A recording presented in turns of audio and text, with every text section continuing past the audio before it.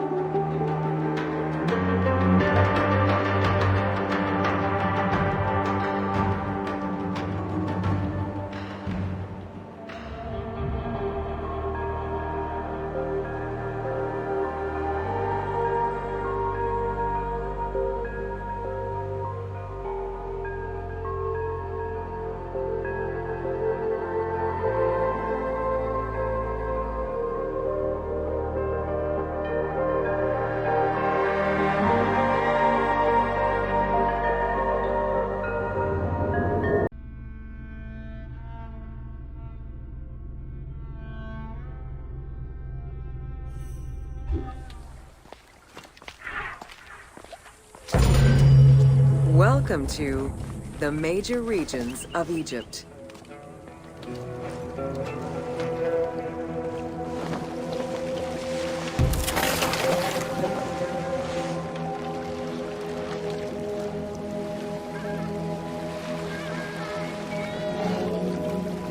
Life in ancient Egypt was concentrated along the shores of the Nile and divided into two regions.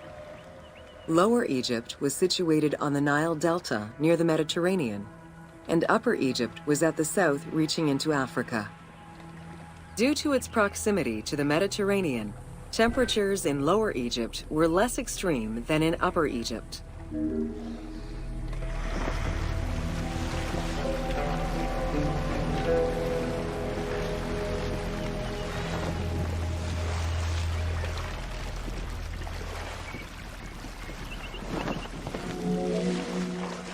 Until 3100 BCE and the unification of Egypt, each region had its own pharaoh and crown. Lower Egypt's crown was red and marked with symbols of papyrus and bees. Upper Egypt's crown was white with symbols of lotus and sedge grass.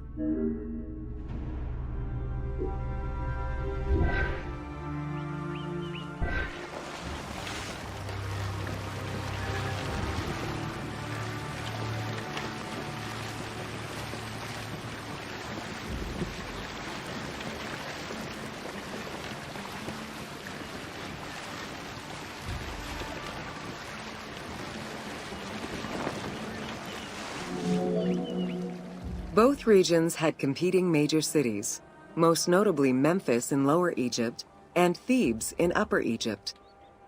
There were different religious cults in both regions, each worshipping their own major gods.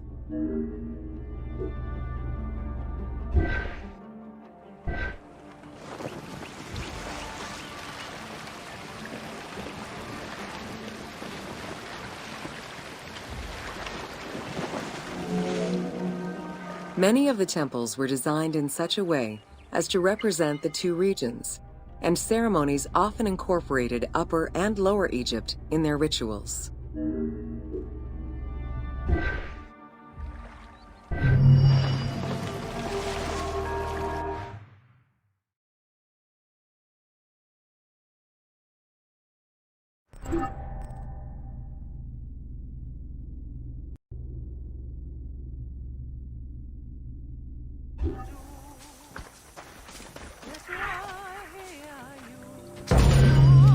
Welcome to Bringer of Life, the River Nile.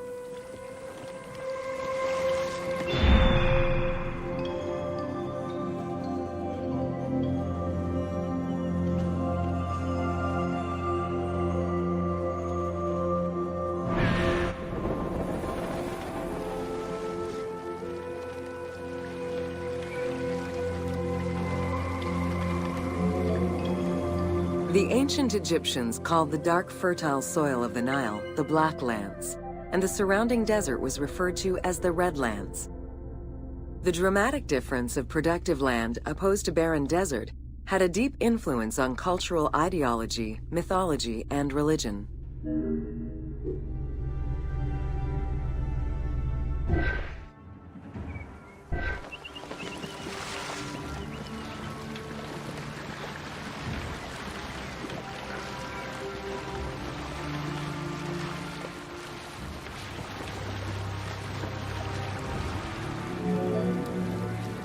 The Nile determined much of Egyptian civilization. For example, the seasonal cycle of the Nile was so consistent that ancient Egyptians created their calendar around it. The flood season, or Akhet, was when the departing floodwaters left arable soil for crops. It was followed by the growing and harvesting seasons, known as Peret and Shemu. These regular seasons, along with abundant wildlife and rich soil, meant that Egypt's denizens were able to nourish themselves and ensure their country's strength in trade.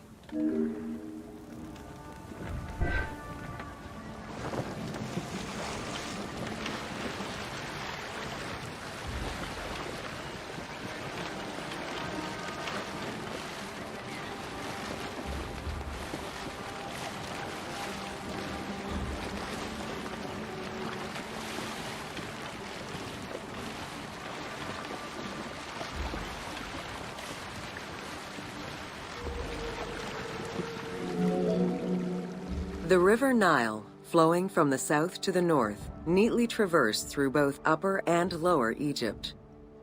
All of Egypt's major cities were built along this narrow ribbon of life.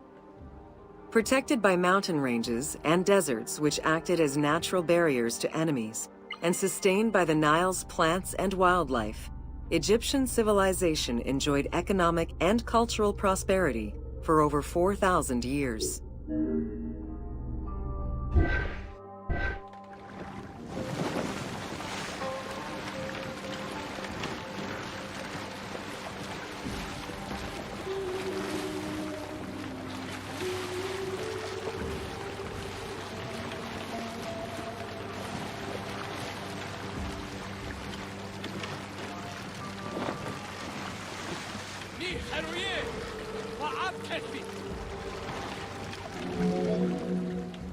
Both ancient Egyptians and ancient Greeks referred to the Nile as the river in their respective languages.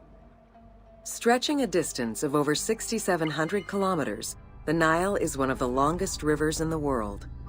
It flows south to north, spanning 11 countries.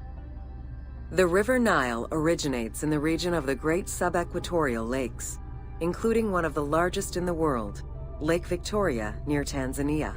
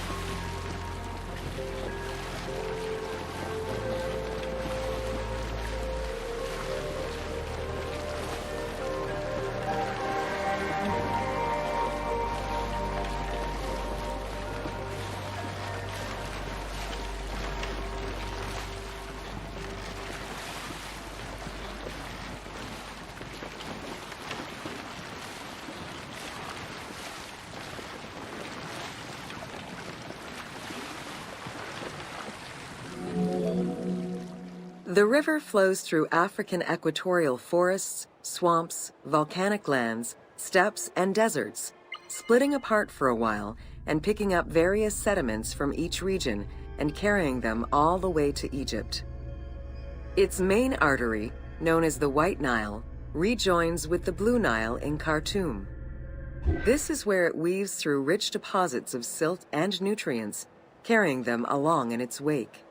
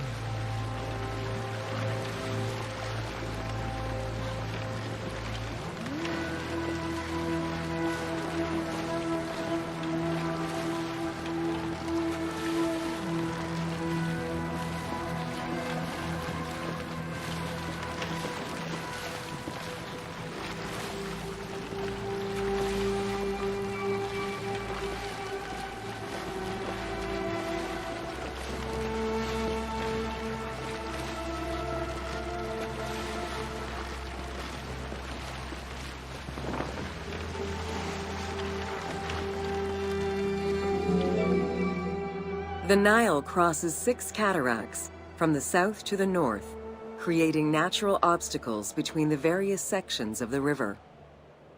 The cataracts are long zones of about 100 kilometers, where the bubbling and rapidly swirling waters advance tumultuously amid enormous heaps of rocks and benches of hard stone.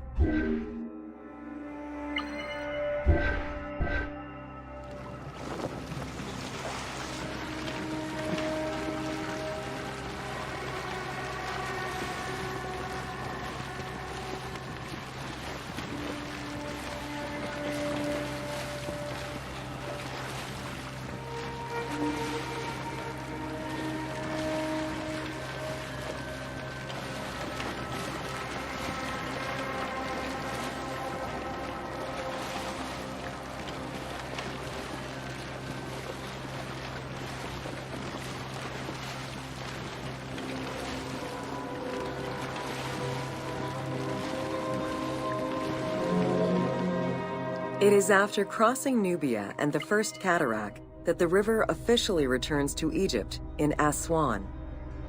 There are still 1,000 kilometers before it reaches Cairo and the Delta, bringing life to those living on its shores before it eventually empties into the Mediterranean Sea.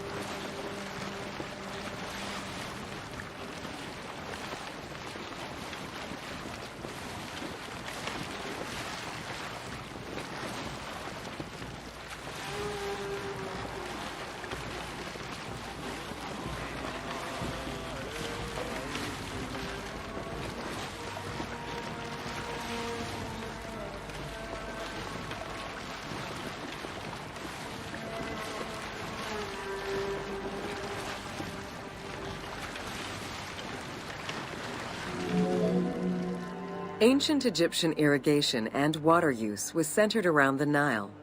However, they also had access to streams and rivers, as well as several large lakes.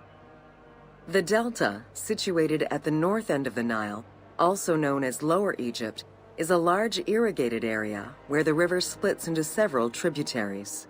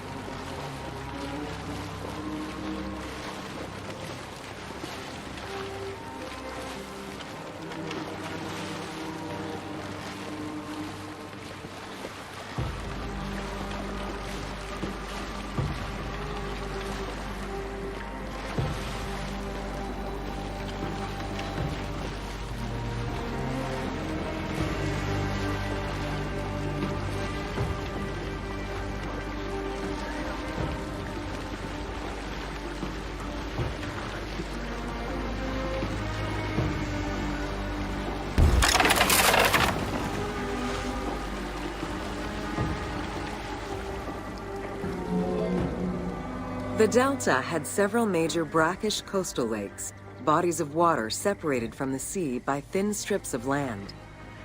A mix of deep to shallow waters, salt swamps, and sand plains, these lakes were refuge to a wealth of species, as well as water and land plants. The occasional bandit could also be found sheltering within the denser reeds, waiting for the unwary traveler.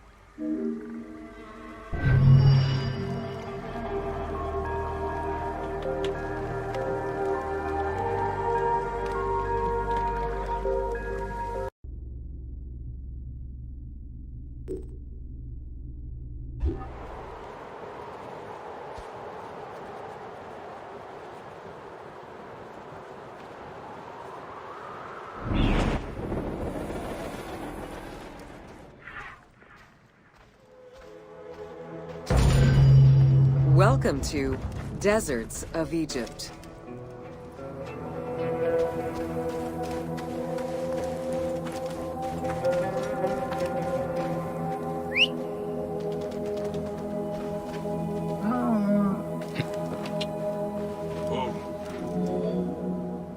Reaching out on either side of the lush Nile are the harsh, arid Western Desert and the mountainous Eastern Desert. They cover nearly 94% of Egypt. Each of these parent deserts have their own microclimate and contain several smaller deserts with a distinctive fauna and flora. Whale fossils were discovered within the depths of the Sahara. Known as the Valley of the Whales, this location is evidence of the seas which once covered the area.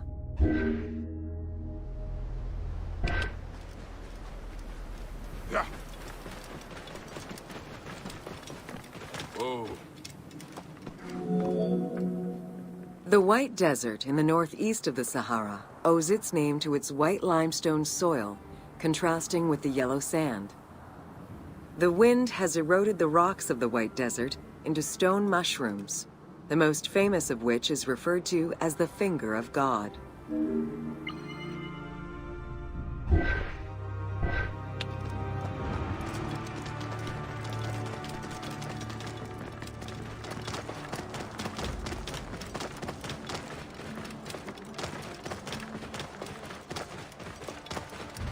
Whoa. Ha!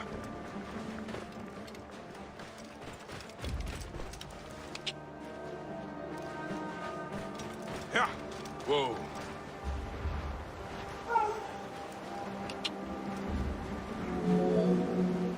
The Great Sand Sea is a large unbroken desert that reaches out through western Egypt and eastern Libya. It is home to a unique geological formation known as Libyan silica glass. The pale yellowish-green material ranges from pebble-sized fragments to glass rocks the size of rough boulders.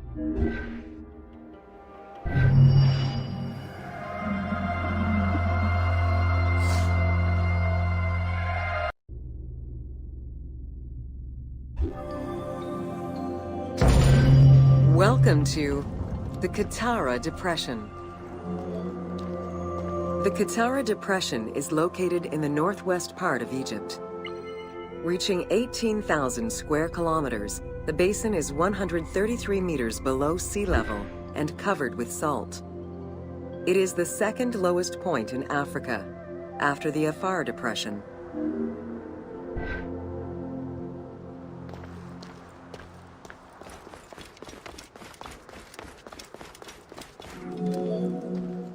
The climate is very arid, with average temperatures reaching 36 degrees Celsius. The famous Siwa oasis is located on the protected southwestern region. Today, the Qattara Depression is utilized for oil exploration.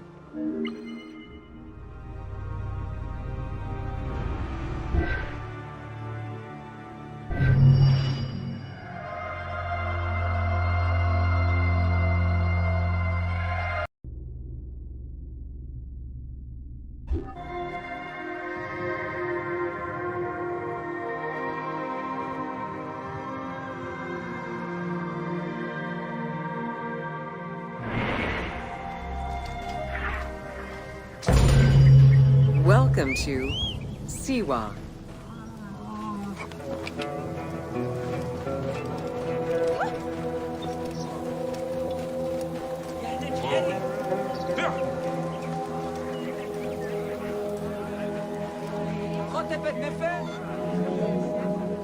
The Siwa oasis is in the western desert of Egypt.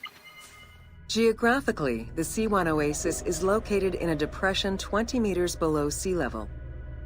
Its natural springs and warm climate aided in the bountiful production of date trees. Though clearly influenced to some degree by Egyptian and African culture, the area's isolation resulted in a unique society and language. While they worshipped the same deities, Siwan temple architecture differed from traditional Egyptian temples.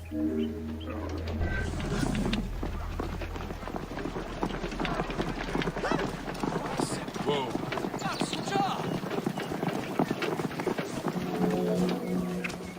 Old Kingdom Egyptians referred to the oasis as cauldron, due to its unique geographical structure. Oases were crucial for nomadic tribes and caravans.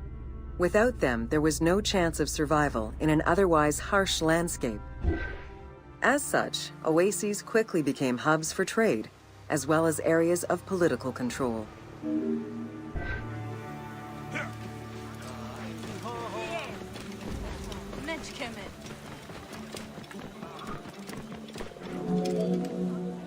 Because of the dry climate, there is very little rainfall to sustain the oases.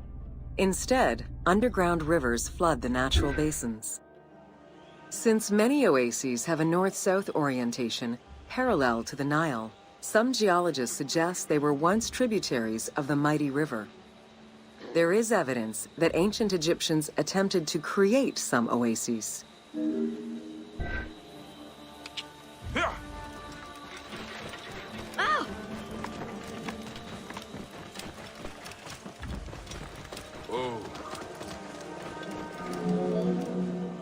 The Libyan oases are the best known, as they are geographically and culturally linked to the Nile Valley and the Delta.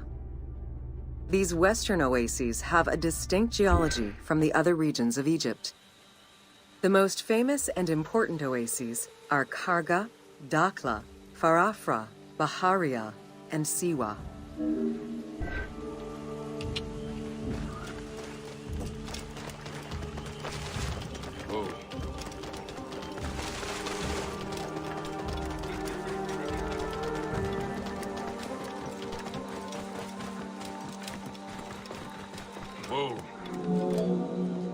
The Spring of the Sun is one of many thermal sources in Siwa, with the particularity that Cleopatra would have bathed in this one, giving it its name. The presence of the source beneath was attested already by Herodotus during the 5th century BCE, when the oasis was called Museion by the Greeks of Cyrene.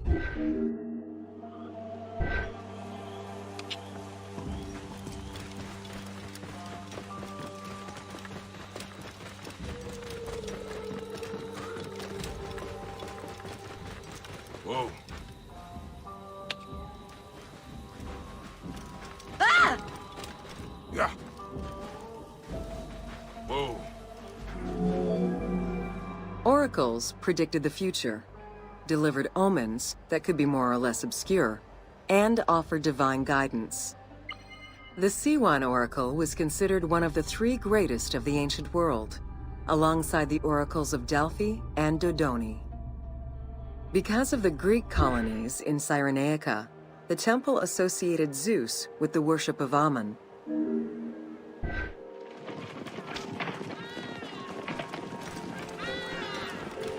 Get Bassar! Whoa. It is no wonder that Alexander the Great made the perilous journey to Siwa in order to consult the oracle, emulating the actions of mythical heroes such as Hercules and Perseus. This action earned the approval of the oracle, who validated his claim as Pharaoh of Egypt. He was confirmed as the son of Ammon, conferring upon him the most legitimate claim to date of all Egypt's foreign invaders.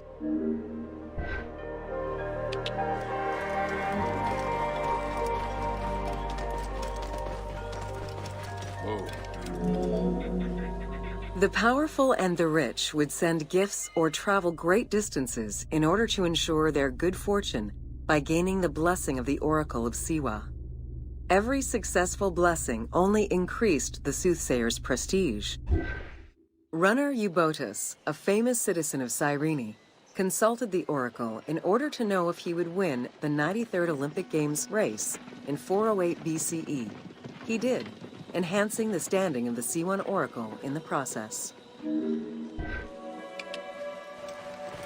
Whoa. The Temple of the Oracle of Ammon was built in the 6th century BCE by Pharaoh Amasis. In the game, its entrance is guarded by ram-headed sphinxes, the animal representing Ammon. They were inspired by similar statuary located at the British Museum. Another option would have a Greek-influenced representation of Zeus Ammon, a human-headed sphinx with horns. This representation of Zeus Ammon was very popular in Siwa.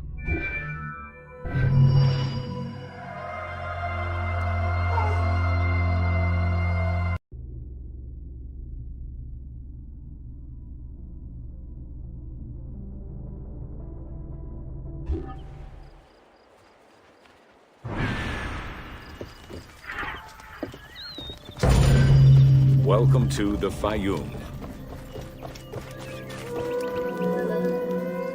The Faiyum Oasis is an enormous basin in the western desert that formed from the Nile's overflow. As such, it is not considered a true oasis, though it gives its name to the region, which covers Lake Moeris. The oasis harbors some of the oldest archaeological artifacts of the region, indicating that the area has been inhabited by hunters and gatherers since the Neolithic period.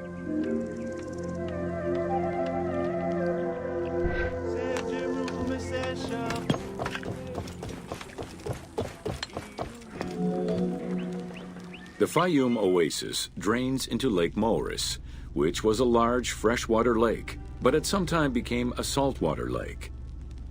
In the 12th dynasty, ancient Egyptians redirected the water flow with a dam and dug a supply canal using the lake as their reservoir.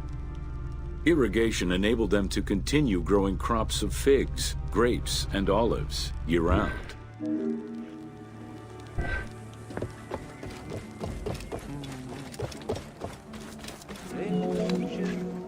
Reed boats, feluccas, triremes, and kerkeros were the most commonly found craft within the landlocked waters of Egypt.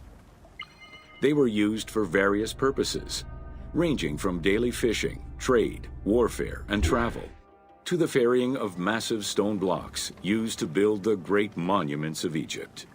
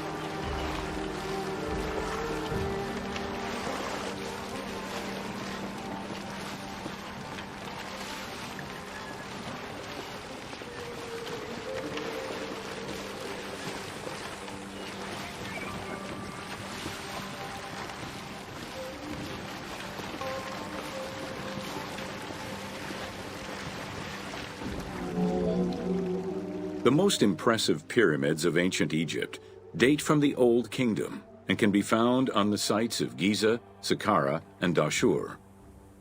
However, one particularly famous pyramid of the time is located elsewhere.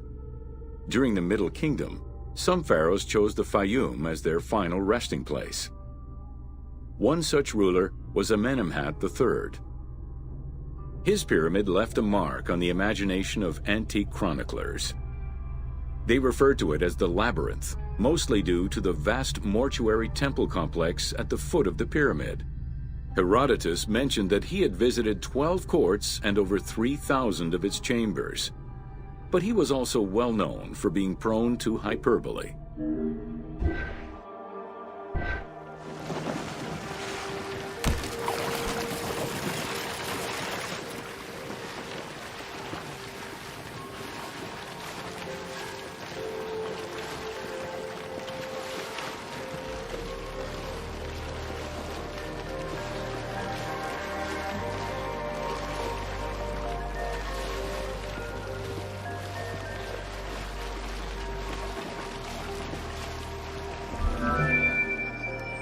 Amenemhat's pyramid was built with a brick core and covered with stone slabs, designed to be impenetrable.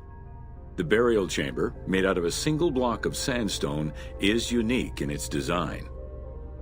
Richard Lepsius and Flinders Petrie both explored the pyramid site, measuring 385 meters by 158 meters, and identified it as the location of the labyrinth. Their research conditions were difficult, as most of the site had been submerged by the nearby canal. Furthermore, the stones from the complex and the outer casing of the pyramid had been quarried away long ago. Ubisoft decided to give life back to this lost monument and the many crypts that were said to be devoted to the sacred crocodile god, Sobek.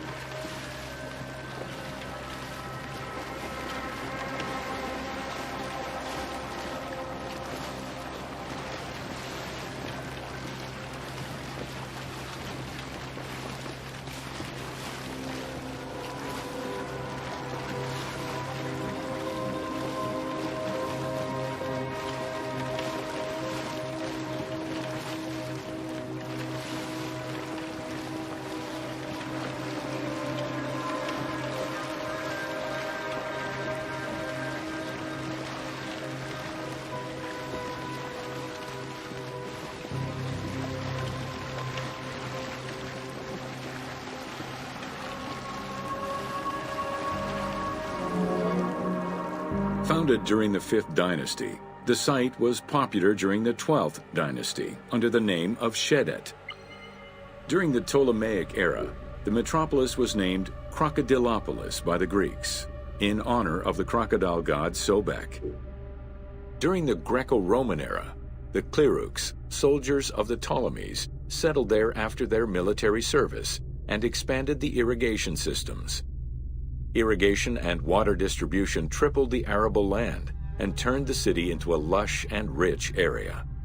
27,000 inhabitants lived in its precinct at its height. The city's location was strategic in controlling the many small waterways connecting to the main canal, and thus the Nile.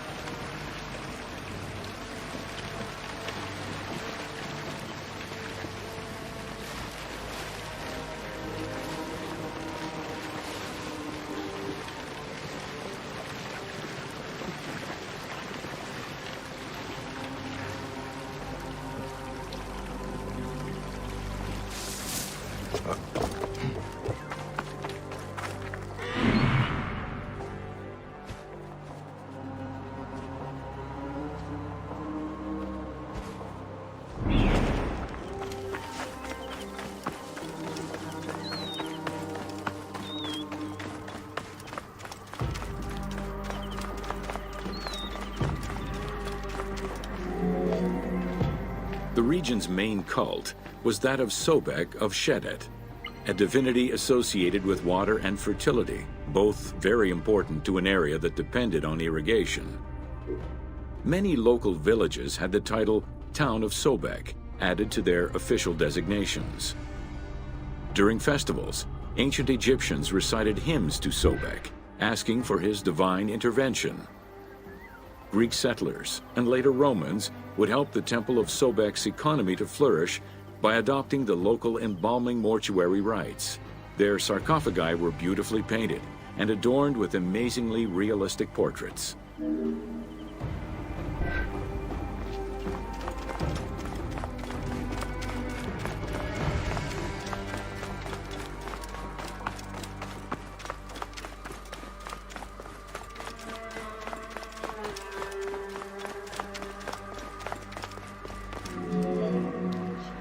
Very similar to the cult of the Apis bull in Memphis, a living crocodile was worshipped within the precinct of Crocodilopolis's main temple.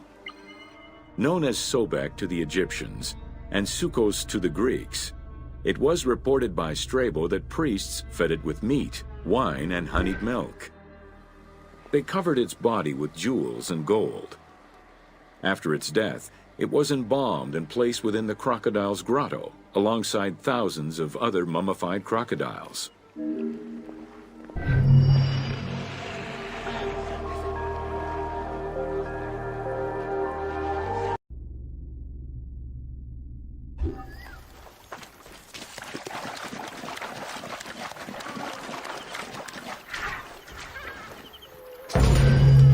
Welcome to the City of Memphis.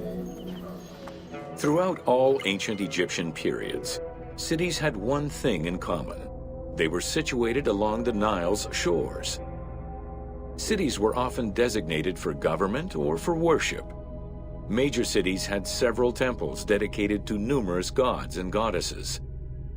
Egyptians referred to the organization of their cities as a sepat, or later on by the Persian term nome. There were 20 sepat in Lower Egypt and 22 in Upper Egypt. The capital city of ancient Egypt changed many times over the periods.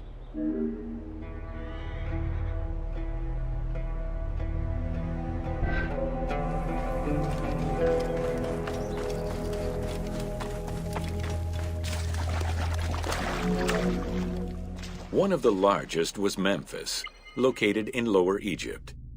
It was a key center for religious temples, including their most important deity, Ptah, god of creation. Thebes, located in Upper Egypt, competed with Memphis and featured as both a political and a religious center. Two important temples, Luxor and Karnak, were built there. A minor capital of the Sayyid dynasty was the city of Sais. This was the last native Egyptian capital of Egypt.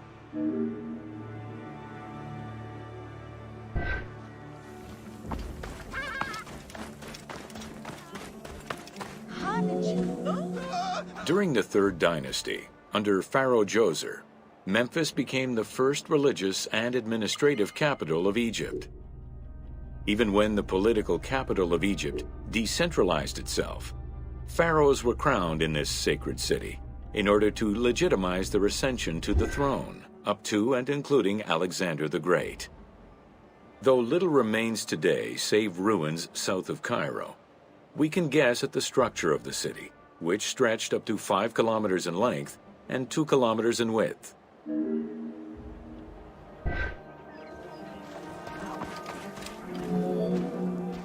Memphis was also referred to as the City with the 100 Doors, or the White Walls. These names were in reference to the wall which surrounded the city. Under the protection of Ptah, god of craftsmen, the city was a thriving religious and economic hub.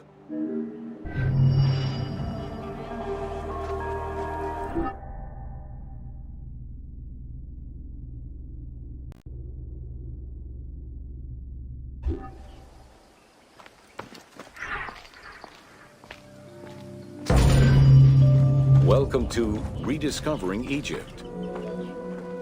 In the 19th century, the increased intensity of tourism and excavations, as well as the outflow of antiquities to other countries, threatened Egypt's archaeological heritage. Egyptians took part in this destruction by ransacking sites for artifacts to sell, quarrying stones from ancient monuments, and removing sebak, ancient mud bricks, to reuse for their own purposes.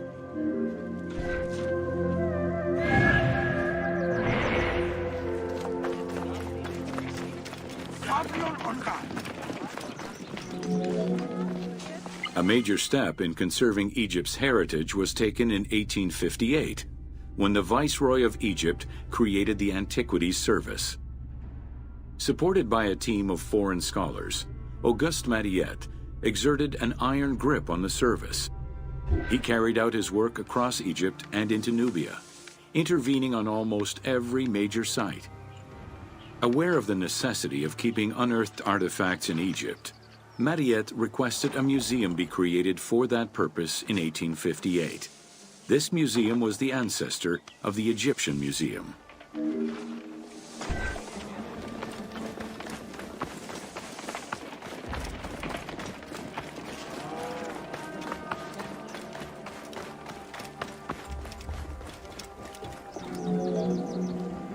Gaston Maspero, Mariette's successor, expanded and reorganized the Antiquities Service and instigated laws regulating the export of artifacts.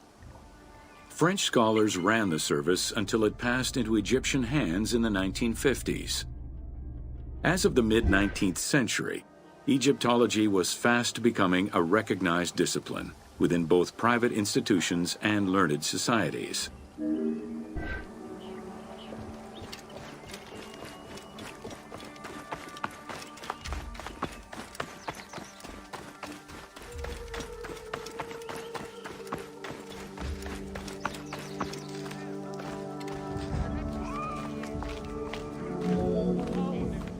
A French architect, archaeologist, and former researcher, Jean-Claude Golvin, now specializes in the artistic reconstruction of ancient cities and monuments.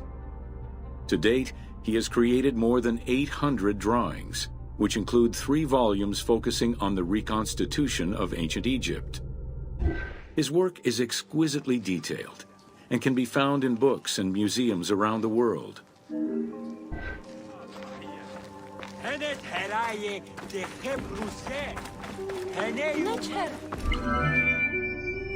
The team was thrilled to collaborate with Jean-Claude Golvin in order to recreate Egypt for the game.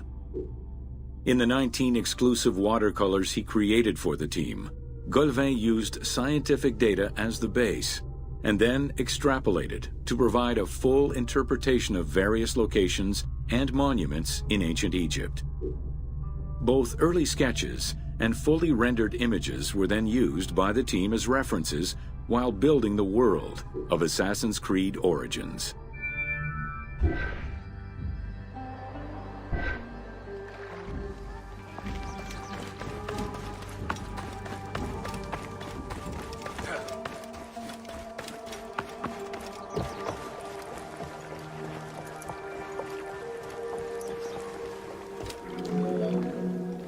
Although ancient Egypt's rich religious culture and its mortuary monuments continue to be investigated, the modern discipline of Egyptology has shifted focus.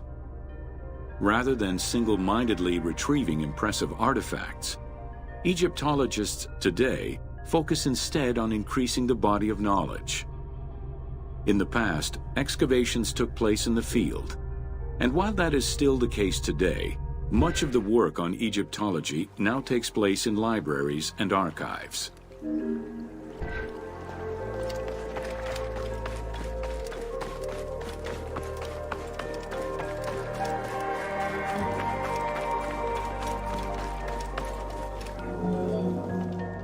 Today, archaeology in Egypt relies on an interdisciplinary approach, where traditional Egyptologists are helped by a wide spectrum of scientists from other disciplines and new non-invasive techniques. GPS data, satellite imaging, and ground-penetrating radar allow archaeologists to gain a sense of what lies underneath the ground before excavating.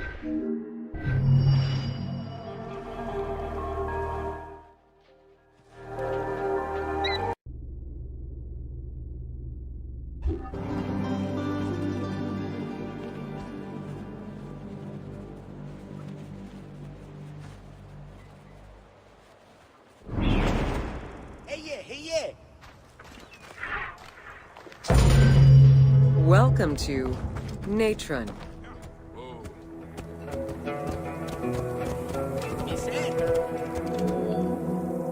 Natron is a colorless salt that was used by ancient Egyptians for food preservation, cleansing products, and glassmaking.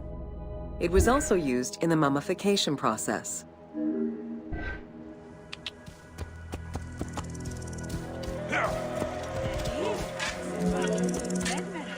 During the ceremonial embalmment ritual, the priests packed the body in natron in order to remove all of the moisture.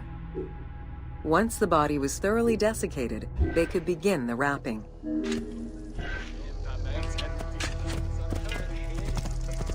Whoa. Natron was mined in Wadi Natron.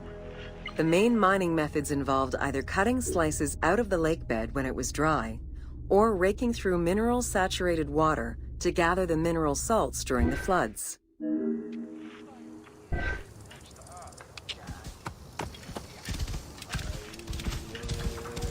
Whoa.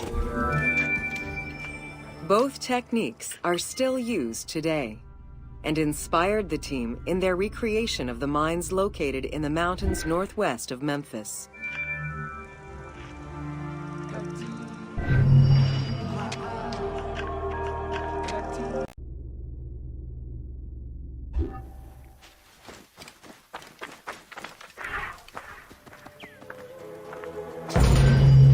Welcome to Fauna of Ancient Egypt.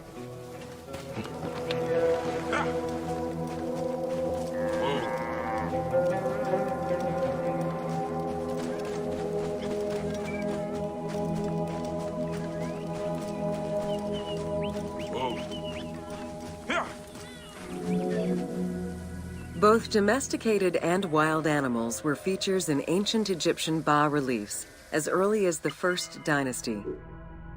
While the variety of wildlife served as a reliable food source, it also influenced both culture and mythology. Yeah.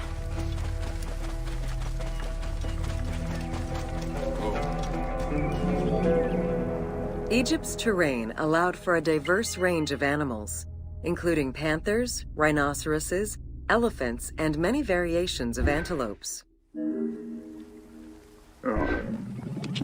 Yeah.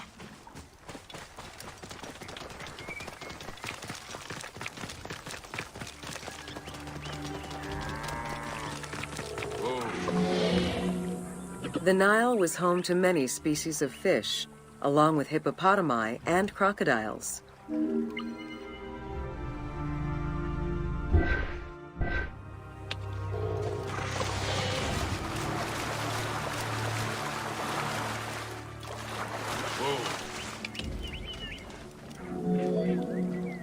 The wide variety of birds that populated the riverbanks, from raptors and waterfowl to songbirds, were all cataloged within Egyptian hieroglyphic signs.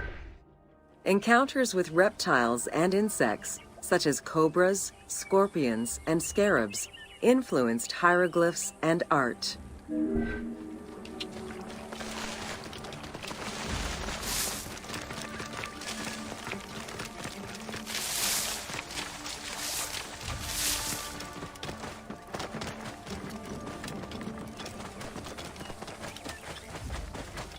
Whoa. While all animals had sacred meanings, lions in particular represented power and royalty to ancient Egyptians. They were so prized by pharaohs that they were hunted to extinction within Egypt.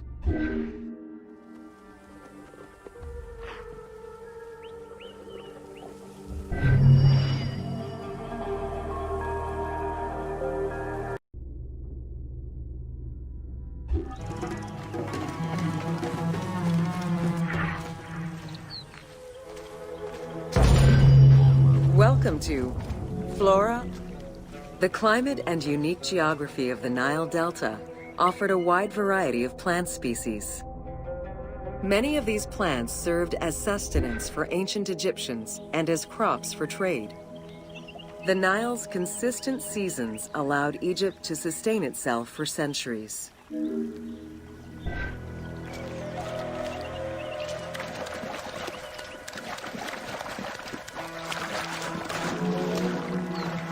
Possibly the most useful of the plants was the papyrus. This tall sedge plant grew in abundance along the water's edge of the Nile. Commonly known for its use as paper, the ancient Egyptians found many other functions for it, including rope, sandals, and mats.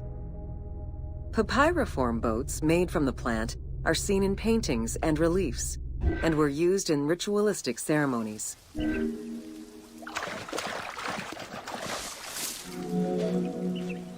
There were many types of trees along the River Nile, such as the date palm, carob, and tamarisk.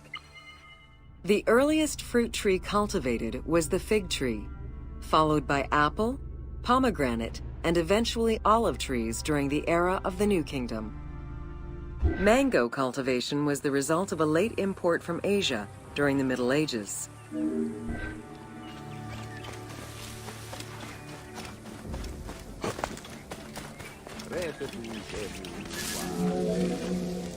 Some trees were associated with gods, such as the acacia with Horus. The divinities Thoth and Seshat were depicted inscribing the reign of the king into a Persea tree. The sycamore was connected with the goddess Iset, patron of the ritual of life.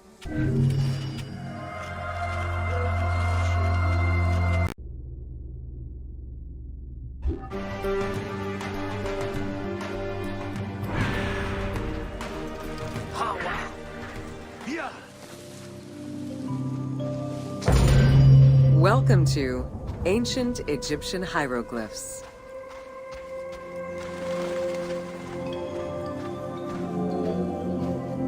Hieroglyphics were used as sacred writing, appearing on monuments, statues, and sacred papyrus texts. The earliest symbols that resemble hieroglyphs were on pottery dating back to 4000 BCE. This stylized form of signs and drawings was the only writing used from its ancient origins to the end of pharaonic history. Ancient Egyptians referred to hieroglyphs as the writing of the gods.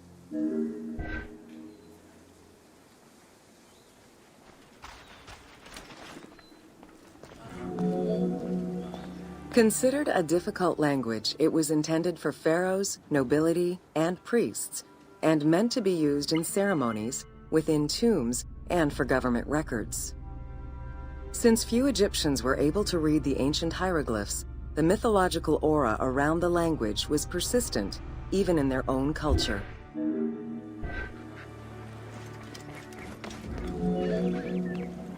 The structure of hieroglyphs offers insight into Egyptian culture, not just in what the translations say, but in the structure of the symbols themselves.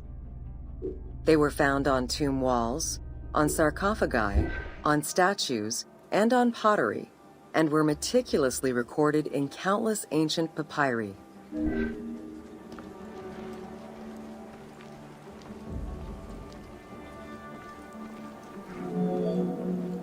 In many temples, priests would perform rituals and daily offerings.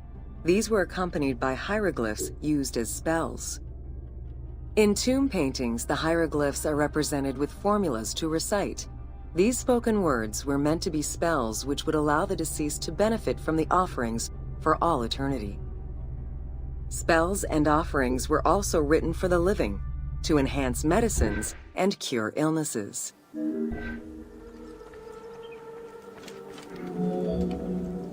The most famous of ancient Egyptian documents is the Book of the Dead. Written in hieroglyphs and hieratic texts, it depicts important spells and rituals. These spells were intended to ensure a smooth transition from life to death and allow the deceased to safely navigate the perils of the afterlife.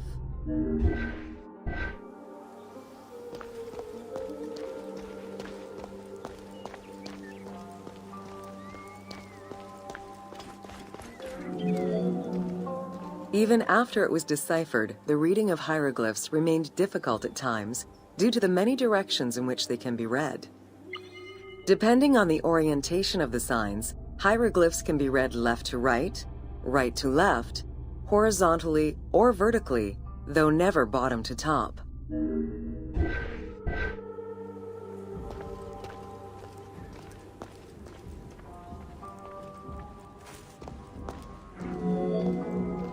A clue on which way to read is to first notice which direction the figurative signs are facing.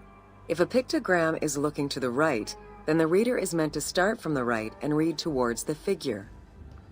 Column text on a papyrus begins from the right, then goes top to bottom for each column.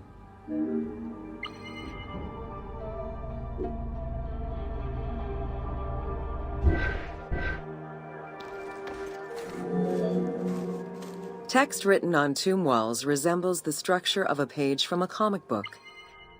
The text can be placed in front, behind, or above the character, and its symbols look in the same direction as the character.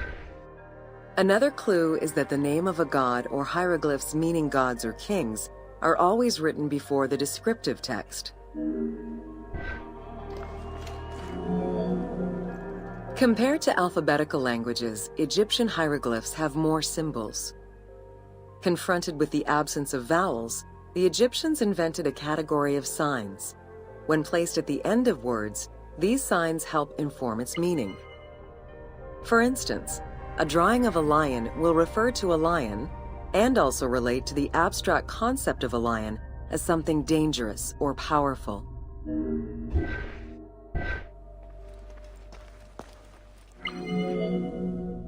Middle Egyptian hieroglyphs contained a little more than 700 signs.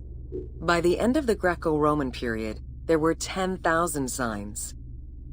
Egyptologist Sir Alan Gardner created a list classifying common hieroglyphic signs and their variants.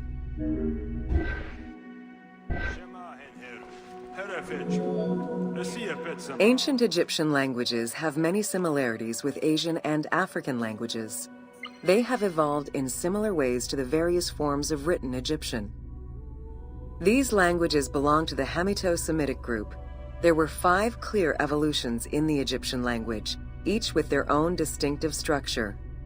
These languages are known as Old Egyptian, Middle Egyptian, Late Egyptian, Demotic, and Coptic. Coptic is the only living language that allows linguists to define the vowel structure and to distinguish different dialects.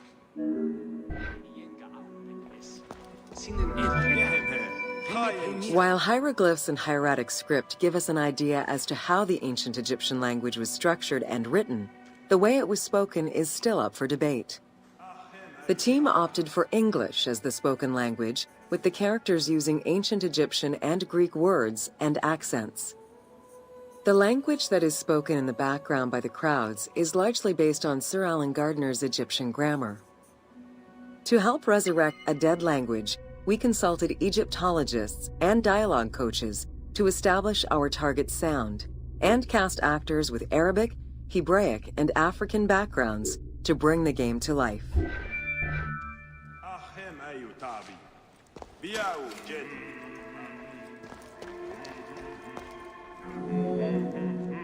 After Alexander the Great's arrival in Egypt and the establishment of his reign, Greek became the language used by the governing bodies. The inability to read hieroglyphs caused resentment among the Greek population. It's from this tension that the Rosetta Stone was created.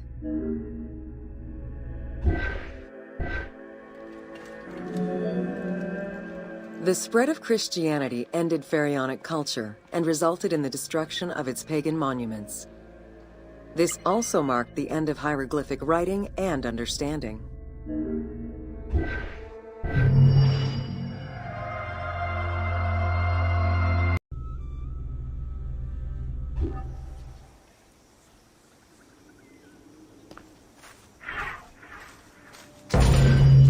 Welcome to Jean-Francois Champollion. Between the 5th century CE and the Renaissance, knowledge of hieroglyphs was entirely lost. Many enthusiasts tackled the challenge of deciphering the language with little success. Some groundwork was made with various researchers identifying names and some grammatical structure, and confirming that cartouches were markers for royal names. They were still missing a critical piece of information that would eventually be revealed thanks to the discovery of the Rosetta Stone.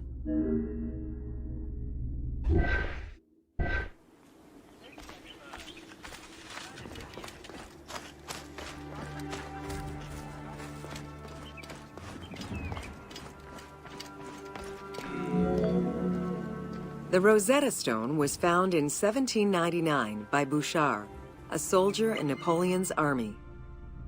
The stela dates from 196 BCE, written in ancient Egyptian and Greek with 3 scripts: hieroglyphics, Demotic, and Greek alphabet, Following the defeat of Napoleon Bonaparte in 1801, the English took possession of the stone. It has been at the British Museum since 1802 and remains the most visited object of the museum to date.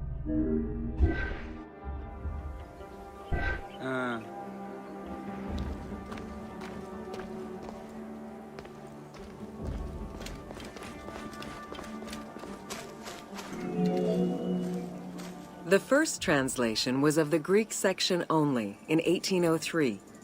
It detailed a decree of Pharaoh Ptolemy V, reminding the citizens that their pharaoh had led Egypt to prosperity. It was fully translated 20 years after by Jean-Francois Champollion, who was working with a facsimile.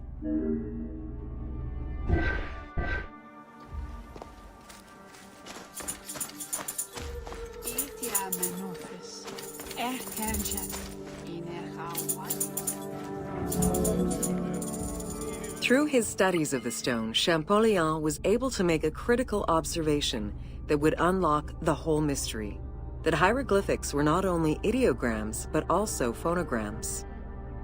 Hieroglyphs consist of phonetic glyphs, single characters, and logograms. Essentially, they are a combination of phonetics, alphabet, and full words, which in total form a language.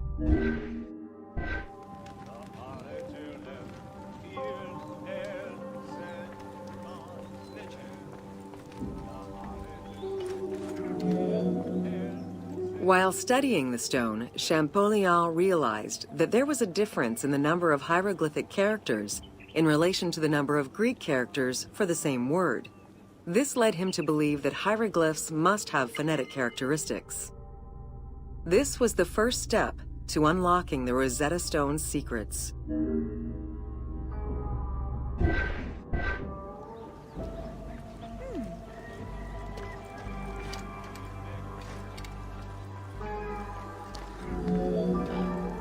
To prove this theory, Champollion began identifying Egyptian rulers' names and then compared their phonetic pronunciation to the Greek version. For example, Cheops had been the Greek name given by ancient chroniclers to the owner of the Great Pyramid, Khufu.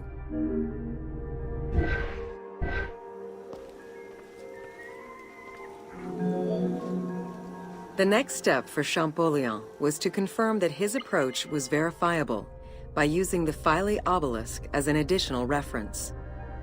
Engraved in the obelisk are two inscriptions in Egyptian hieroglyphs and Greek. Once he confirmed the names of Ptolemy and Cleopatra within these texts and confirmed the same phonetic patterns as on the Rosetta Stone, Champollion knew he was on the right track.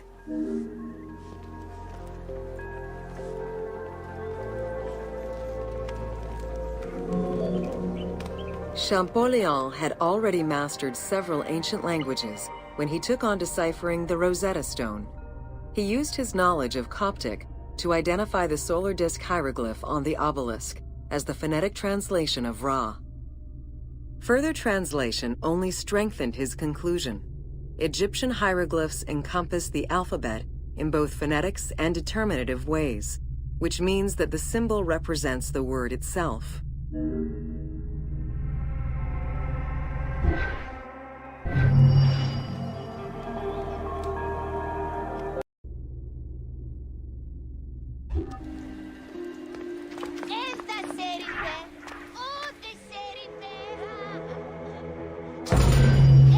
Welcome to Cyrene.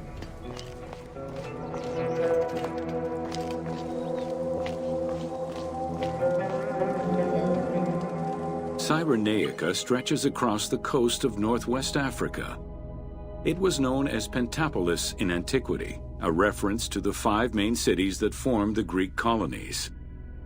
Built on a lush plateau of the Green Mountains, in what is present-day Libya, a colony of Greek settlers formed the city of Cyrene in 630 BCE. Cyrene's population quickly grew, spreading out across the terraces of the plateau, making it the first and largest of the 5 colonies.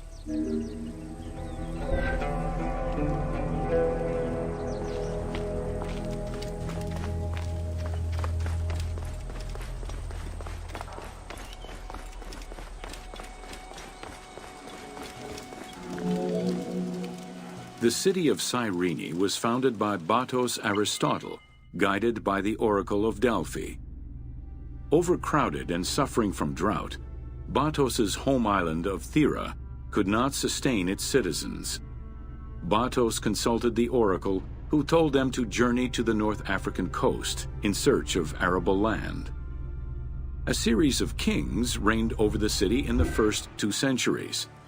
However, rebellion eventually ended the monarchy, and henceforth the city was governed by the aristocracy.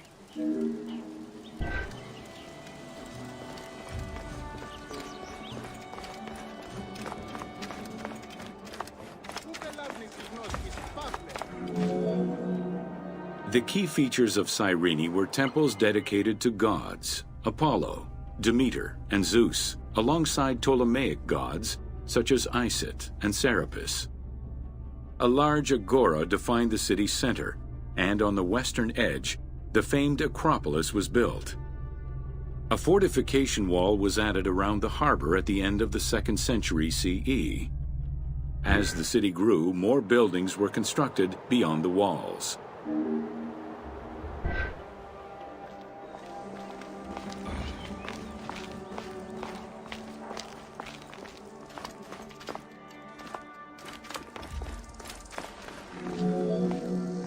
Under Roman influence, Cyrene became an economic powerhouse, rising in status throughout the Mediterranean. Cyrene's school of medicine rivaled all others except for that of the Greek city Kos. Some of the great minds in ancient math, astronomy, and geography were born or established in the various schools of the city, which included an institute of philosophy founded by Aristippus, a pupil of Socrates.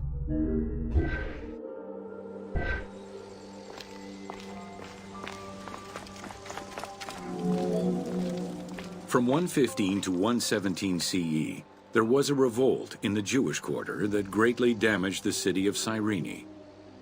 Over time, a succession of battles, poor management of its silphium crop, and earthquakes eventually took their toll on the city. It was completely abandoned in 365 CE.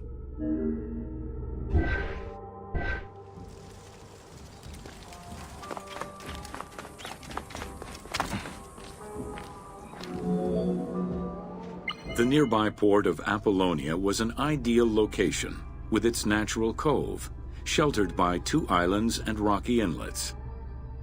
Along with a lighthouse, the port was later equipped with quays and warehouses to accommodate the increased shipping traffic.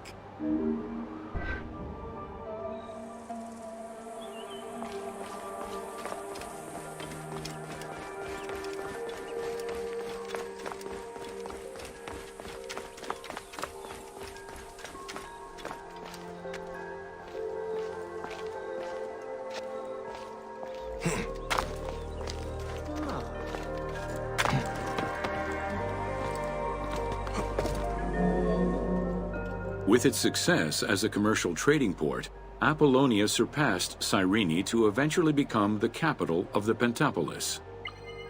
A number of earthquakes gradually shifted the city, causing many of its original structures to sink. Some of its ruins can still be seen underwater.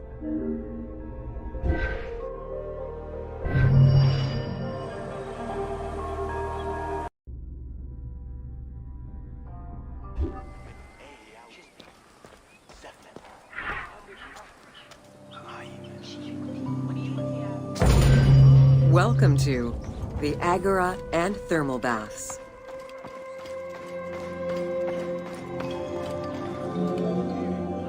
Cyrene's Agora was the public marketplace and political hub of the city. Its central courtyard was open to the sky, while market stalls and shops ran along the sides, some neatly tucked away under long-roofed colonnades. As in other Greek cities, the Agora included a central hearth, known as a prytaneum. This place served as Cyrene's official embassy where guests were welcomed to the city.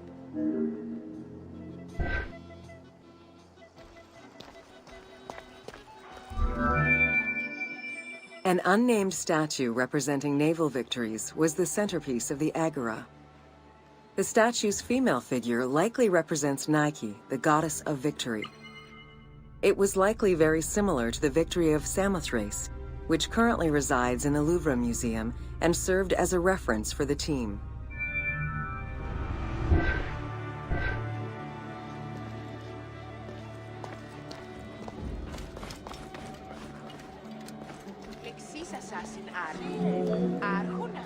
The Cyrene Agora also displayed many temples and monuments celebrating its founding king, Batos, and the city gods. There were 2 altars associated with the Temple of Apollo and a marble statue base dedicated to the goddess Libya.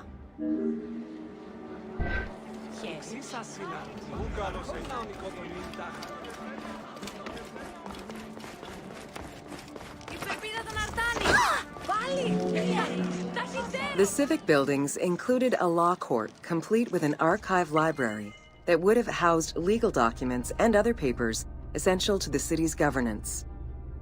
Traces of fire damage to the building's remains indicate that it was possibly destroyed during the rebellion of the Jewish community in 115 CE.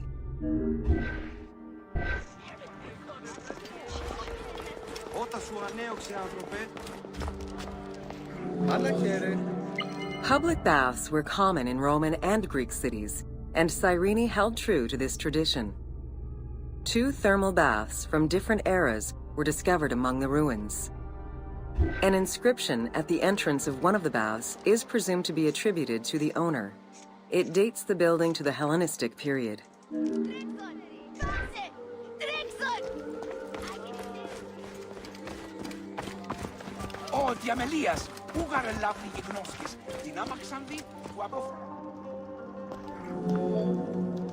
Mosaics were originally created for practical reasons, the need to waterproof floors.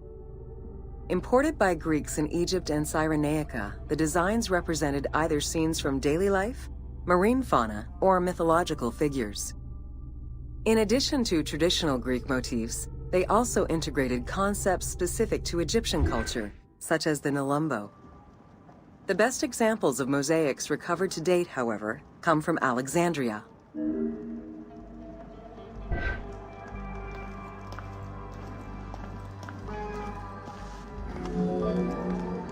The Cyrene baths were fitted into an underground tomb dated somewhere between the 8th and 6th century BCE.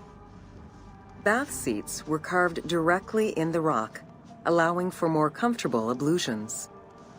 As with many of the public buildings, the thermal baths were elaborately decorated. Statues such as Aphrodite and Eros the Archer were discovered within.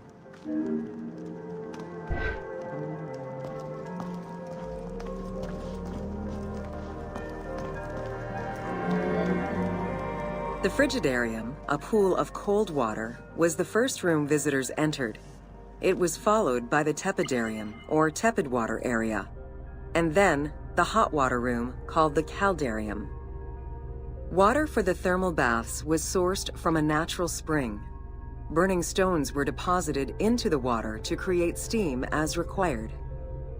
The flowing water of the spring ended in a cistern and fountain referred to as the Aqua Augusta.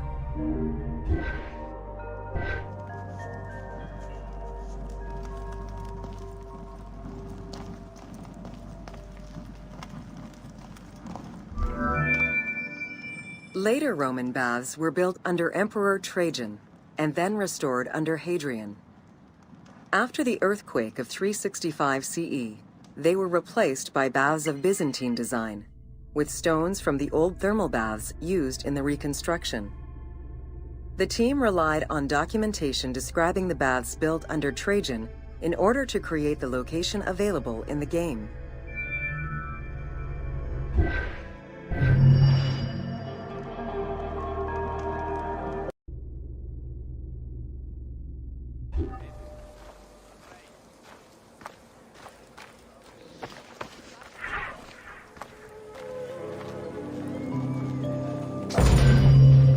Welcome to the Temple of Zeus in Cyrene.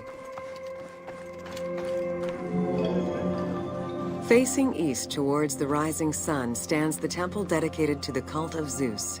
It was built sometime in the 5th century BCE. 70 meters long with 46 Doric-style columns, the imposing structure was the largest Greek temple erected in Africa. It was only slightly larger than the Parthenon and the Temple of Zeus in Olympia.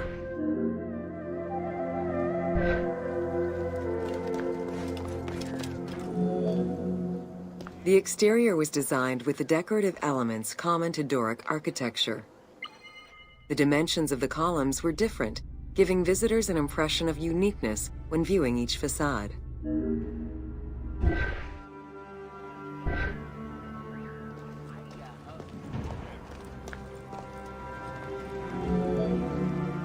After the temple was destroyed during the Jewish rebellion, Emperor Hadrian had it reconstructed. He chose not to rebuild the outer portico, but did restore the new Corinthian columns in marble. The temple was later completed under Marcus Aurelius.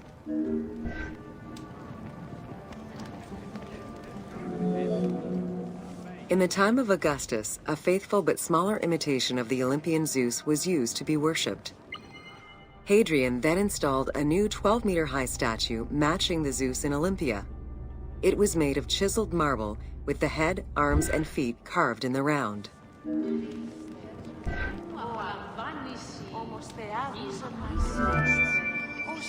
Archaeologists confirm that there was a monumental statue of Zeus in this temple, though experts remain divided on whether it was one of Zeus or one more specific to the cult of Zeus Ammon.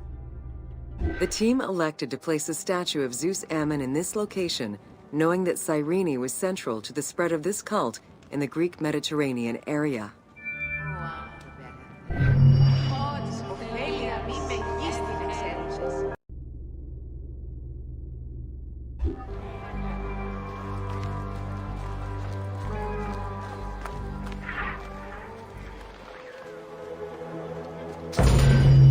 Welcome to Important Monuments of Cyrene.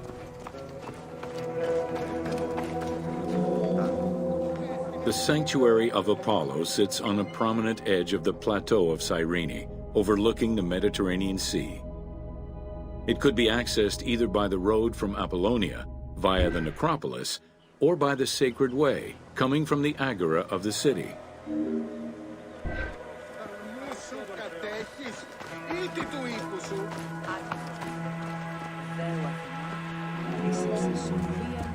The abundance of temples and statues throughout the city reflect the various Greco-Roman and Egyptian cult influences over the centuries.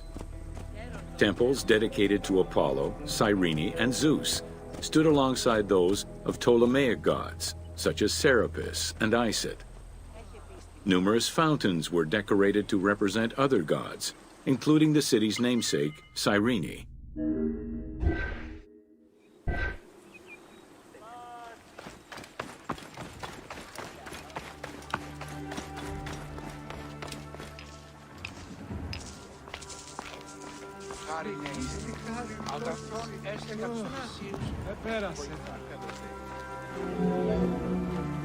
A vestibule known as a propylaeum marked its entrance and highlighted the fountain of Apollo. God of the sun and of protection, Apollo was an important deity to both Greeks and Romans. The sanctuary built in his honor was considered to be sacred.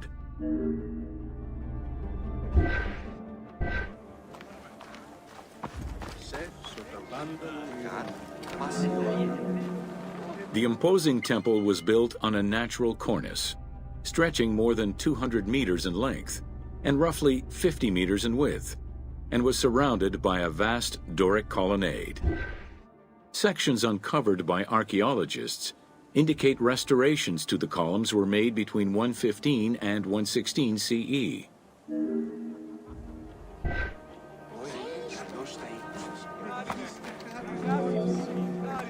The altar was located in front of the temple. Both are estimated to be the same age, though restored at different times. Many bulls were sacrificed each year at the altar in honor of Apollo. The imprint in the stone of the ring used to strap the animals down is visible to this day.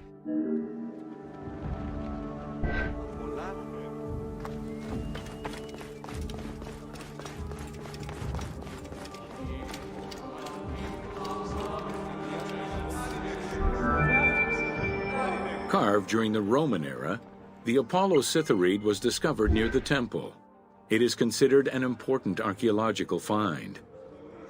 The statue of Apollo was in pieces when it was uncovered. Remarkably, most fragments were found, and the restored statue is currently at the British Museum. The team extrapolated the statue's final look based on the current partial reconstruction and placed it inside the temple to reflect the patron deity of the area.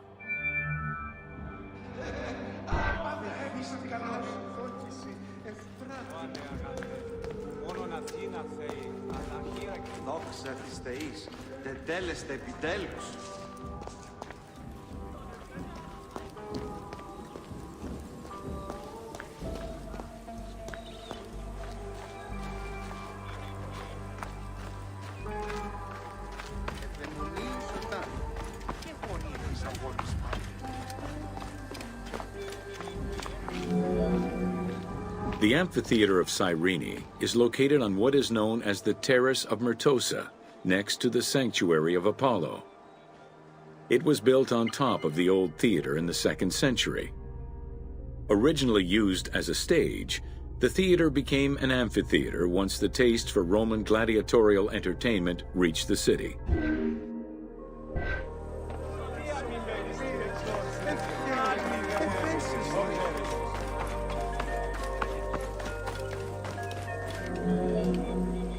Entrances were placed at both ends of the amphitheater. A wall replaced the first 2 rows of bleachers as protection from the array of wild animals in the ring.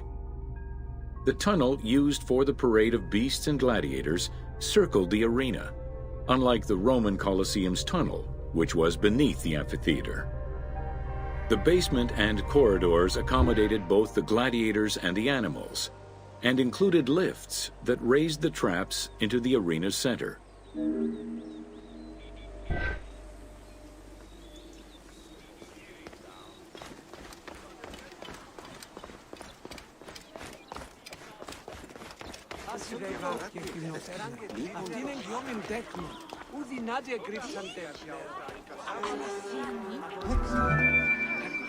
Since the original theater was close to the cliffside, the expansion didn't allow for a perfect circle. Instead, junctions of the semicircle formed the arena into an oval shape. This elliptical formation still ensured an excellent view from all angles. The team decided to create a perfectly round theater for technical reasons and used the structure of the Roman theater as their reference.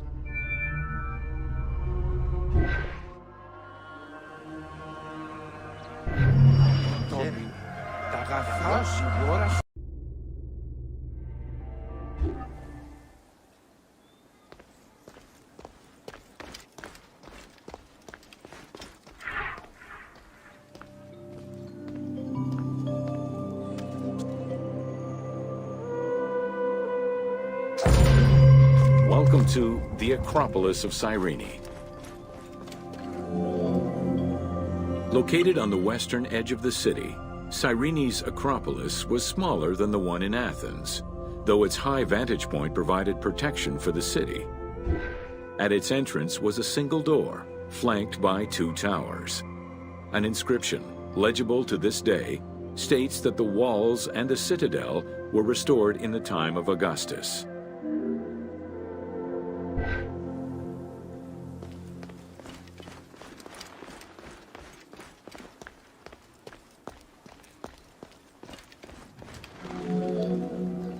A number of statuettes have been excavated from the site, including one of Berenice, the daughter of Magus, the king of Cyrene, and half-brother of Ptolemy II. At the northeast tower, there is a sanctuary consisting of 2 small temples with a vestibule and an altar believed to be that of Serapis and Isis. When the temples were excavated, archaeologists found traces of fire damage. However, there are no indications as to when this fire occurred.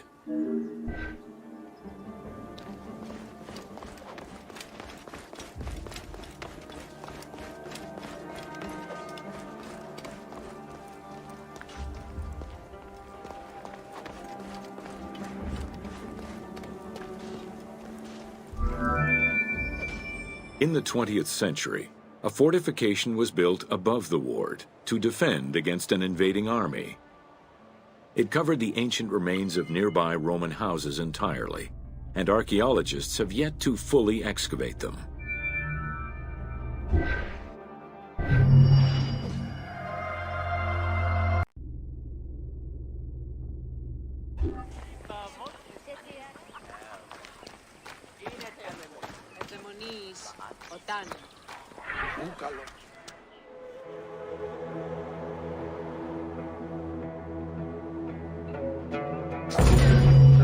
Welcome to the Gladiator Arena.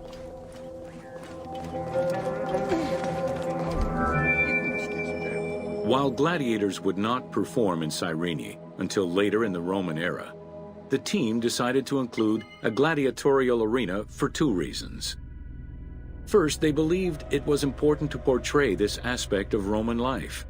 And second, they felt it would add interesting gameplay possibilities.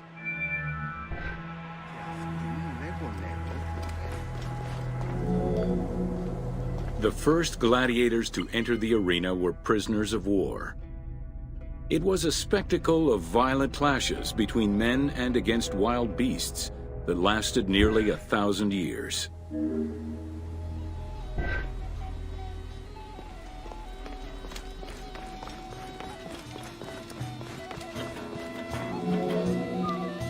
Eventually, volunteers began to enter the ring. For status and money, many of the more skilled combatants increased the quality of the entertainment. Thus, the profession of gladiator came to be.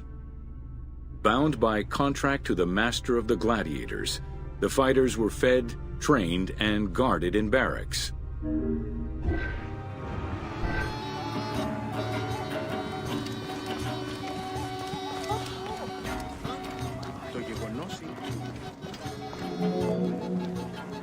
Gladiators were separated into heavy and light armored fighters, each with their own set of specific armor and weapons.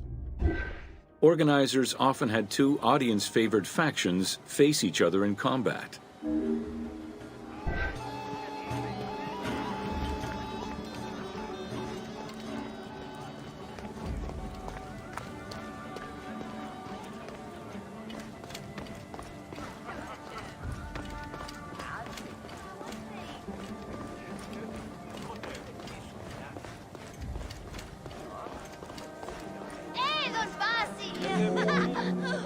The events were highly organized.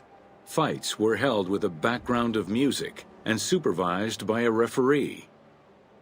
Death, either in the course of combat or by decision, was not always the only way out for the loser.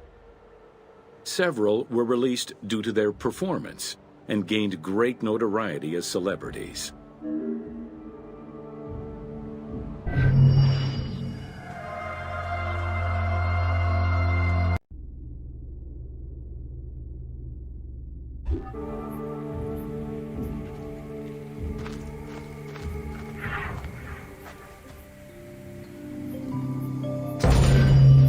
Welcome to Major Exports of Cyrene.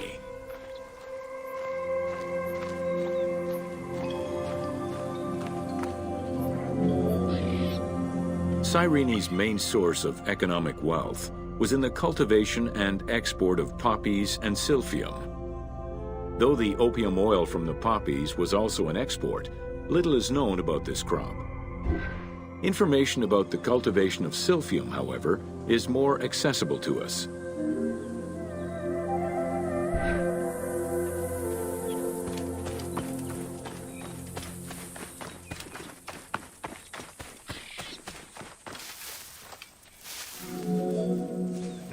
Silphium, with its yellow flower, was considered a gift from the sun god. Grown solely in this region near the Mediterranean Sea, silphium extract was exported at high prices and was so crucial to the wealth of Cyreniaca that it was depicted on their coins.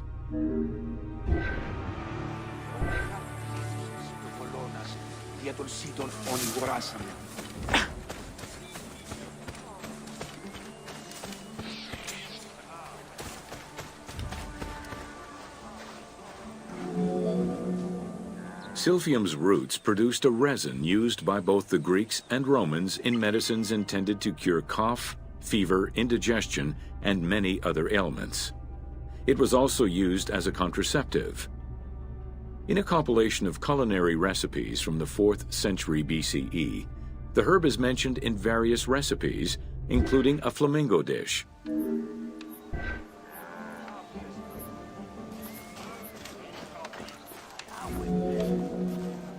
High demand, overexploitation, and possibly a shift in climate all contributed to the eventual extinction of Silphium. The last mention of it dates from the 4th century CE, and to this day, no traces of this plant have been identified.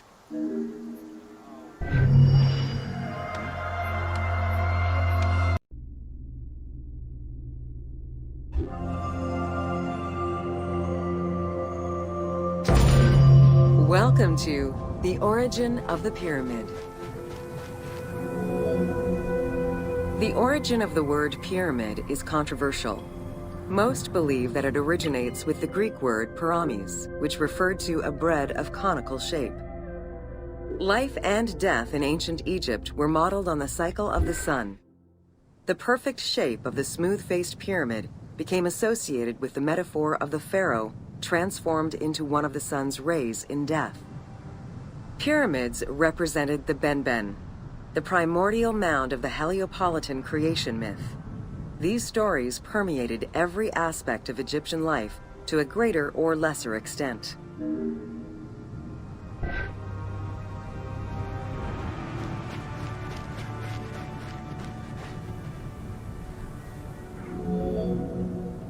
During the pre-dynastic period, the development of funerary practices was different depending on whether one was located in Lower Egypt or Upper Egypt. Well before the pyramid, there was the burial pits. It is on the site of Merimde Beni Salome in Lower Egypt that we find the oldest funerary site, dating back to 5000 BCE. Study of the tombs revealed that the bodies of the deceased were deposited in a shallow grave in a fetal position. Though a few objects were recovered from these graves, they offered no insight as to the social class of those interred within.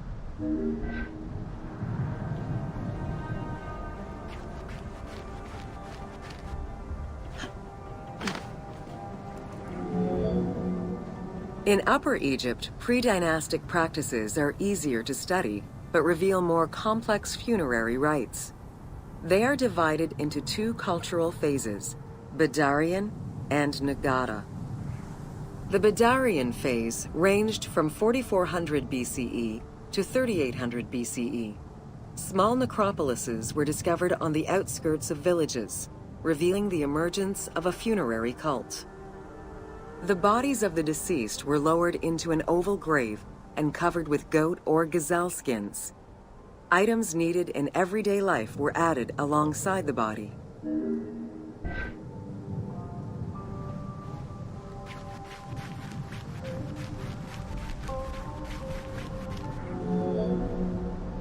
During the three Nagada periods ranging from 4000 BCE to 3510 BCE, funerary practices evolved in complexity. The shape of tombs changed from oval to rectangular, mimicking the homes of the living. The size of the burials increased and funerary items became more stylized and numerous. Tombs gained complexity, with masonry, wooden veneers, or raw bricks added to strengthen the structures. In time, socially stratified necropolises emerged. For example, in Hieroglyphs, the elite and commoners had separate necropolises.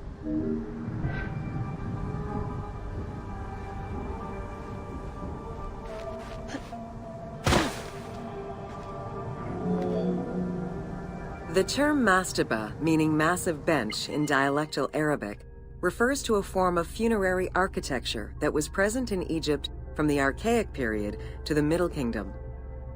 An evolution of the burial pit, mastabas were generally composed of two parts. A structure was built above the ground in the form of a massive rectangle with stepped walls, and a subterranean burial chamber was located underneath. Smaller mastabas often surrounded the much larger tomb of the king. These generally held the remains of the king's relatives and courtiers.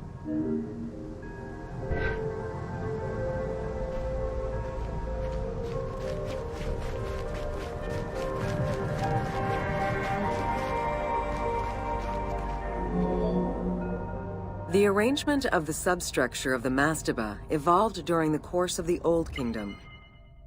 From the 5th dynasty onwards, mastabas often featured multi-roomed substructures, with sometimes up to 30 rooms. Also, the quantity and quality of decorated surfaces increased noticeably, as well as the number of statues found within.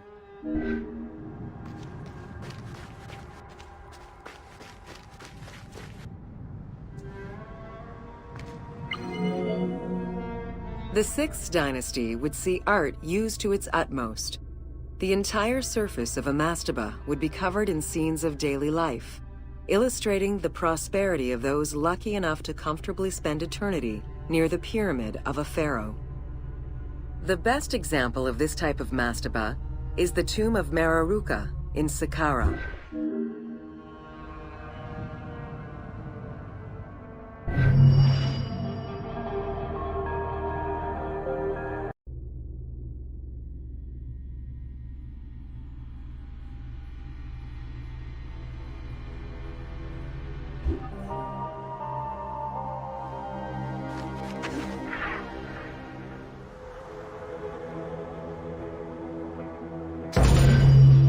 Welcome to the Step Pyramid Complex of Djoser. The Step Pyramid is at the center of an enclosed complex, comprised of temples, models of palaces, and artificial constructions, all built for the afterlife of Pharaoh Djoser. The funeral complex itself covers 15 hectares and is located on the highest point of the Saqqara Plateau. It's clear from the elaborate detail and scale of the complex that this was a technological marvel of its time. The only fragment of information regarding the design plans of the complex was discovered on a section of stone containing an architectural sketch of a vault.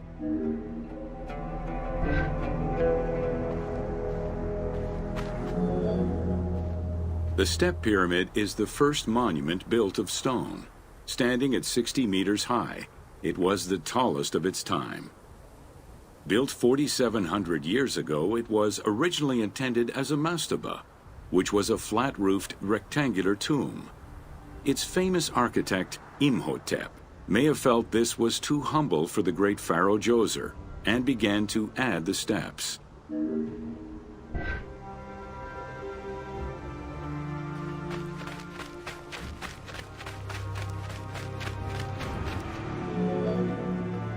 The Step Pyramid complex is enclosed within a 1,600-meter-long wall that is 10 meters high.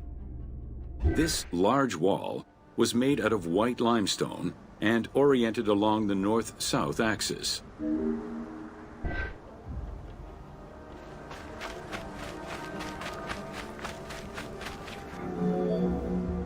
While there are 14 doors, only its eastern door was intended to accommodate the living.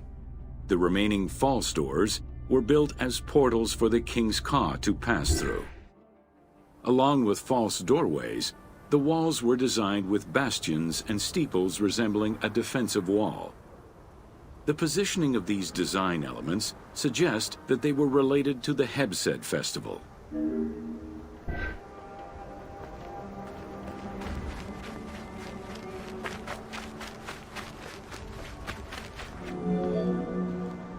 The only real entrance into the complex is at the end of a long, narrow passageway. This enclosure has a stone canopy carved to resemble wooden logs. At the end of the passage is a large opening. Meant to resemble a doorway, it has carved doors and hinges that are permanently open and immovable.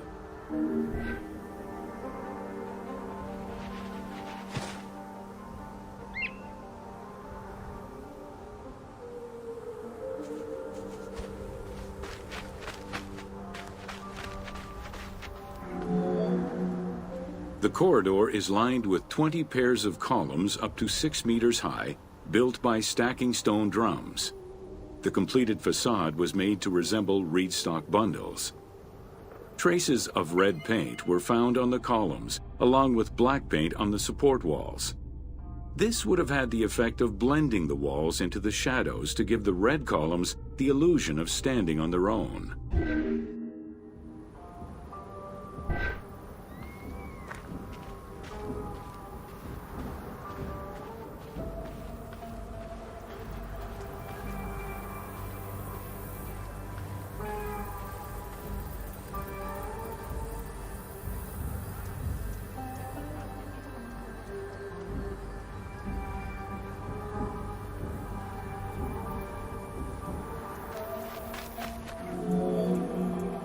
Chambers are located on either side of the columns and are thought to be chapels representing the provinces of Upper and Lower Egypt.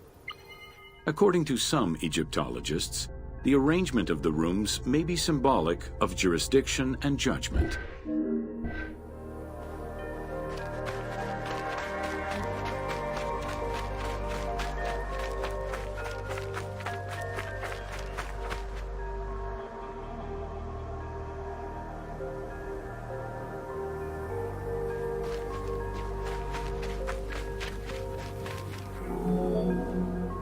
Guarded by a line of carved snakes, this tomb is located at the southern end of the courtyard.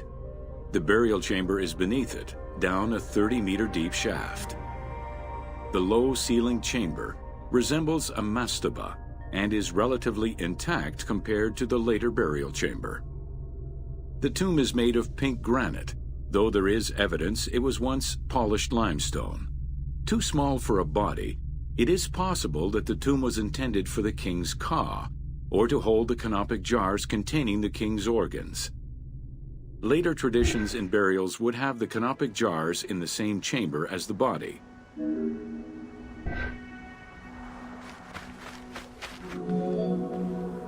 A polished limestone staircase leads west from the tomb to underground apartments.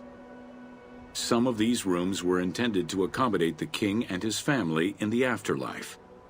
Many large jars of pottery were found, including some that still had deposits of beer, milk, and oil inside them.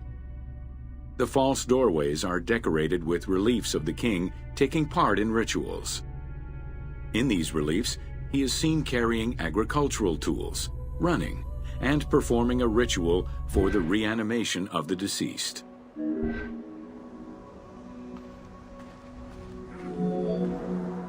The architect Imhotep chose stone as a building material in order for the complex to last. Following the completion of the initial mastaba, Imhotep devised a burial of more ambitious dimensions. He set about stacking mastabas on top of each other. Evidence shows that the pyramid was enlarged twice by additional cuts into the steps, eventually reaching 62 meters in height and 121 meters by 109 meters at its base.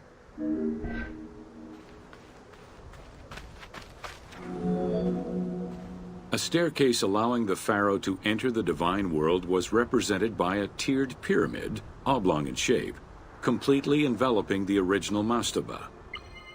The pyramid itself is a solid structure. All of the chambers and tunnels are beneath the structure.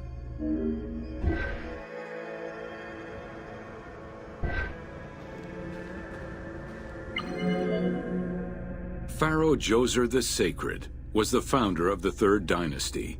He ruled for 19 years. During his reign, he was known as Horus Nedjeriket, divine of the body. He was given the name Djoser several centuries after his death, as a sign of respect, and he is regarded as one of the greatest pharaohs of Egypt. An apocrypha was drafted in his name during the Ptolemaic period, 2,500 years after his death.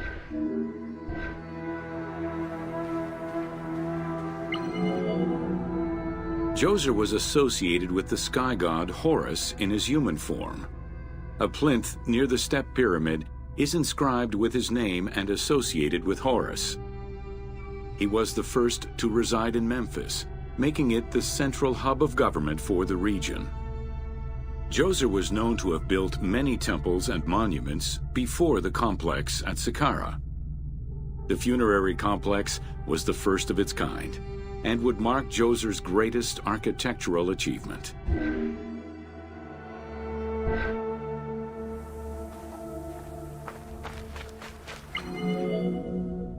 The funerary complex was built to resemble Djoser's palace, with the stone carved to imitate mud brick, trees, and reeds. Creating these details and softer textures in hard stone would have been a time-consuming, labor-intensive task. Much of the complex is designed to accommodate the Hebsed festival, allowing the king the ability to affirm his rule even in the afterlife.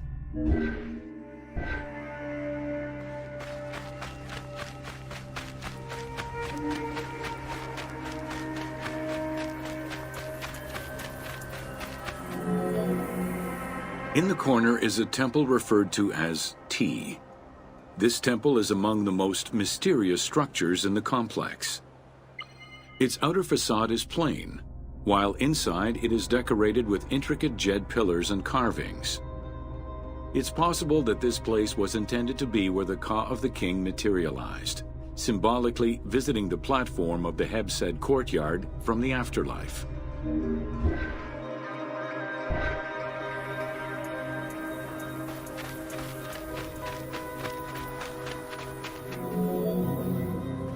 The Hebsed festival enabled the pharaoh to maintain universal order and renew godly powers.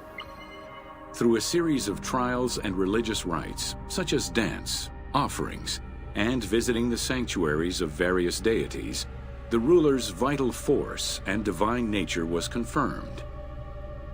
The celebration was meant to represent the ruler's jubilee and would take place every 30 years, though the deadline was not always followed. The earliest known ritual dates from the First Dynasty.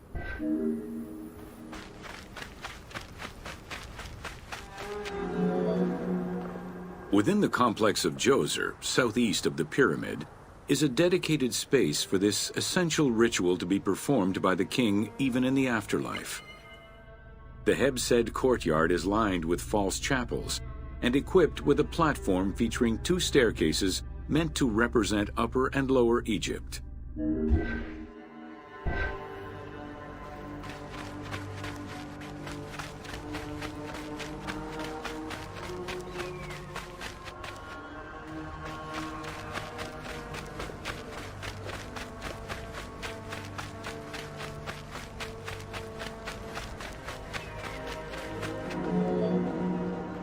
Located in the courtyard, the two pavilions are believed to represent the palaces of Upper and Lower Egypt. Rectangular in shape, the two replica structures face one another. Their facade is similar to the chapels of the Hebsed ceremony, with column crowns carved to look like falling leaves. Because Queen Hetep-Hernepti and Princess Inetkas's names were discovered on a stela near the pavilions, it is thought that these funerary chapels were intended for them.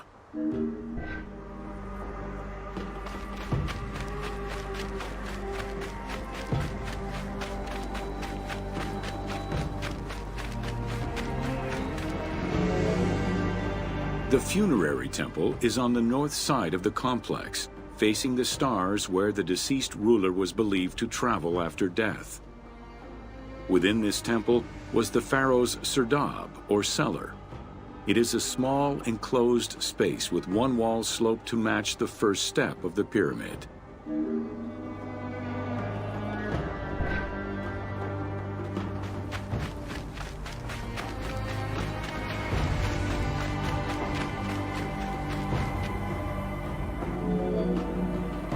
The north wall has two observation holes. A statue of Djoser is seated on the throne, wearing a mantle and a tripartite wig with a crown known as a Nemes. Representing the king's Ka, this statue looks through the observation holes into the courtyard, enabling the king to observe the ceremonies and receive offerings in the afterlife.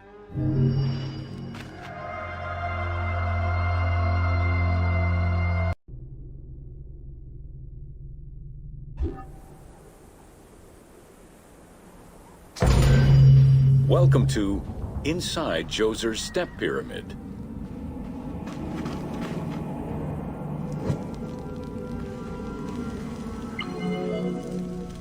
The architect of the Step Pyramid, Imhotep, was a man of great importance to Pharaoh Djoser and ancient Egyptians in general. The base of a statue of Djoser, discovered in 1926, celebrates Imhotep as a carpenter, sculptor, stonemaker, and chief of the seers. Little is known of Imhotep's day-to-day life.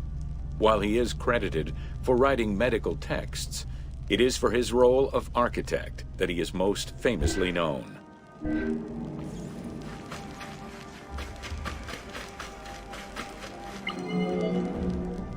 From the design of the pyramid to the elements within the complex itself, Imhotep set out to create something that would immortalize his king.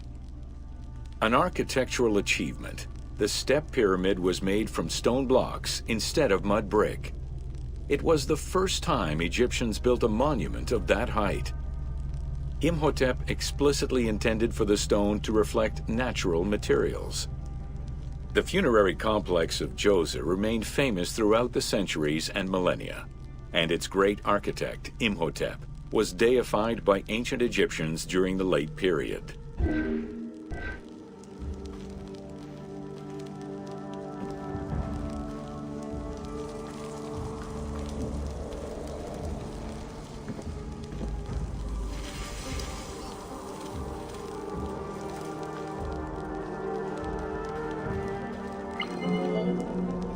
In addition to the central subterranean palace built for Djoser, 11 wells were dug. Each went to a depth of 33 meters and connected with a horizontal gallery extending for about 20 meters. The first 5 galleries were intended for members of the royal family.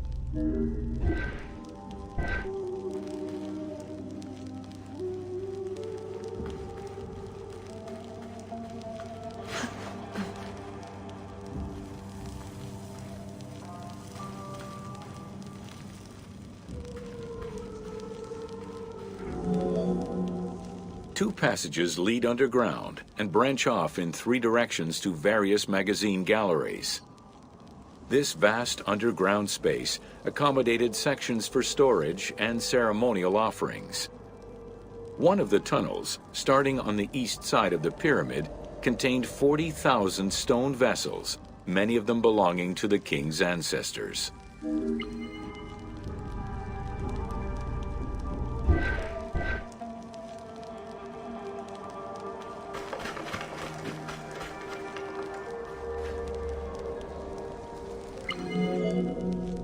The burial chamber of Djoser is located at the bottom of a 28-meter deep central shaft.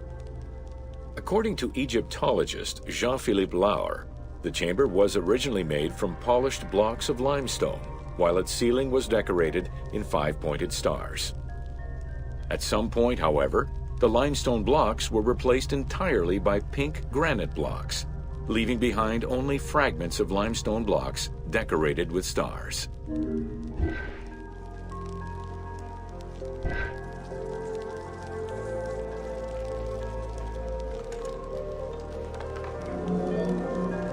At the foot of the chamber are many tunnels going in all directions. This maze of tunnels, galleries, and chambers stretches over 5 kilometers. There are a number of dead ends and false doors. They may have been intended for the afterlife, rather than to fool thieves.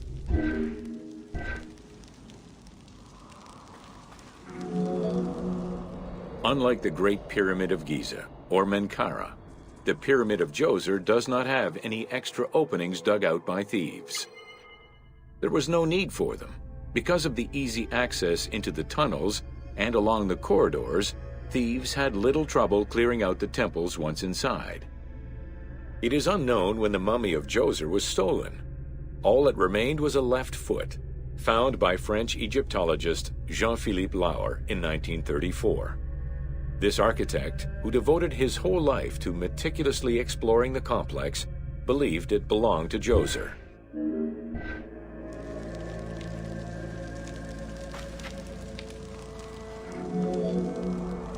The pharaoh's apartments, also known as the blue chambers, are decorated with blue-green tiles meant to imitate the reed matting that covered the walls and windows of his palace.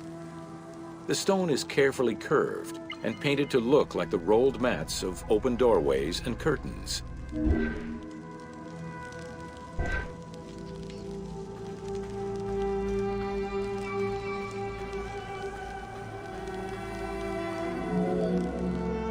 There are two long rooms running side by side along a north-south axis. The south room has false doors separated by stone panels, while the north room is a corridor which allows access to side chambers. Nearby chambers originally housed the pharaoh's treasures.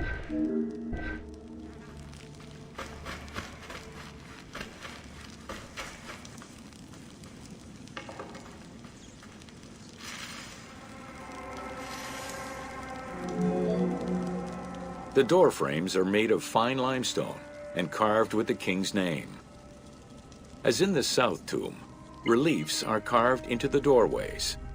These reliefs show the king performing rituals and visiting divine sanctuaries for all eternity. Their interiors are fictive additions made by the team to add to the wonders of the tomb. It is clear from the elaborate detail and scale of the complex that this funerary monument was a technological marvel of its time.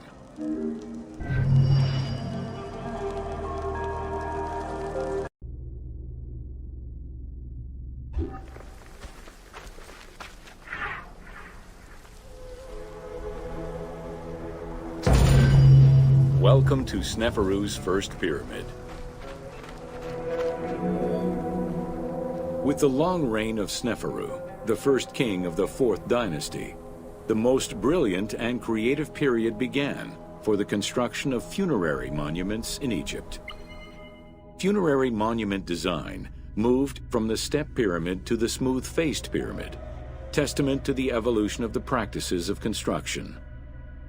The first attempt at this design was the Pyramid of Meidum.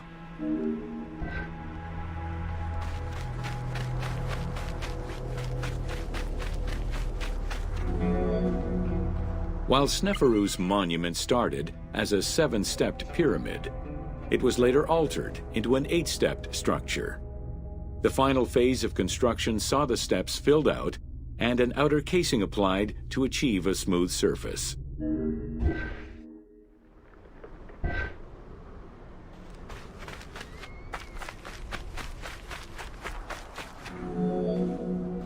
The smooth dressing of the walls did not provide sufficient bonding, however, and the outer casing did not rest on sound foundations.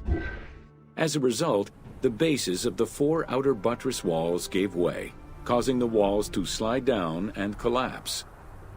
While the Meidum Pyramid was abandoned due to design flaws, it showcased other innovations that would impact all future pyramid designs.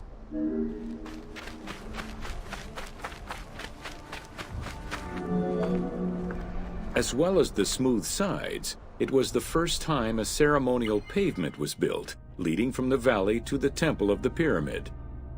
Another innovation was that of the funerary chamber, which was no longer at the bottom of a well, but rather above ground level. This change signaled the beginning of the 3-bedroom system.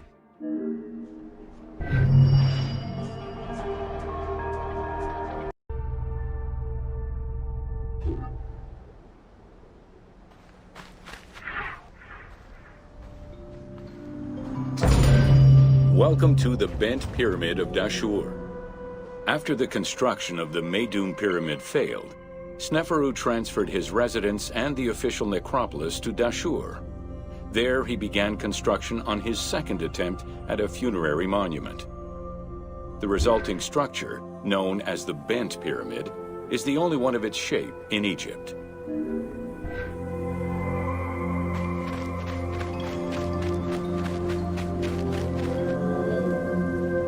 Though the pyramid also proved unstable and was abandoned, it marked a technical and architectural breakthrough.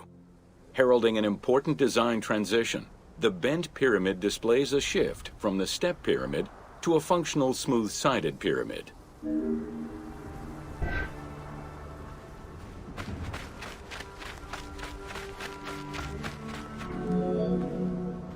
bent pyramid was unique in having two separate entrances, one on the northern face and another on the western face.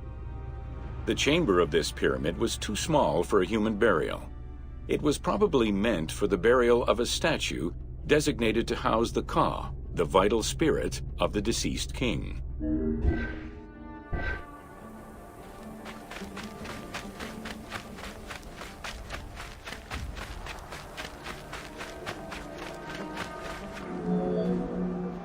With the bent pyramid, architects successfully experimented with a completely new idea: to build the pyramid with a core of huge stones settled on a progressive horizontal design. This way, each construction phase could be completed in a single stage, allowing the architect complete control over every design element. Unfortunately, these precautions did not prevent sagging or cracks in the interior rooms of the pyramid. Sneferu abandoned the monument and began the construction of yet another pyramid.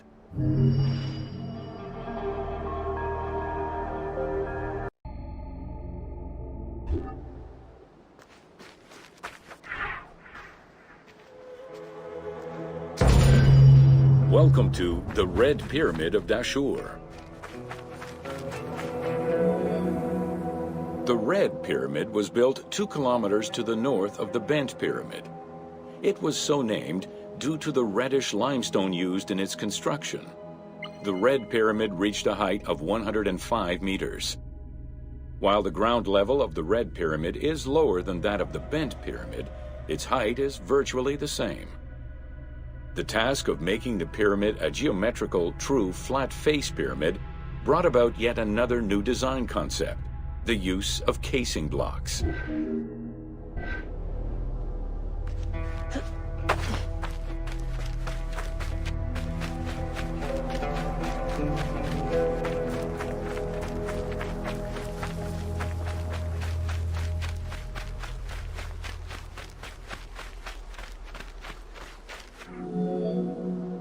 The descending corridor of the pyramid, which opens to the north, arrives at ground level, where 2 almost identical spectacular chambers with high ceilings are aligned north to south and connected by a short horizontal passage. In the south wall of the second chamber, accessed by a staircase, another corridor leads to the final chamber, which is built within the masonry of the pyramid itself and aligned east to west.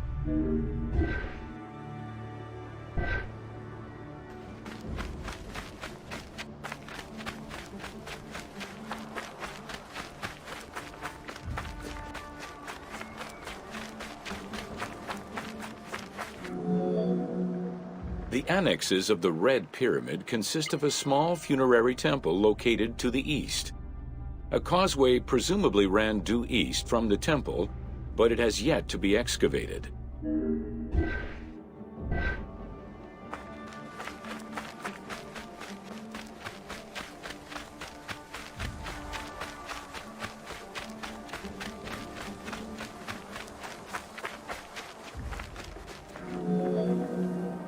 The Red Pyramid was structurally sound, and once finished, marked a remarkable design milestone. Finally successful in his attempts to build himself a suitable funerary monument, Sneferu knew his future beyond death was assured.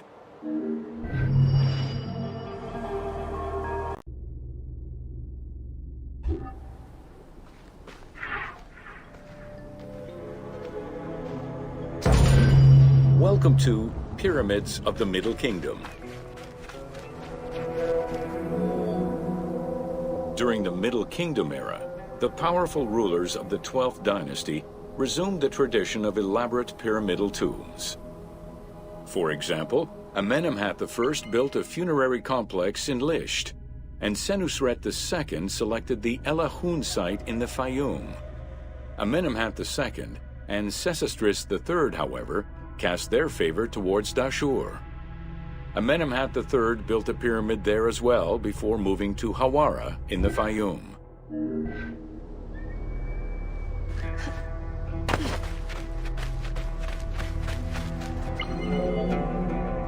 The plundering of tombs in troubled times prompted the architects of the Middle Kingdom to devise increasingly complicated means of security during construction. As such, while the architectural plans of the Hawara Pyramid were simpler than the one at Dahshur, the means used to protect it from looters were much more elaborate. Beyond the use of blind passages and concealed trapdoors, the architects relied on a system of stone slabs, which were slid into place at the end of construction. These massive stone slabs were meant to permanently block the passageways leading to the funerary chambers.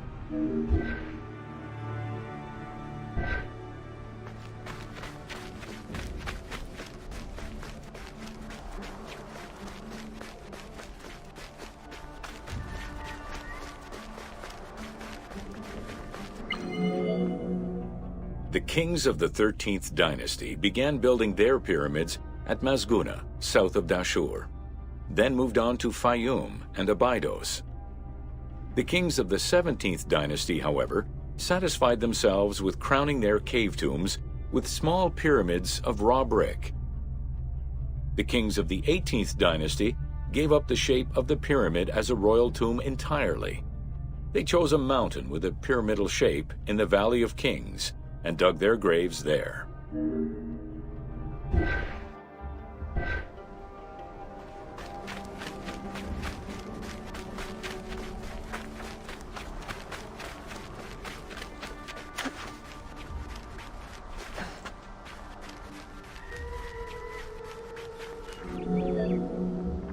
It was not until the Nubian pharaohs of the 25th dynasty that kings were once again buried under pyramidal tombs.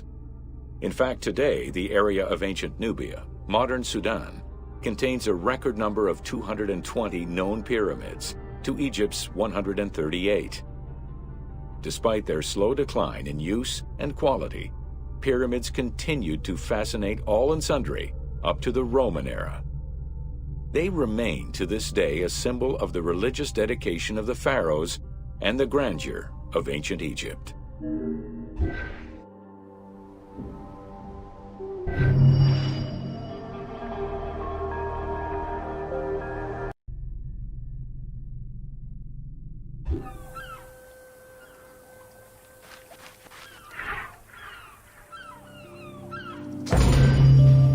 Welcome to an overview of the Giza Necropolis.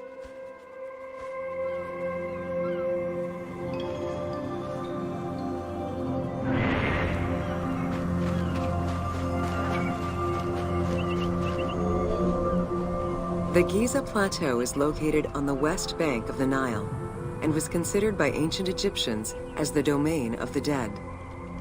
The pyramidal complexes found there were built over the span of 3 generations, during the reign of Khufu, Khafre, and Menkaure.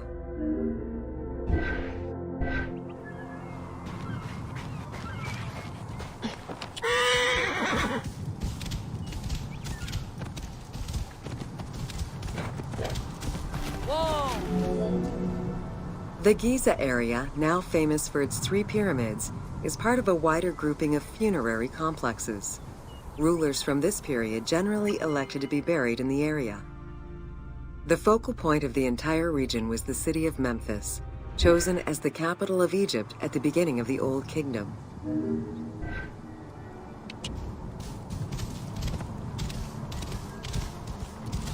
Whoa!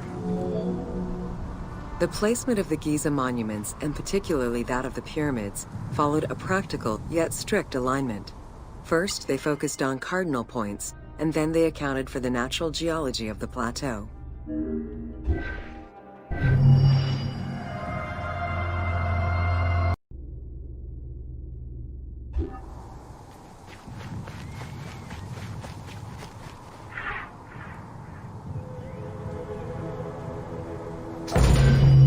Welcome to the riddle. A sphinx was originally meant to be a personification of the king. The human head, wearing pharaonic regalia, was fused with the body of a lion, thus sharing the qualities the powerful animal possessed, namely its power, the swiftness of its attack, and its majestic authority. By these very virtues, it was also considered a symbol of protection. Unsurprisingly, statues of sphinxes could be found along the dromos, protectors of the path taken by the gods to reach the temples.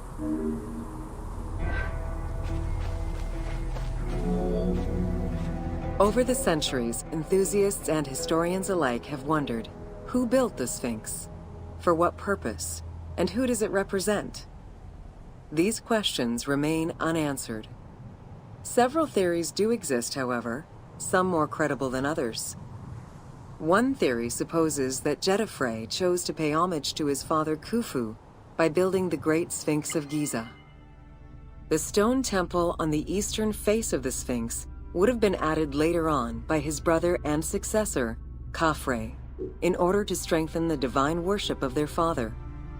It would be the first Egyptian temple oriented with the sun.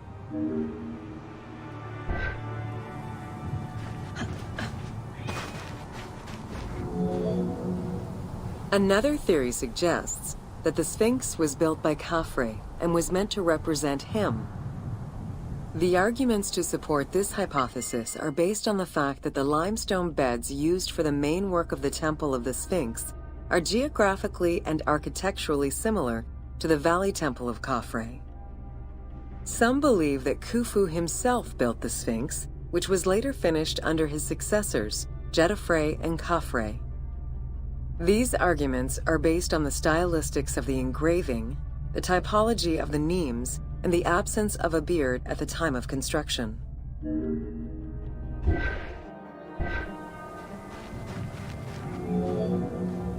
While ancient Egypt as a whole leaves a rather monochrome vision of its monuments and statuary, it is vital to understand that in ancient times, absolutely everything was painted.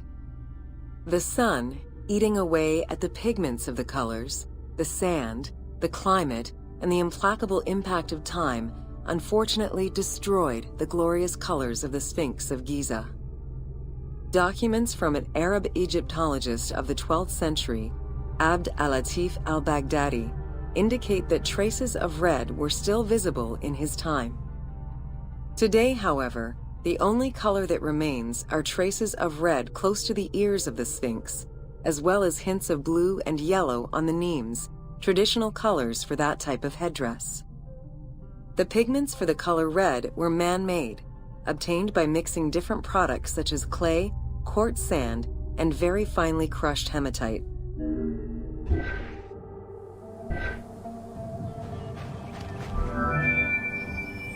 Red had a strong symbolism in ancient Egypt. It was both the color of life and the color of death. It could represent the sands of the desert or the brilliance of the sun. Red was also associated with the god Seth, vengeful and destructive. The Egyptian word for red, Dahshur, is also the word which was used to signify the desert, or the royal crown of Lower Egypt. In art, red was also the color used to paint the bodies of men, while yellow was used for women. It is possible that there were also color restoration efforts during the Saite period about 600 years before Cleopatra's rule, as indicated by notes on the inventory stele, discovered in 1858 by Auguste Mariette. It is because of this that the team made the decision to display it with its full range of colors, even though the Sphinx's colors would have likely faded by Cleopatra's time.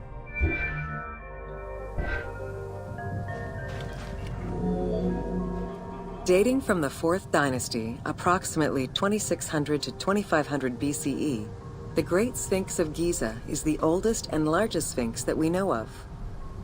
Carved from a natural limestone outcrop, the Sphinx measures 19.8 meters in height, 73.2 meters in length, and 14 meters in width.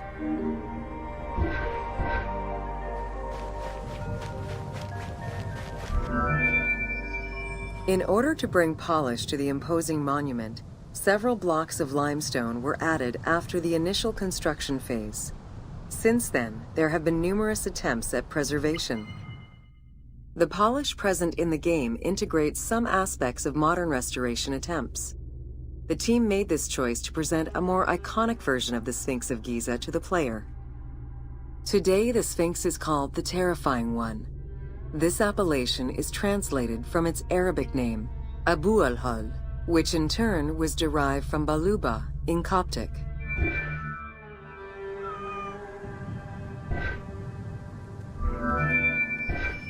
In order to bring polish to the imposing monument, several blocks of limestone were added after the initial construction phase. The Sphinx as a whole was carved in situ from a natural stone promontory. Its head was built in a limestone peak of the Mukattam Plate, and the body was sculpted in the underlying rock layer where it is located. The degradation of the Sphinx is due in particular to wind erosion and the different quality of limestone used in its construction. The level of sodium contained in the groundwater which abuts the stone is also a contributing factor.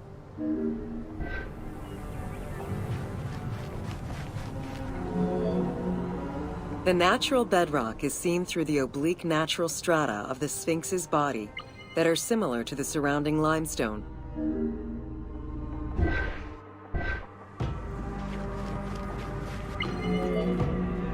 Since antiquity, people have always believed there was a hidden tomb deep within the Sphinx. It is thought that attempts to plunder the Sphinx began as far back as the First Intermediate period. Since then, numerous attempts to pierce the Sphinx's secrets have been carried out, leaving indelible scars upon the monument.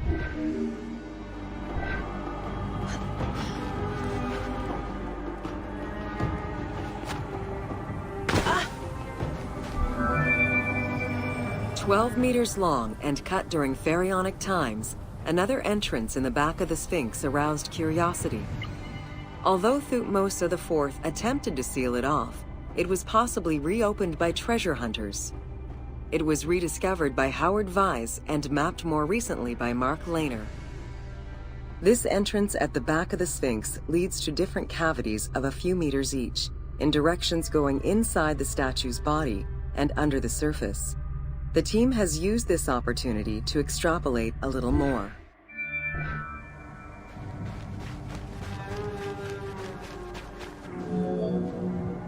While there have been no major discoveries pertaining to the Sphinx of Giza in recent years, theories and hypotheses continue to emerge.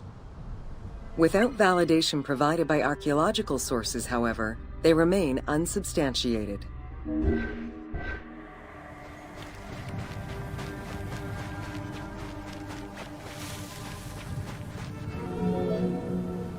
The first of the main theories as to the Sphinx of Giza's meaning posits that the Sphinx was originally a massive representation of the god Anubis. Its principal arguments are that the head of the Sphinx is disproportionate compared to the size of its body. The second theory believes that the representation of two sphinxes on the stela of Thutmose IV would indicate that another stone sphinx had existed on the site itself, possibly even in paired symmetry on the other side of the Nile. However, neither of these theories can be verified in any way. Several scientific projects using new technologies have been put in place in the past decades. The most important was led by Mark Lehner and his team, who specialize in the study and survey of the Giza Plateau, including the Sphinx site. The mapping made it possible to see the materials used to construct the Sphinx, analyze the different layers of erosion, and figure out the most fragile areas to protect. After a few attempts at giving the Sphinx artistic proportions, the team instead decided to use photogrammetry mapping to faithfully reproduce the proportions of the Sphinx.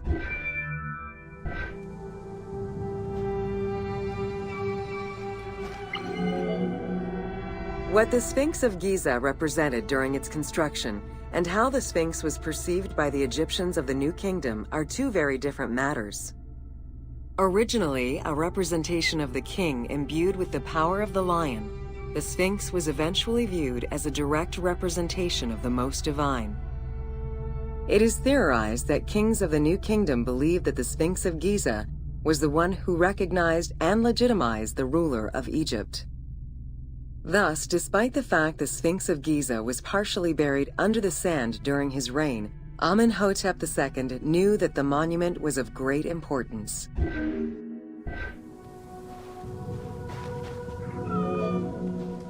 Amenhotep II built a second temple dedicated for the Sphinx as Horamakhet to pay homage to Khufu and Khafre, his predecessors. It became a common habit for this dynasty to spend time with their royal courts at the Sphinx. Its sanctuary became known as Setepet, the Chosen.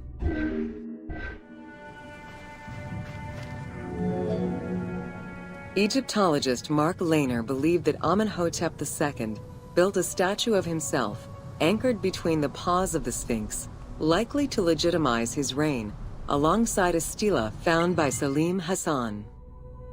Many other pharaohs of this dynasty, such as Tutankhamun and Ramses II, also left marks of their passage in a similar fashion, sometimes even stripping the stones of nearby temples and pyramids to do so. Amenhotep II's son and successor, Thutmose IV, was a frequent offender.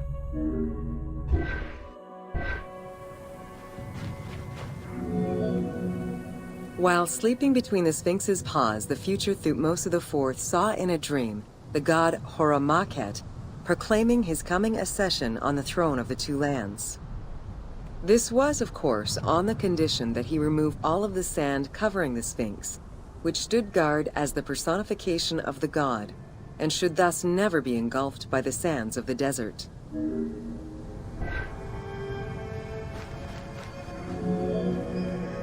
The 15-ton dream stela built by Thutmose IV to commemorate his dream was discovered by an Italian Egyptologist, Giovanni Battista Caviglia, in 1818, when he undertook the task of freeing the Sphinx from the sand, which had yet again covered it.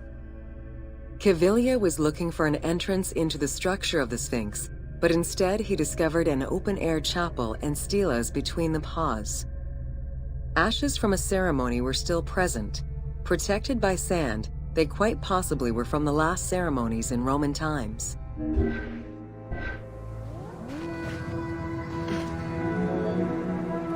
That same year, Caviglia discovered fragments of the Sphinx's beard that had probably been added during the New Kingdom. If many of these pieces are held by museums in Cairo, a fragment is displayed at the British Museum, along with a piece of the uraeus that was on the Sphinx's headdress. It is believed this fragment of beard was possibly kept in place thanks to the statue of Amenhotep II, which was supposed to be located under the head of the Sphinx.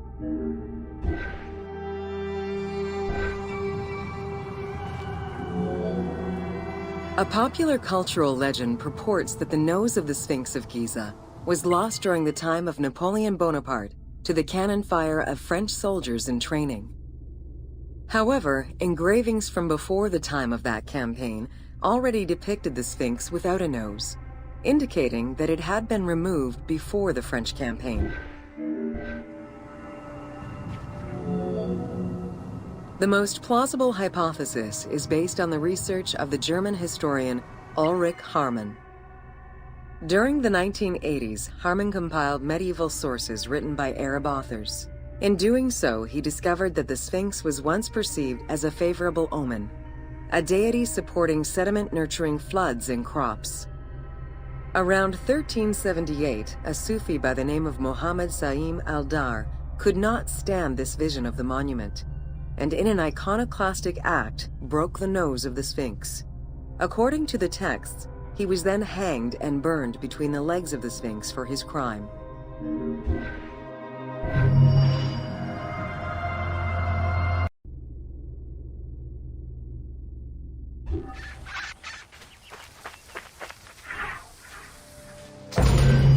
Welcome to Khufu's funerary complex.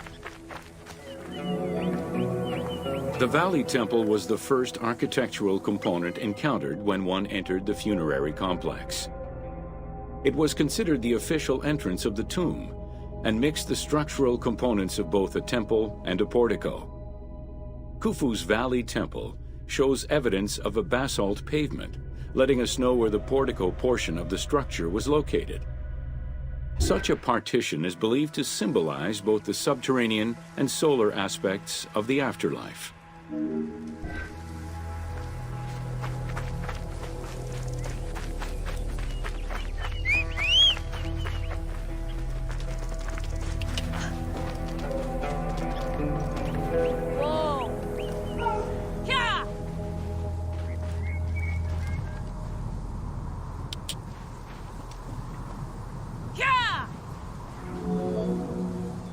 Khufu's causeway ran from the floodplain up to the plateau, linking together the Valley Temple and the Mortuary Temple.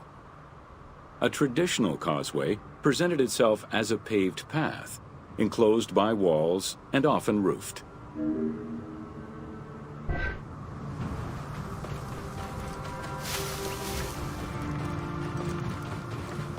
Whoa!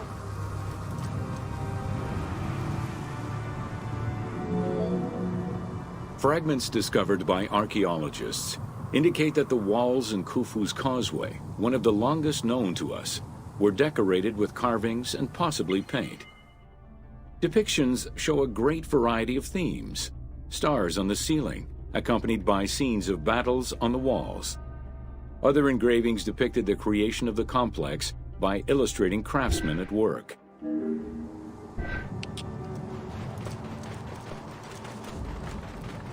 Whoa! Yeah! The most impressive private cemeteries of Giza are located east and west of Khufu's pyramid.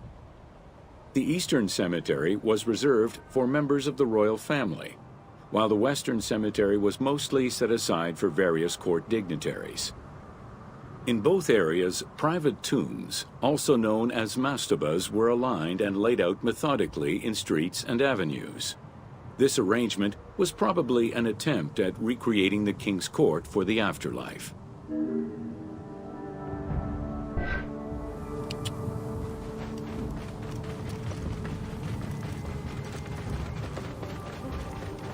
Whoa! Yeah! To the east of Khufu's pyramid reside three smaller constructions, the three Queen's Pyramids. A sloping passage led from the ground surface to a burial chamber, cut out of the bedrock and lined with masonry. If it seems quite certain that these monuments were intended for queen's burials, the identity of the original occupants is hard to assess.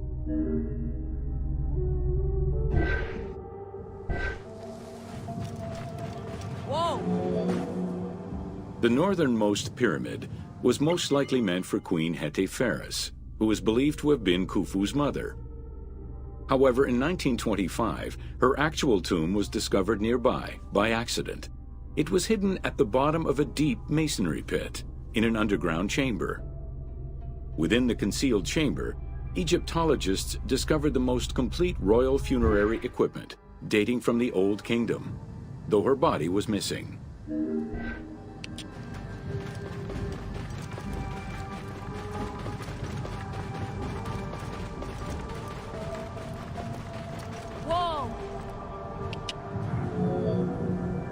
Within the vicinity of Khufu's pyramid, Egyptologists have uncovered 7 boat pits.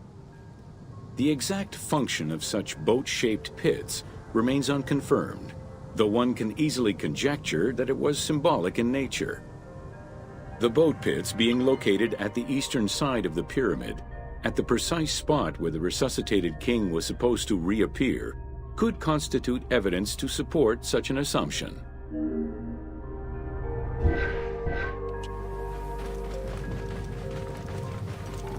Whoa! The 2 southern boat pits, each covered by a roof of huge limestone slabs, were discovered in 1954 by Kamal al-Malak, an Egyptian Egyptologist. Only one of them had been opened.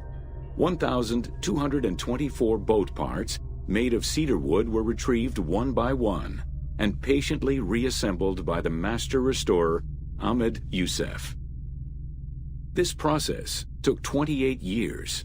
Youssef worked by following lines of mortise and tenon joints and by stitching parts together with vegetable ropes, all in order to keep the design as authentic as possible.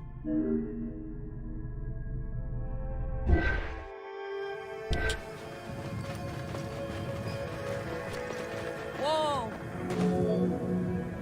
The Greek term pyramidion refers to the capstone of a pyramid or the tip of an obelisk.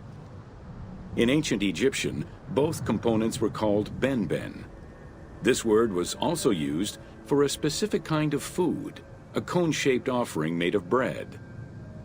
The pyramidion was intended to be a miniature reproduction of the pyramid, making it equal to the monument itself in symbolic importance.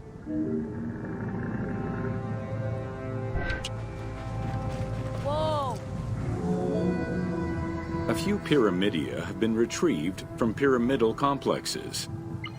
The earliest, found in Dahshur, is undoubtedly a good example of Old Kingdom's pyramidia.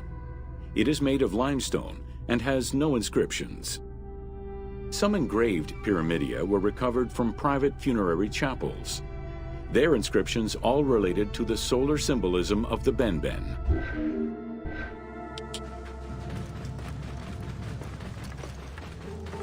Whoa! Yeah!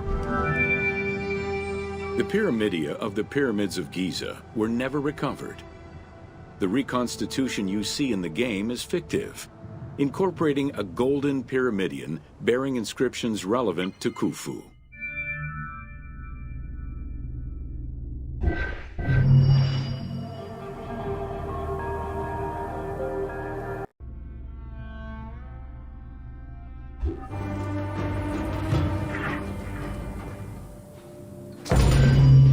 Welcome to Secrets of the Great Pyramid. Yeah! Whoa! Built around 2550 BCE, the Great Pyramid of Giza is considered one of the most iconic structures of Egypt. It is the biggest of the pyramids and the only one of the 7 wonders of the ancient world still standing.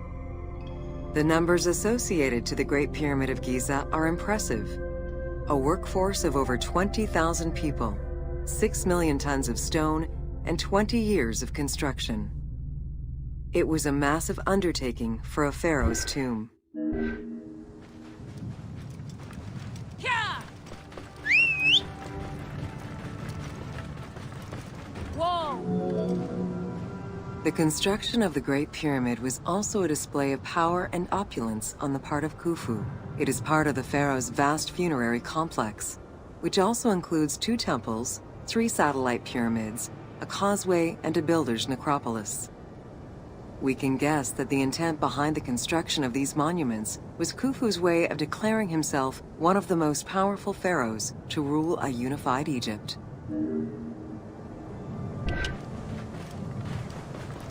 Whoa!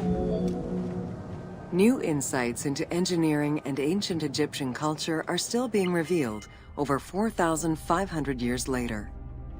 For example, a recently unearthed papyrus offers a glimpse into the life of a tradesman at the time of the pyramid's construction. Also, a logbook belonging to a team leader during the building gives details on the craftsmen, their work schedules, and the raw materials required. Yeah!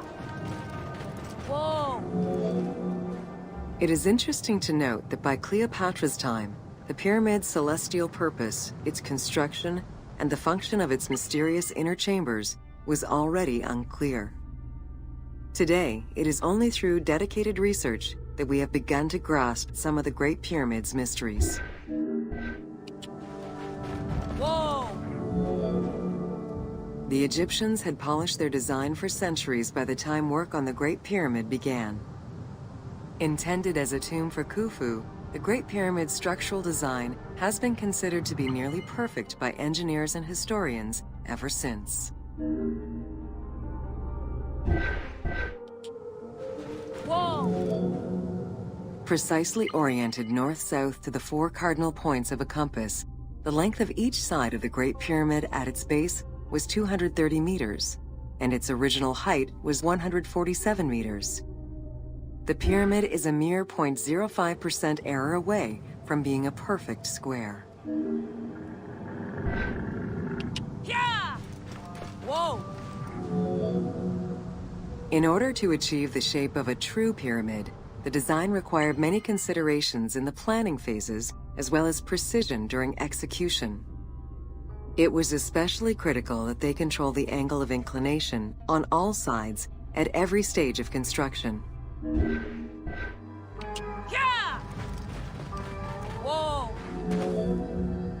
Materials for the Great Pyramid consisted of quarried limestone blocks, weighing between 2 to 15 tons each.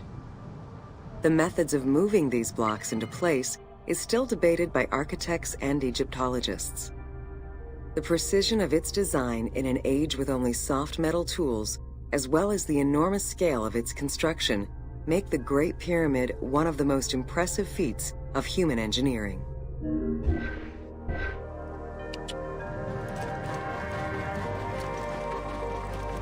Whoa! Yeah! It's estimated that it took between 600,000 and 2 million blocks of stone to build the Great Pyramid. Experts calculate it would have required men to move 12 blocks every hour around the clock for 20 years to place the 2.3 million stones the monument is made of.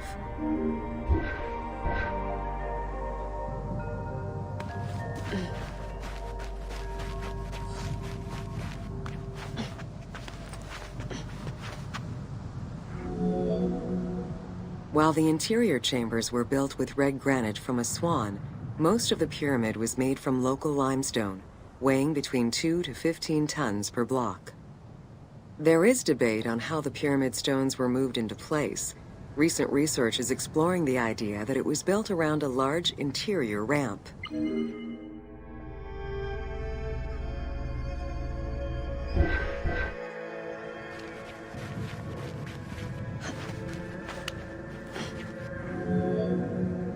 The recently discovered logbook confirms that the high-quality limestone of the outer casing was brought by boat across the Nile from a quarry in Tura. Once complete, the smooth white polished stone of the Great Pyramid would have reflected the sunlight like a beacon, earning it the name the Horizon of Khufu.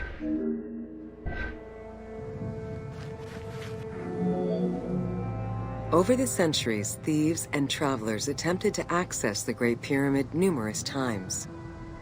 Ancient writings describe details of its interior, proof that some made their way within, though who gained entrance first and when is unknown.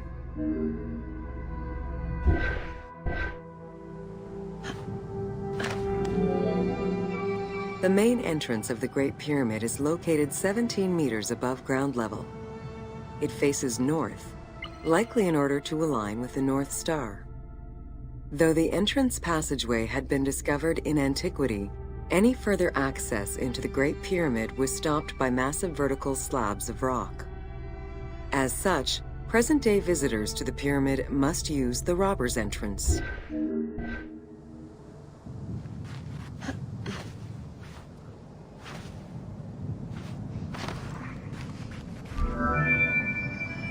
The robber's entrance is reported to have been opened in the 9th century by Caliph al-Mamun. In search of treasure, the Caliph had his men dig their way inside the Great Pyramid. The most likely scenario is that they enlarged a corridor which had been created by tomb robbers during antiquity. As such, this is how the team can justify access to this wonder.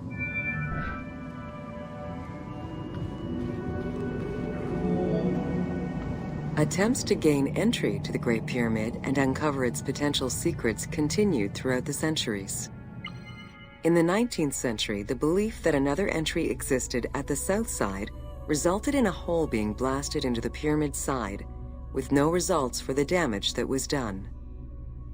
While the search is still ongoing today to uncover more hidden rooms and passageways, conservation is the primary concern of all such efforts.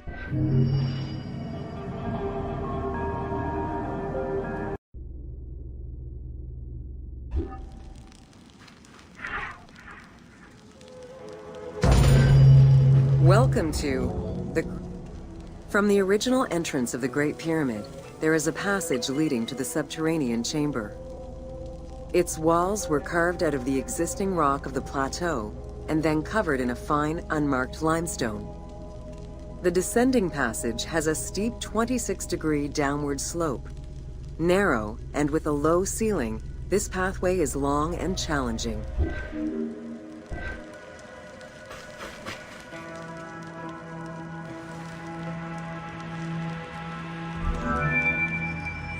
While the original passage was 145 meters long, the team reduced its length and made it both wider and higher.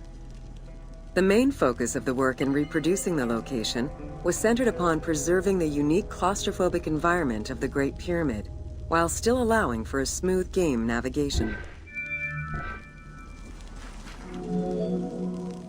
The well shaft was a 58-meter vertical passage that connected the descending corridor to the grand gallery above.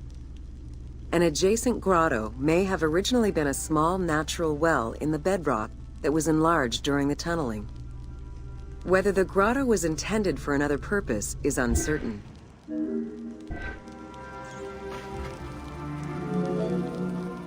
There is much speculation over the purpose of the well shaft. One theory is that the channel was cut or enlarged to supply air to workers in the descending passage. Another is that it was meant to provide an exit route once the work was done in the heart of the pyramid. Without the well shaft, workers would have been trapped inside forever when the grand gallery was sealed. The opening at the bottom of the well shaft was most likely sealed by exiting workers to camouflage the passageway.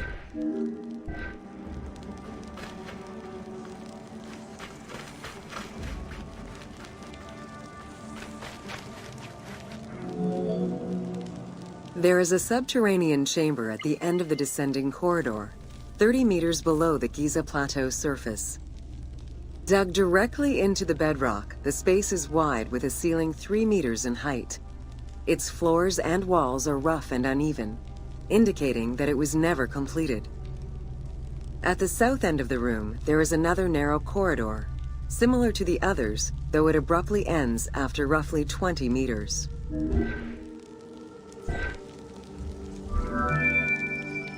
The chamber also contains an 11-meter pit near the east side. It's unclear what this may have been used for. In the game, this well leads to a fictive underground complex containing key game-related mysteries.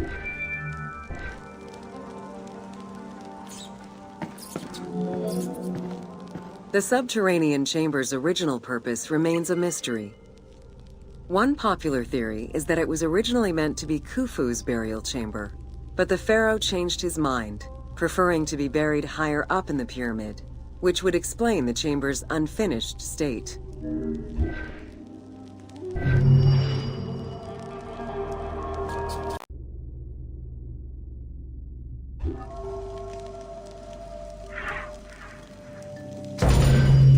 Welcome to the Great Pyramid of Giza, Upper Chambers. At the entrance of the ascending passage are 3 granite flagstones estimated to weigh up to 25 tons each. They were used to protect the Great Pyramid from thieves. Undaunted by the granite blocks, the thieves simply dug into the softer limestone around them, thus creating the robber's entrance.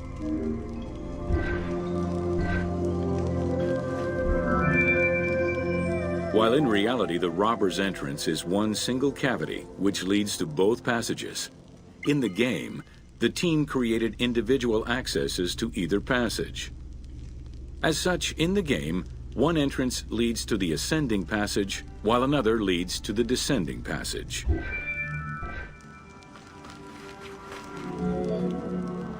The ascending passageway of the Great Pyramid provides a direct path into the Grand Gallery and is accessed 30 meters from the entrance along the descending corridor.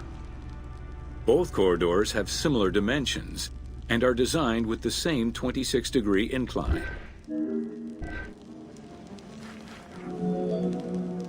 The ascending corridor has smooth masonry on its walls, and the layout includes many trapezoidal stones. Both the floor and ceiling of the passageway indicate that the passage was enlarged, possibly during or after the funeral, to allow workers room to move granite blocks meant to plug the corridor.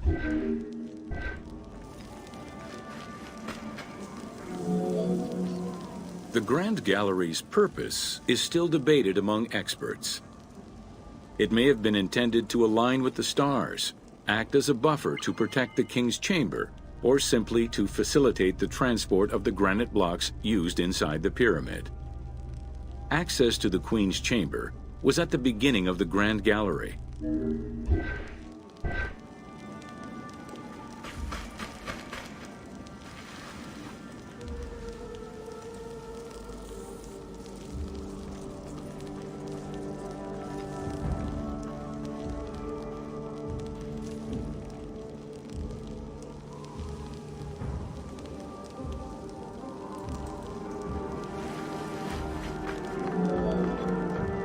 Though this room is referred to as the Queen's Chamber, it is believed that there was no queen buried here.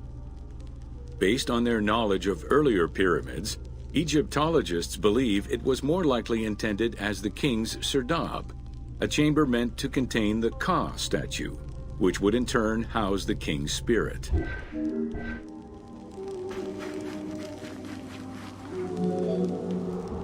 Situated exactly within the pyramid's center, on the east-west axis of the pyramid, the chamber has a vaulted ceiling and measures 5.7 by 5.2 meters. In the eastern wall, there is a niche tucked away in a small corbelled archway, which may have originally held the Ka statue. Behind this niche is another smaller hole, possibly dug out by thieves in search of further treasure. In the 19th century, 2 shafts were found running through the north and south walls. They each run in a horizontal line for 2 meters before sloping upward, and both are closed off with limestone blocks fitted with copper handles. Whether they were intended as ventilation shafts for workers or a celestial connection for the pharaoh's spirit is unconfirmed.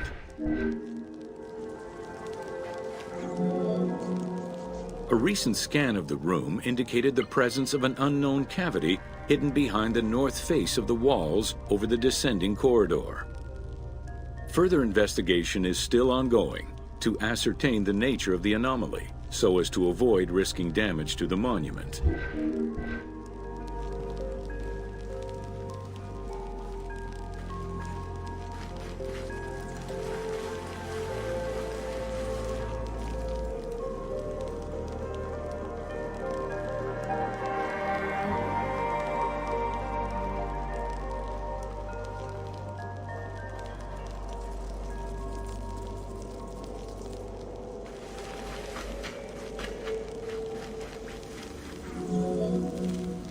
Khufu's architects were possibly influenced by earlier rhomboidal pyramids when designing the gallery. It is the longest corbelled vault ever built, measuring 47 meters long and 8.6 meters high. The walls were made to taper inward, allowing for better distribution of weight. As a result, the ceiling measures just over 1 meter wide at its highest point. Though this construction technique is present in other pyramids, few have the same precision and stability.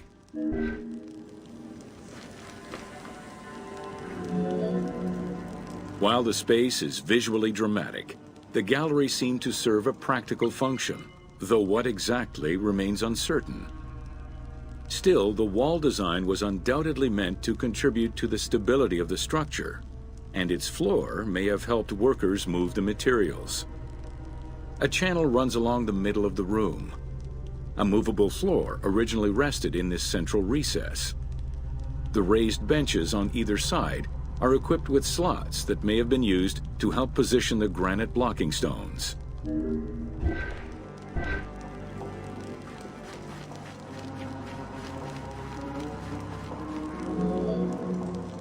At the end of the Grand Gallery is the entrance to the antechamber leading to the King's Chamber.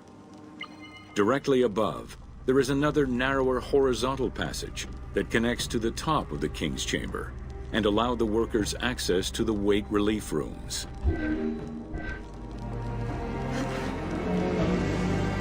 The far end of the Grand Gallery leads to a small antechamber with a portcullis, preventing access to the King's Chamber. The portcullis was composed of 3 separate granite slabs. They were designed to be lowered into place and seal the chamber after the burial of the king. The grooves dug out to hold the slabs in place are still clearly visible to this day. The elaborate locking system was composed of a series of grooves for the ropes and pulleys that dropped the stones into place like the notches on a key.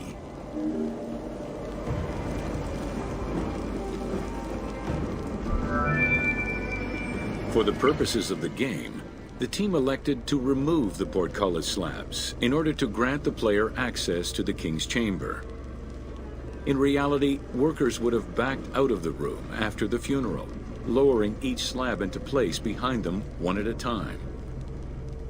Each of the 3 stones were smashed by looters centuries later, and evidence of their break-in is still evident.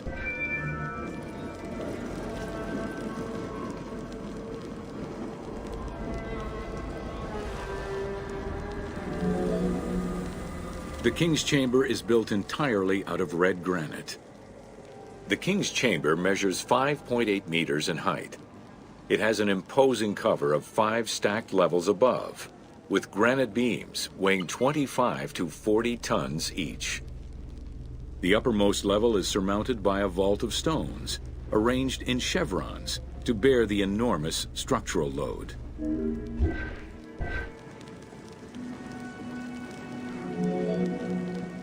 As in the Queen's Chamber, 2 shafts extend out from the room towards the north and south faces of the pyramid. They measure nearly 64 meters until they are blocked by copper-handled granite plugs. Some experts in the culture of the Old Kingdom believe that the shafts were thought to lead the king's soul to the stars, with the incarnation of the pharaoh as the god Ra, represented by the northern well, and the god Horus by the southern well.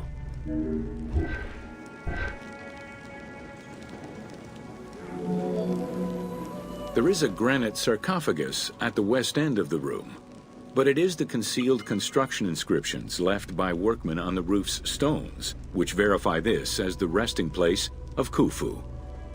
The sarcophagus was recorded as being empty when it was discovered, and its design indicates that there was once a lid in place. It's possible that this sarcophagus is only a cenotaph in memory of the pharaoh, but was never actually meant to receive the body. Khufu's mummy was never found. It is hoped that as of yet undiscovered hidden rooms and shafts of the pyramid may provide an answer as to its location.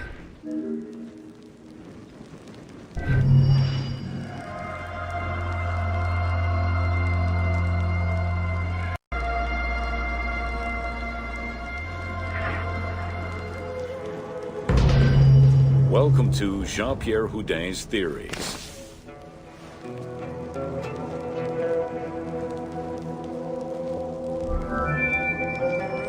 The team wanted to provide players with a sense of exploration and discovery, particularly within the Great Pyramid. As such, a decision was made that the internal design of the monument in the game would reflect Jean-Pierre Houdin's theories. While the antechambers of the king's tomb have yet to be discovered, Houdin posits that this is merely due to a unique design, placing the pharaoh's tomb at the center of the pyramid. The entire tour you are about to take was designed along Houdin's hypotheses.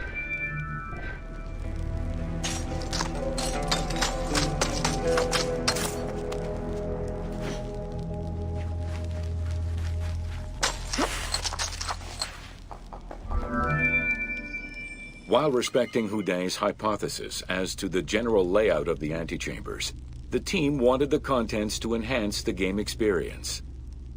In regular royal tombs, the antechambers were filled with all the material goods needed by the pharaoh in the afterlife. To support the feelings of discovery and awe, the art team created a unique and fantastical treasure in this second antechamber.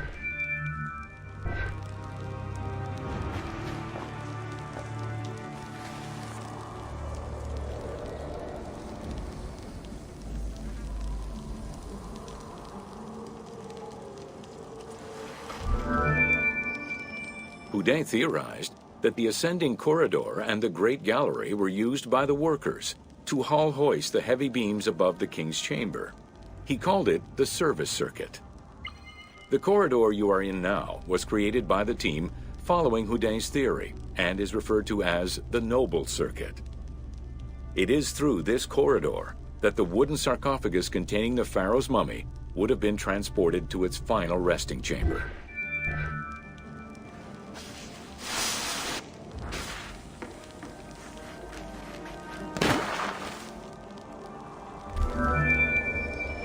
With this structure in mind, one can easily assume that the pyramid's entrance would have been connected to the 2 antechambers. Modern research has revealed that a cavity might be located behind the north face chevrons of the pyramid. As such, the team chose to create this area for the player to explore. Here is where Houdet believes that the priests and nobles would have exited the pyramid after the burial ceremony.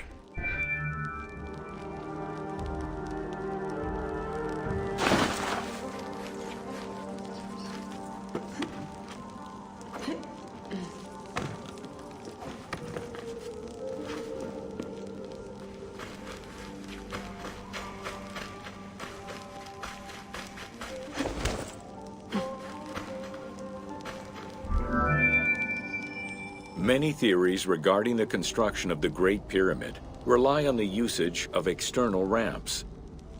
However, Houdet believes an external ramp would have been too steep for the upper portion of the pyramid. This is why he posits that there were two ramps. An external ramp for about half of the height of the pyramid, which then became an internal ramp for the second half.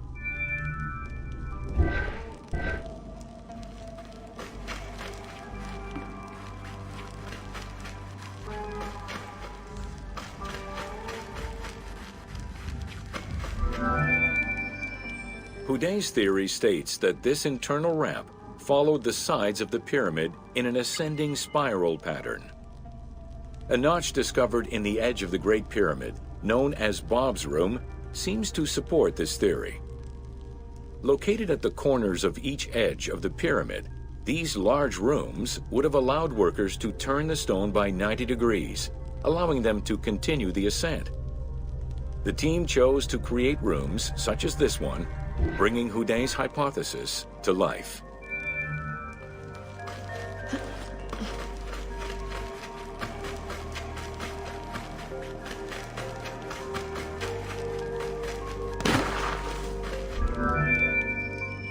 This long corridor was the first section of the ascending internal ramp.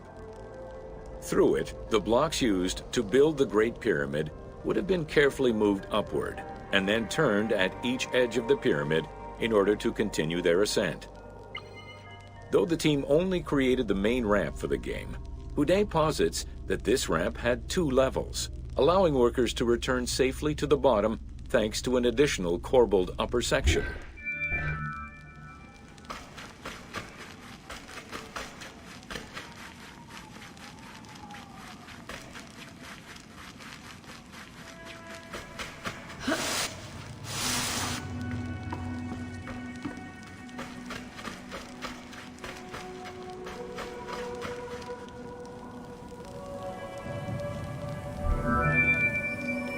According to Houdet, the start of the inner ramp was located at the base of the southeastern face of the pyramid. This location would have been the junction point of the external and internal ramps. Below us, workers would have built the lower part of the pyramid with the external ramp before eventually switching to the internal ramp for the middle and upper sections of the pyramid. At that time in the process, they could have reused the material of the external ramp to fill the center of the pyramid, hauling the stones in through the internal ramp.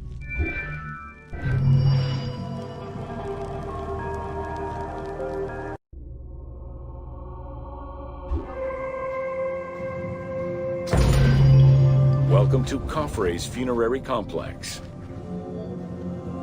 Since the very beginning of the 4th dynasty, mortuary temples were built adjacent to pyramids on the eastern side. Such a location, facing the rising sun, as well as the world of the living as a whole, held an important symbolic meaning, for it was within the mortuary temple that kings were revived through daily rituals.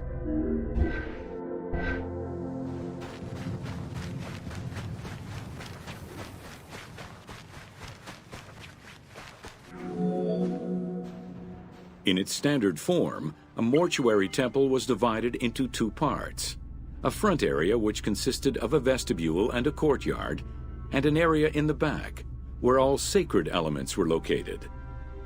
The back of the temple incorporated several essential features, including an inner sanctuary with a false door, which allowed the soul of the pharaoh to travel between the world of the dead and the world of the living.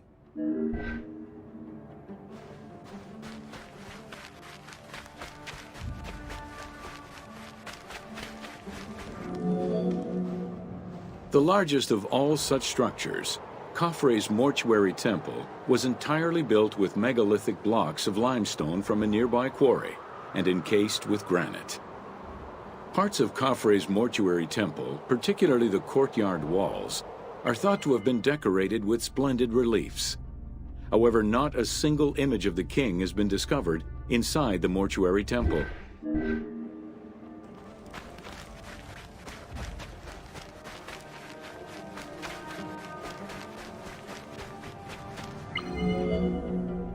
Khufu's direct successor, Djedefre, followed the custom which required each king to establish a new site for their funerary accommodation, and chose Abu Rawash as his last resting place.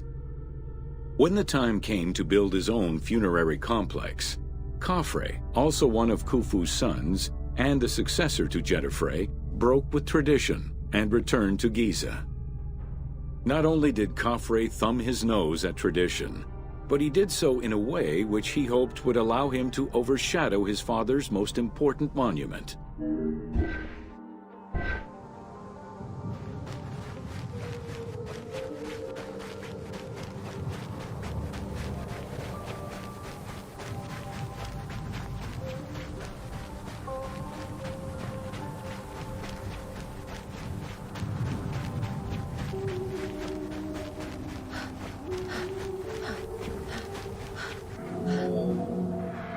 Though Khafre's pyramid is smaller than Khufu's, it was cunningly built on a more elevated bedrock layer than the Great Pyramid, making it appear higher than any other pyramid at Giza. Today, Khafre's pyramid is the only one among the three at Giza that still has the upper part of its limestone casing.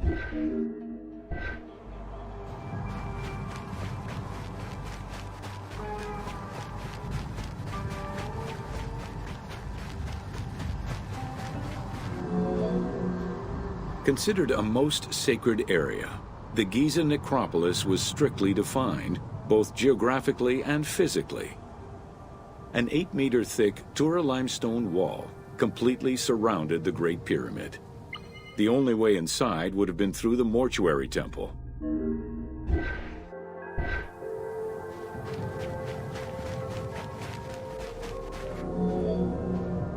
From the reign of Sneferu and onwards, the subsidiary pyramid became a common feature within the pyramidal complex. The function of the subsidiary pyramid, however, smaller in size and in height than the royal tomb, remains unclear, though some believe that it was meant to house the ka of the pharaoh.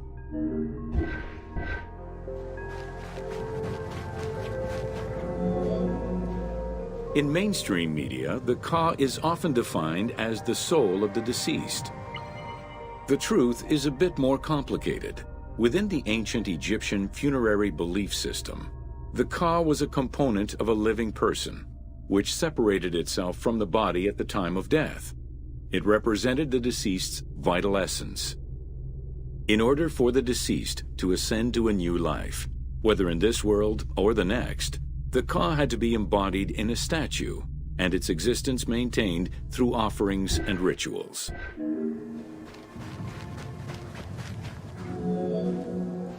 Within Khafre's subsidiary pyramid, a wooden box containing pieces of cedar was discovered by archaeologists.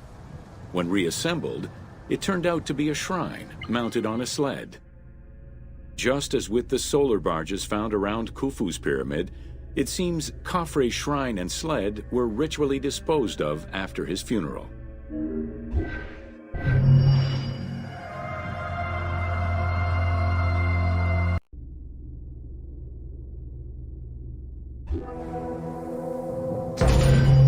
Welcome to Menkaura's funerary complex.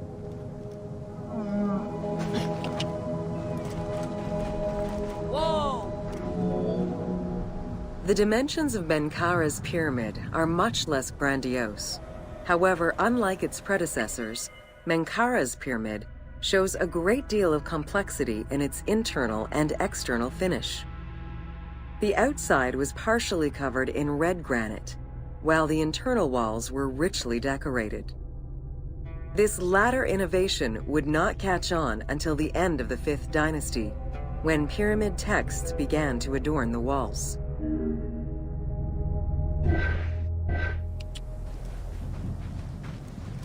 Yeah! Whoa! Menkaura's pyramid contains two sloping passages, both located in the northern side of the structure. The upper one was abandoned during the construction phase, whereas the lower one, slightly above the base of the monument, constitutes the real entrance. The lower passage leads to a first room, which, for the first time since the reign of Djoser, is decorated with engraved false doors.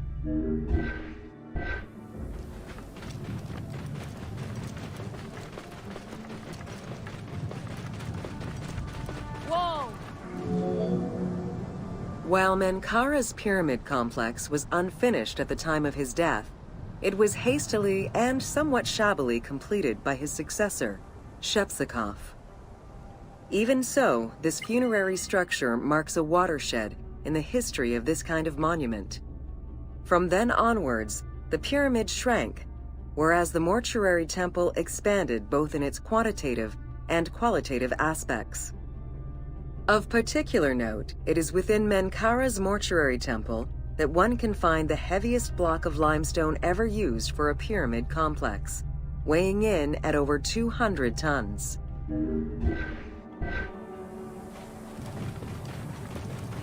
Whoa!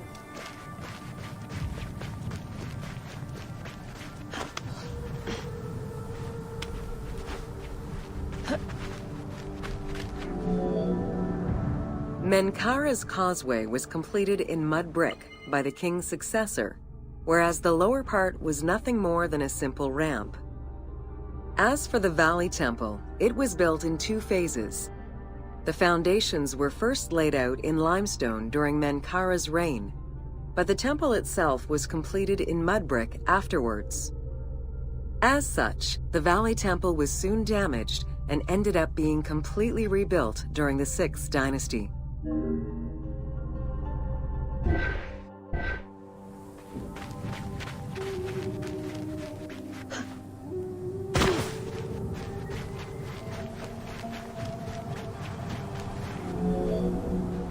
Three small structures, referred to as Menkaura's Queen's Pyramids, were erected along the southern side of the main pyramid.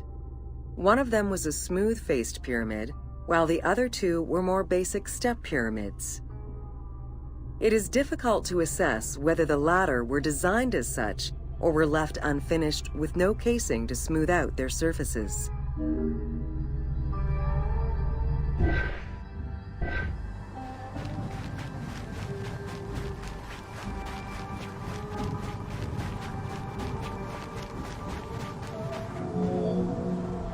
The easternmost pyramid was built with the traditional rooms and corridors found within a satellite pyramid meant to house the king's ka. However, a granite sarcophagus was found within, leading to the conclusion that it was used as an actual tomb rather than as a symbolic cenotaph. Drawing on these observations, some assume that this pyramid was first built as a satellite pyramid for the king's ka, before seeing its purpose change to that of a queen's tomb. Which queen, however, remains a mystery.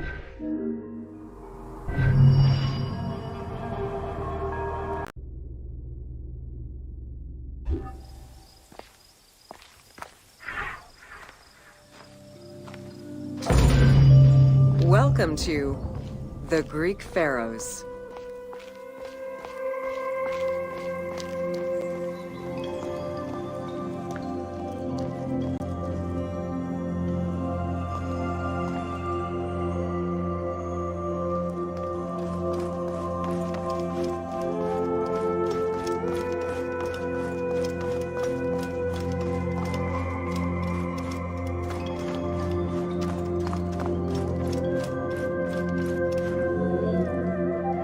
Pharaohs were considered divine incarnations of the gods.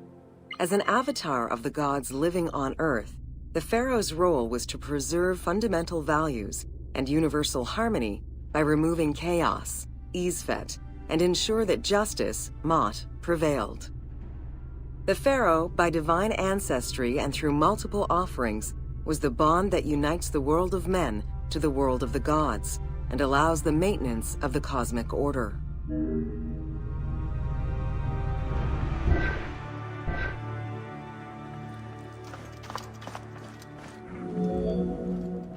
The Ptolemaic dynasty reigned over Egypt from 305 BCE to 30 BCE.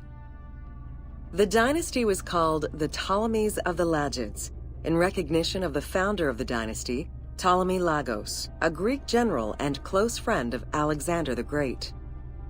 While Macedonian, Ptolemy Lagos understood that to be accepted by the Egyptian people, he would have to adopt their traditions.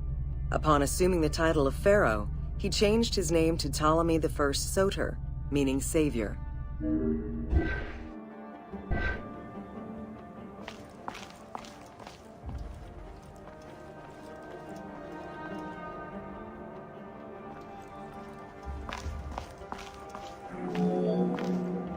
Born in 356 BCE, Alexander the Great went through a hasty education in the affairs of the kingdom before integrating into the Macedonian army, where he quickly rose through the ranks.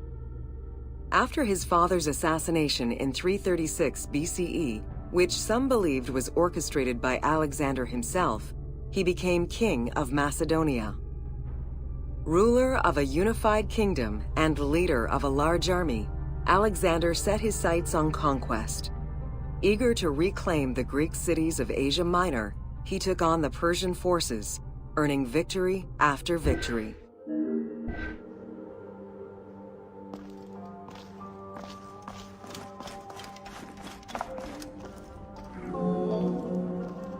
Ever victorious, Alexander the Great marched on, laying siege to city after city until he reached Egypt, where the Persians were defeated yet again.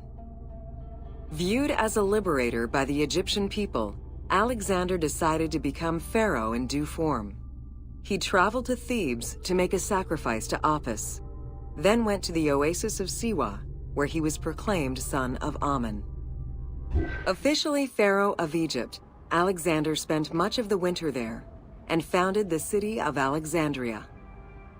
Perhaps not coincidentally, being pharaoh allowed Alexander to spread propaganda to prepare further conquests. He resumed his military campaigns in 331 BCE.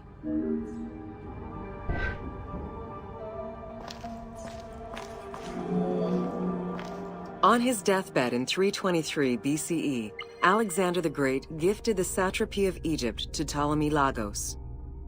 Perfectly aware of the value of Egypt, Ptolemy ensured not only the stability of the country's borders, but also its economic and military development.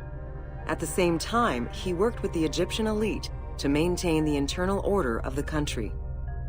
By 305 BCE, Ptolemy, well respected both in Egypt and in the Mediterranean, was at the head of the largest fleet of the Hellenistic world.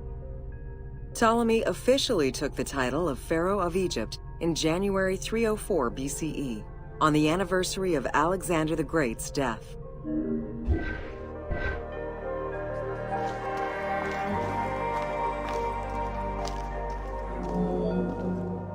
Alexander died in Babylon in 323 BCE.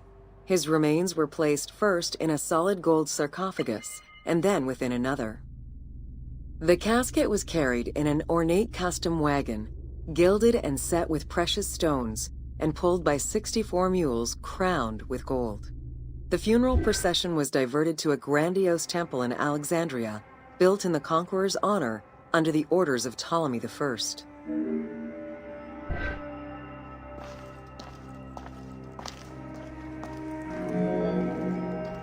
Julius Caesar visited Alexander's tomb at the capture of Alexandria, and the Roman Emperor Augustus reportedly placed flowers there. However, though many powerful leaders claim to have visited it, the tomb's location has gone missing from history. Some accounts do state that the golden coffin was replaced by a glass sarcophagus, probably by Ptolemy X. It is also implied that Cleopatra may have plundered the tomb in a time of financial crisis.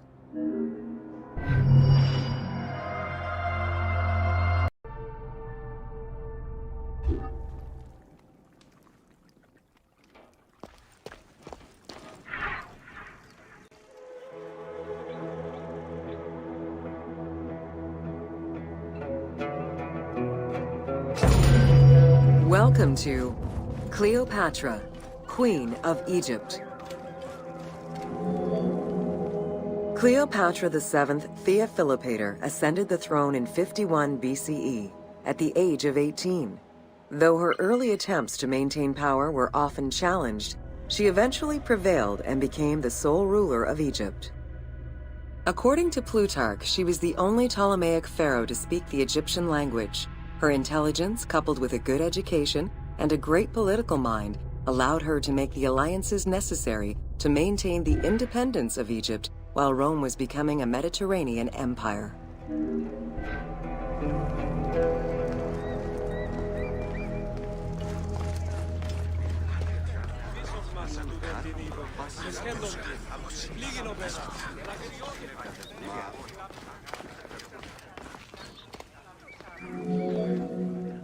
It is important to understand that Cleopatra's knowledge of Egyptian language and keen understanding of the culture allowed her to make powerful ideological referents that resonated with ancient Egyptians. By associating herself with the goddess Isis, the divine mother, great of magic, and repository of divine essence, Cleopatra firmly established herself as the protector of the two lands and legitimized her place on the throne.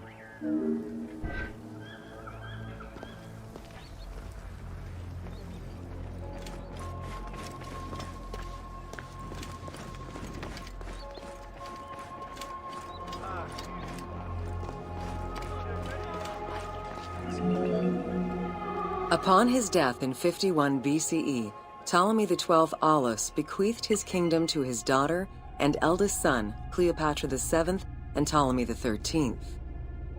As was custom, the siblings were married. The new pharaoh was 10 years old, his sister wife 17. The early years of their reign were not easy. Between 50 and 48 BCE, droughts and floods aggravated Egypt's problems.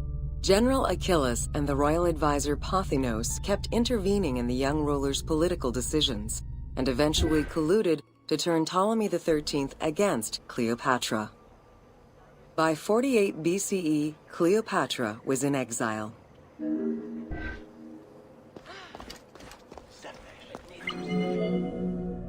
During Cleopatra's exile, the Roman Empire was not without its own internal conflict. Caesar and Pompey were at war with one another, and after his defeat in 48 BCE, Pompey fled to Alexandria in the hope of finding refuge. This turned out to be an unwise decision. Listening to his advisors, Ptolemy XIII elected to have Pompey assassinated, his head kept as a gift, in the hopes of acquiring Caesar's favor. This gambit backfired. Instead of earning approval, the murder of a Roman greatly angered Caesar.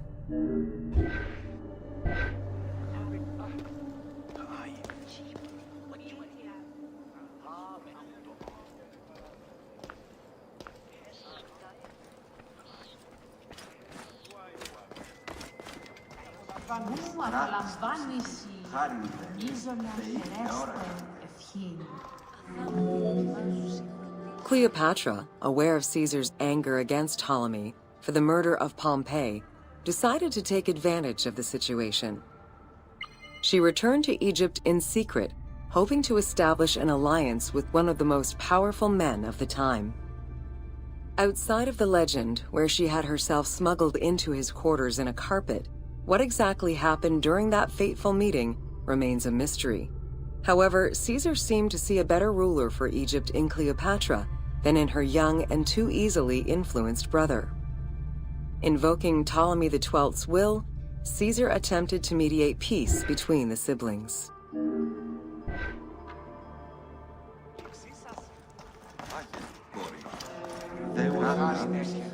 Ptolemy XIII was enraged by the turn of events, and his advisors were none too happy to see Cleopatra return. Urged on by General Achilles and Pothinos, the young pharaoh plotted against Caesar and Cleopatra, resulting in the Siege of Alexandria in 47 BCE. It was in March 47 BCE that Caesar defeated Ptolemy XIII's forces. The young pharaoh drowned in the Nile after having fled the battlefield. With her opponents dead or powerless, Cleopatra married her other much younger brother, Ptolemy XIV, and finally claimed the throne of Egypt for good. The end of the Alexandrian War also cemented the romantic and political alliance between Cleopatra and Caesar.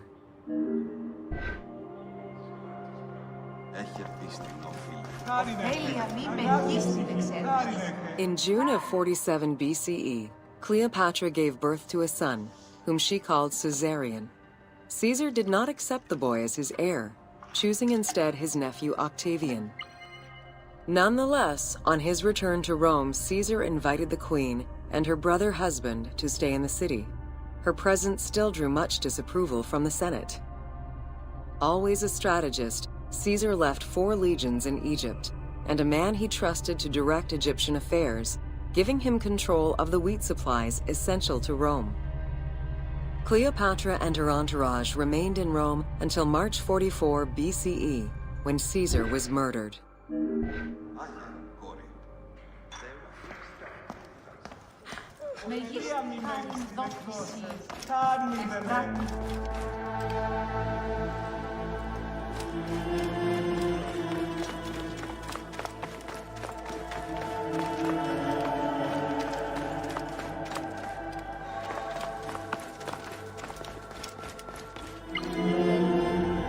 Caesar's most faithful ally, Mark Antony, often visited the Queen of Egypt during his stay in Rome.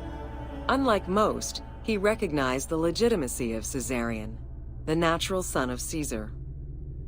Antony knew he would need the riches of Egypt in order to fight Octavian and claim the Roman Empire. Cleopatra, in return, saw a powerful ally.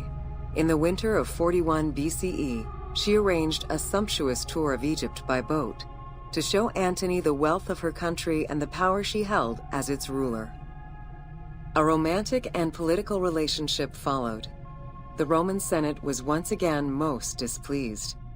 To calm spirits in Rome, Antony married Octavia, sister of Octavian.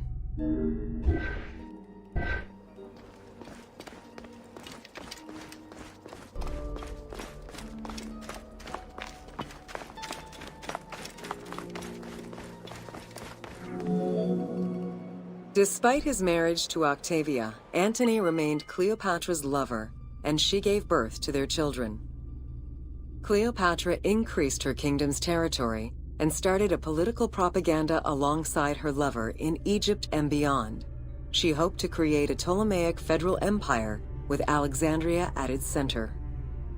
Antony eventually repudiated his Roman wife for the Egyptian queen, much to the dismay of the Roman elite. However, while Mark Antony focused on Egypt, Octavian carefully gained military and political ascendancy over him in Rome.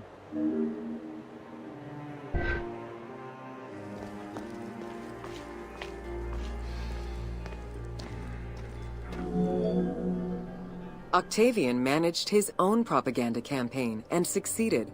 The Roman people hated Mark Antony and Cleopatra. To avoid the censure still inherent in attacking a fellow Roman, Octavian simply declared war against Egypt. Rome's power still reigned supreme. The powerful Egyptian fleet, led by Cleopatra as well as Mark Antony's forces, were defeated in 31 BCE in Actium. Octavian arrived in Egypt in 30 BCE to formalize his victory.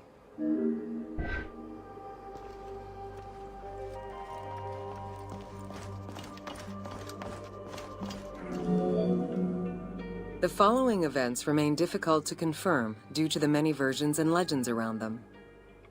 It is believed that after hearing a rumor about Cleopatra's suicide, Mark Antony committed suicide himself. He was brought to the queen as he slowly passed away. Knowing that Octavian would have her chained and paraded through Rome in defeat, Cleopatra planned her own suicide. She most likely killed herself with arsenic, though admittedly, the version where she uses an asp to deliver a fatal bite may be considered more dramatic. What happened to the body of Cleopatra is still a mystery.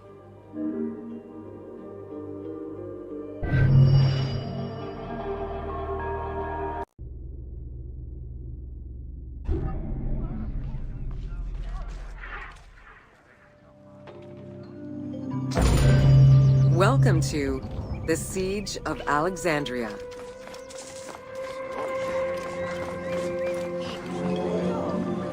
Among the collection of writings attributed to Julius Caesar are his descriptions of the Siege of Alexandria, the Gallic Wars, and the commentaries on the Civil War. These archives contain information on different campaigns, the Wars of Alexandria, Africa, and Spain. Each of them recounts Caesar's military activity from 58 BCE to 45 BCE. Though Caesar's documents remain a main source of information, it's important to note that the perspective is limited. It is necessary for other historical documents to be taken into consideration to provide a better understanding of events.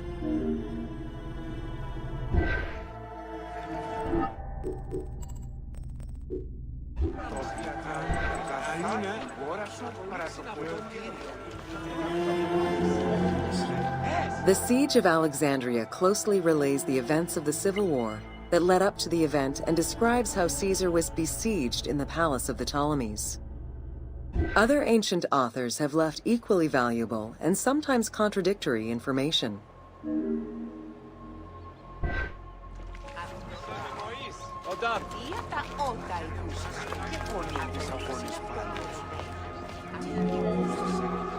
In the events leading up to the Siege of Alexandria, Cleopatra VII and her brother were fighting over control of Egypt. Young King Ptolemy XIII's regent, Pothinus, had firm control over the young pharaoh, and an outmaneuvered Cleopatra soon went into hiding. This set the stage for Pompey's arrival in Alexandria. Having lost his battle against Caesar in 48 BCE, the Roman general turned to his allies, the Egyptians, for safe harbor. But on the advice of Pothinus, Ptolemy XIII had Pompey assassinated in the hopes of earning Caesar's favor. This would turn out to be a most unfortunate decision.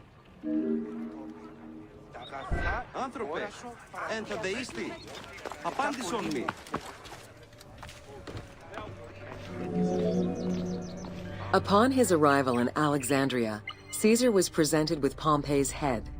The sight of a Roman murdered by Egyptians did not sit well with him. Caesar made his displeasure clear, ordering the return of Cleopatra, and for the siblings to resolve their differences and resume their co-rule of Egypt, as per the will of their father. Neither Pothinus nor Ptolemy XIII wished to accede to this demand. While doing his best to aggravate Caesar, Pothinus secretly plotted against the Roman ruler, and sent word for Egyptian general Achilles to bring his 20,000 men to fight on his behalf.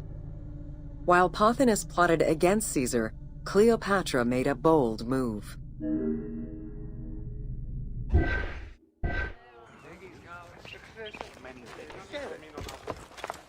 Hey, ακούν με καλώς την άστε. Yep.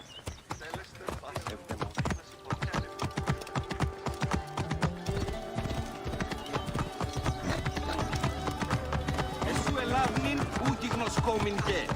Κεις βέλτιστος.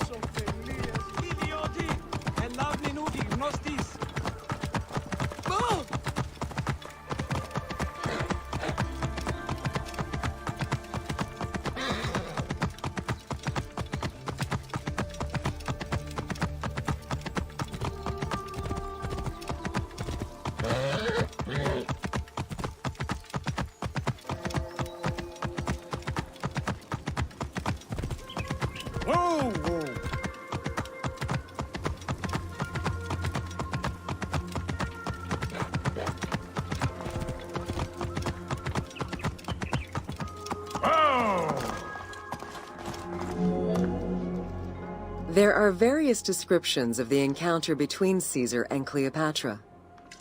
One report states that she snuck into the palace alone at night. Another account claims she was accompanied by an ally and was brought inside the palace wrapped in a carpet bag. Though exactly what happened at this fateful meeting is up for debate, what is known is that Cleopatra met with Caesar and earned his approval. Pothinus and Ptolemy XIII were most vexed with this turn of events.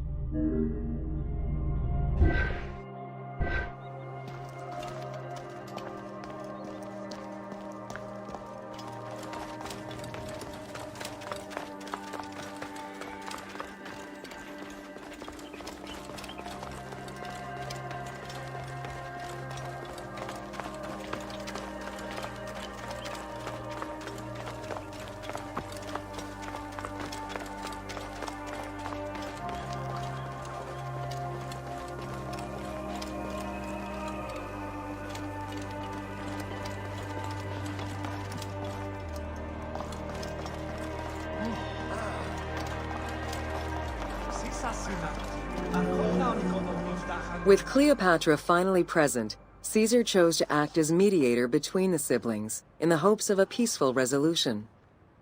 It did not take long for things to sour. During a banquet given to celebrate the reconciliation, there was an assassination attempt on Caesar. It was the Roman leader's own barber who thwarted the attack. Once it was revealed that the king's regent, Pothinus, had ordered the attack, Caesar had him executed. He then placed the young king under guard.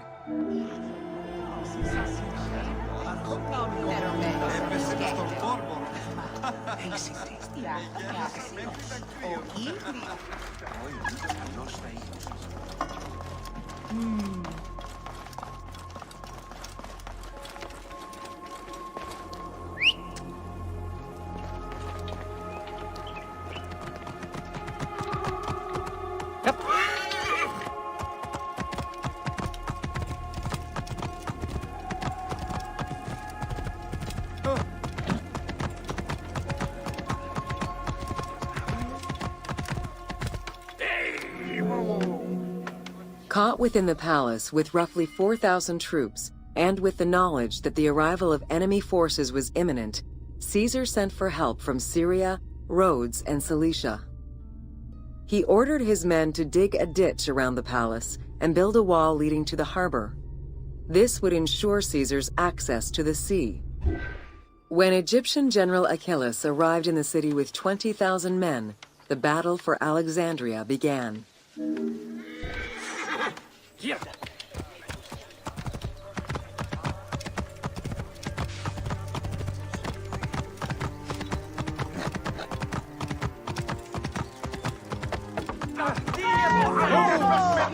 With so few men at his disposal, Caesar could not risk a battle just yet. He sent ambassadors to Achilles in the name of Ptolemy to propose a truce. Knowing that the orders did not come from the young king, and angered by the pharaoh's imprisonment, Achilles had the messengers assassinated. With Caesar confined within the palace, Achilles positioned his troops around the city. Skirmishes broke out throughout the streets of Alexandria and went on for several days and nights. Though they were outnumbered, Caesar's men were able to hold the enemy back. This prompted Achilles' next move: capture the Roman fleet stationed in the harbor.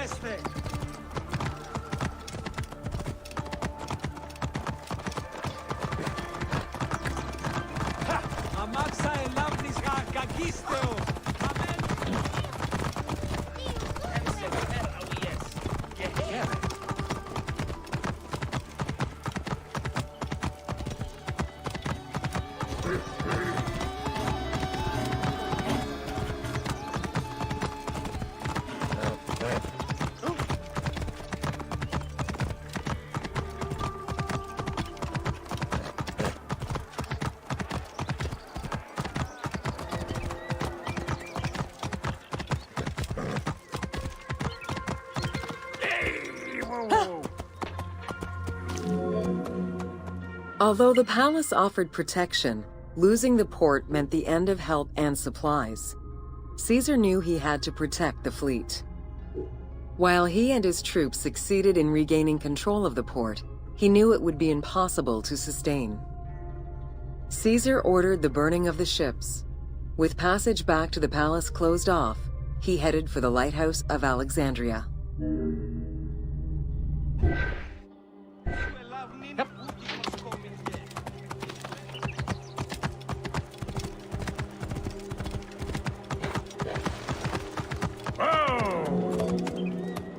Fighting their way through the Egyptian troops, Caesar and his men eventually reached Pharos Island.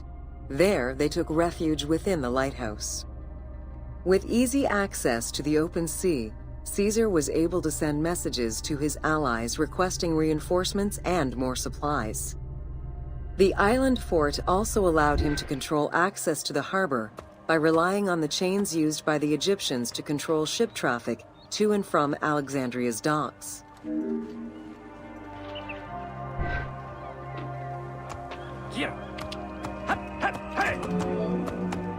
The exact chronology of events during the war in Alexandria remain imprecise.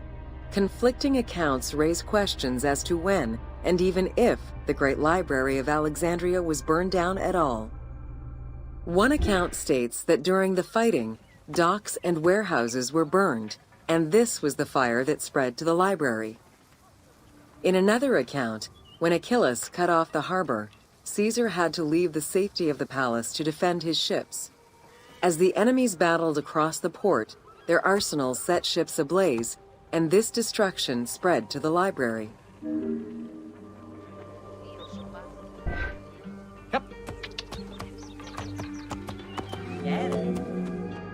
In either case, the Great Library was not completely destroyed. Experts point out that its location was too far from the harbor, and much later texts refer to the Great Library as being intact.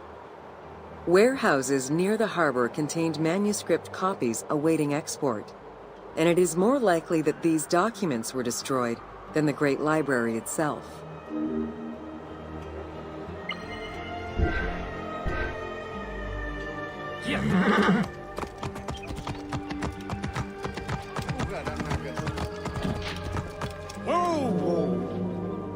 The destruction of the Great Library may have been due to a number of fires over the ages. Its end was probably closer to the 4th century CE, when the Christian Emperor Theodosius I ordered the closure of all pagan temples. While some documents survived after being moved away, it remains unclear just what knowledge may have been lost.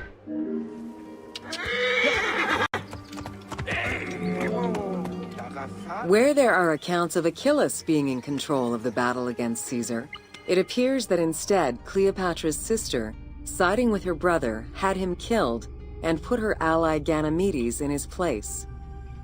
Ganymedes proved a valuable tactician for the Egyptian side. It was his idea to cut Caesar's access to the harbor, thus trapping Caesar at the palace.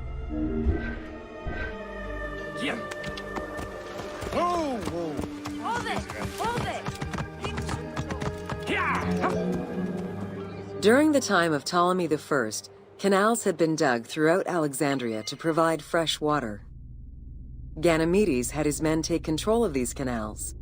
After isolating their own water supply, he had his men pour salt water into the canals and cisterns that led to Caesar's camp.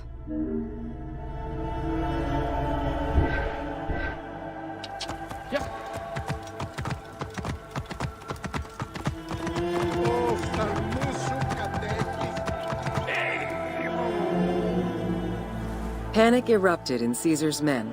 They wouldn't last long without fresh water. Recognizing that the porous limestone could help them, Caesar and his men dug wells to restore their water supply. Days later, the 37th Legion, comprised of Pompey's soldiers, arrived by ship. Unable to come ashore due to the winds, Caesar risked going out to meet them on the peninsula, Cape Chersonese. When the enemy learned Caesar's location, they rushed to intercept. Despite an obvious advantage for the Alexandrians, Caesar, with a Rhodian ship full of skillful sailors, emerged victorious.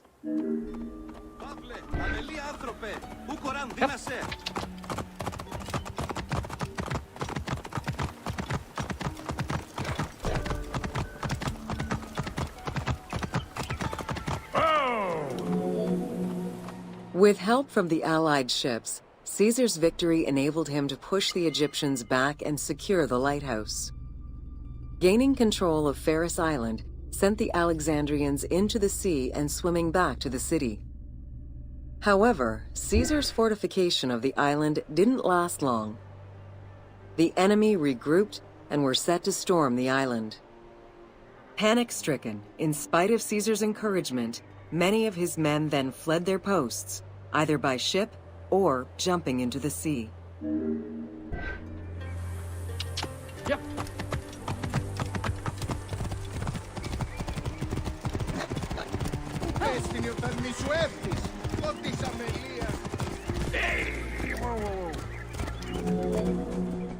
Caesar attempted to retreat, but Port Eunostos' harbor was overrun with enemy ships, preventing escape. Reportedly, Caesar gathered his papers and leapt overboard in an attempt to swim to an allied ship farther out. Historian Cassius Dio claimed that Caesar would have drowned if he hadn't been able to remove his purple garment. Still, he managed to swim the distance and survive. The Alexandrians recovered the cloak and used it as a trophy to commemorate the Roman debacle. Yeah.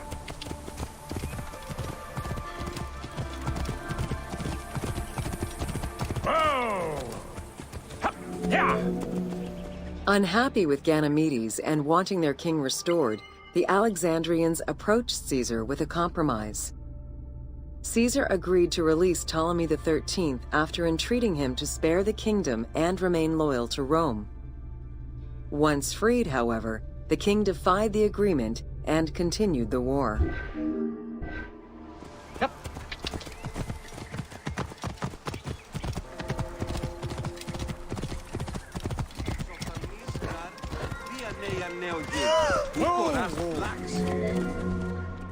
By this time, a faithful ally of Caesar's, Mithridates, arrived in Egypt, clashing with Ptolemy's troops at Pelusium.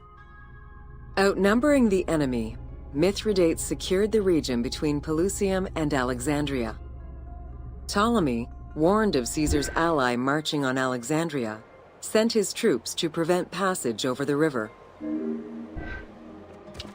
Yep.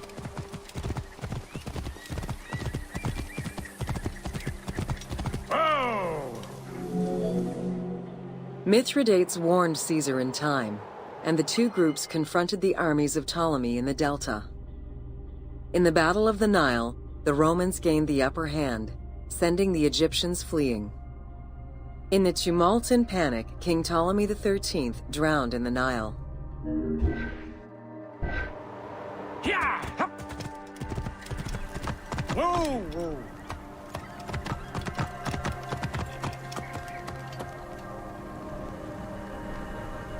Yep.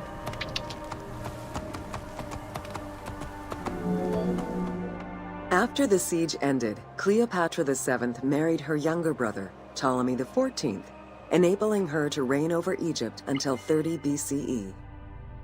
Under her rule, Alexandria settled into its position within the Roman Empire and eventually surpassed Athens as one of the most important cities in the Roman Empire. Julius Caesar remained in Egypt for a short time. He and Cleopatra would later have a son named Caesarion.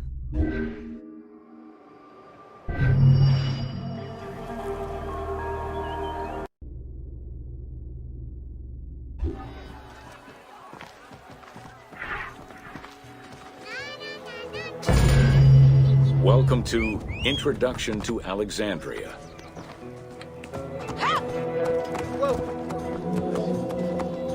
After conquering Egypt in 331 BCE, Alexander the Great decided to build a new city, which, as per his habit, he named after himself. After his death, Alexandria quickly became the capital city of the Ptolemaic kingdom and the most important city of the Greek world.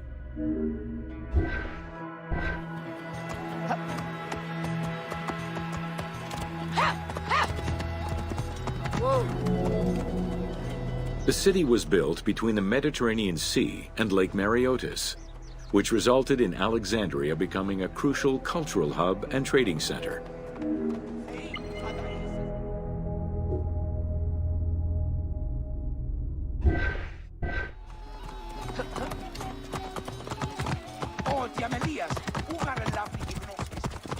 Whoa. Sumptuous buildings could be seen wherever one turned their gaze. The royal palaces, the many temples, the gymnasium, lush public gardens, and large avenues.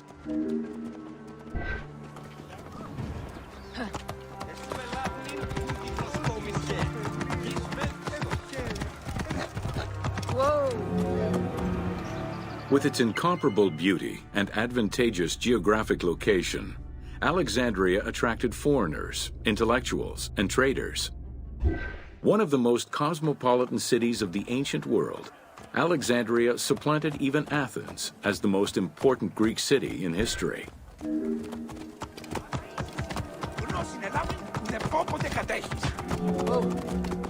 Egyptian obelisks were highly prized by Roman architects.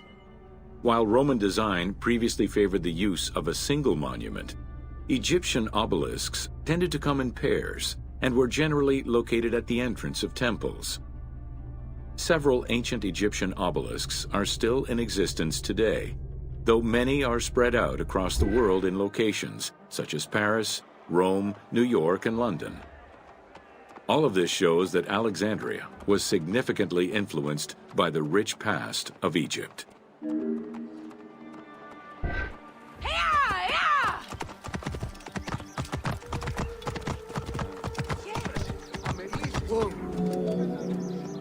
Alexandria had several main streets.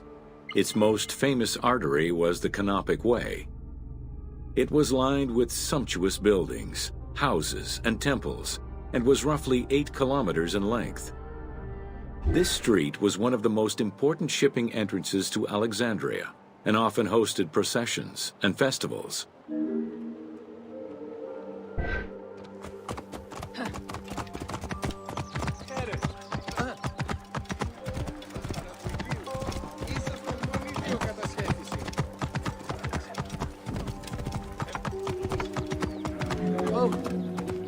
The width of the street, 30 meters, was abnormally large even by Greek standards.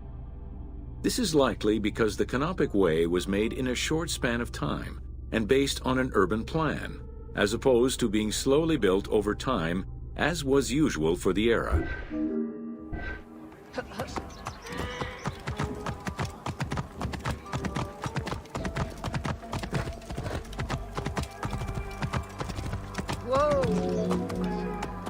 The Canopic Way originated in the western cemeteries, skirted the gymnasium, and then exited the city to head east through massive doorways towards Canopus. This structure was known as the Canopic Door.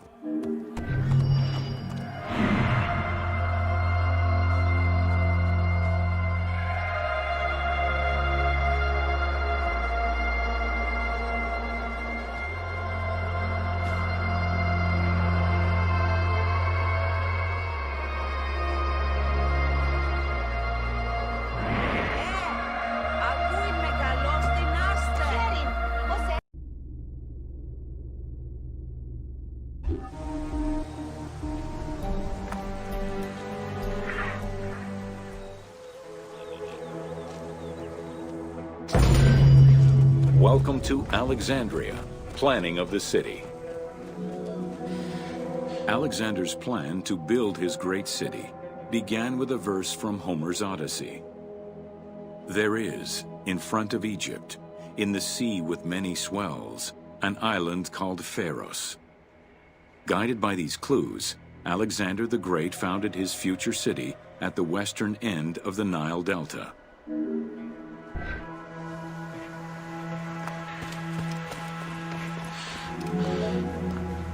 Though Alexander considered this location ideal for his great city, it presented considerable challenges.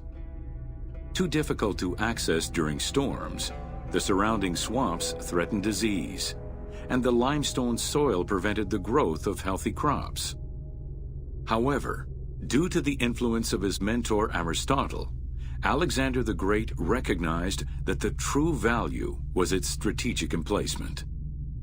Alexander knew that in controlling Pelusium to the east, Memphis to the south, and his crowning glory Alexandria to the west, he would create a triangular stronghold allowing him to control the entire delta while giving him access to the Mediterranean.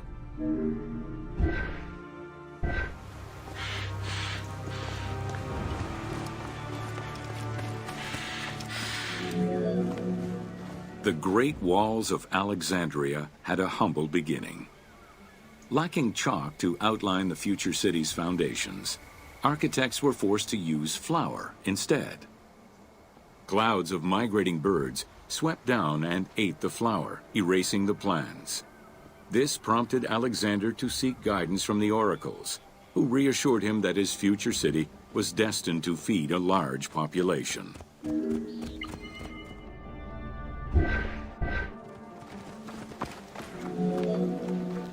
Excavations led by Mahmud Bey el-Falaki in the 19th century revealed that the wall enclosure measured approximately 5.2 kilometers in length and 2.2 kilometers in width. It was roughly 9 meters in height.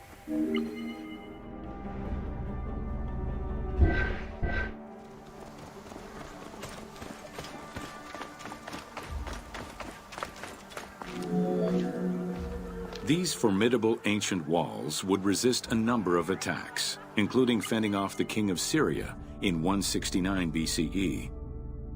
It wasn't until 295 CE that they eventually fell to Roman Emperor Diocletian, and this only after 8 months of relentless assault.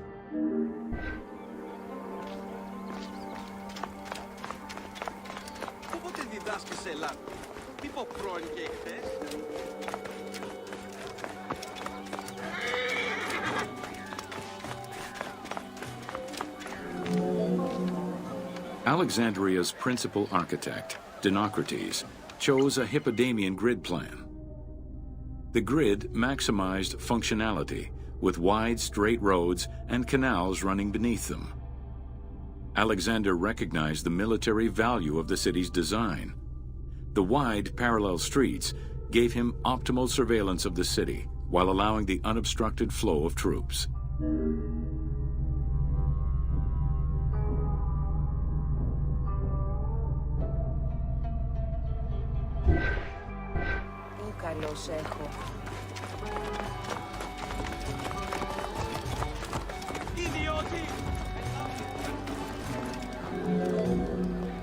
A central corridor ran from the Mediterranean's north port down to Lake Mareotis to the south.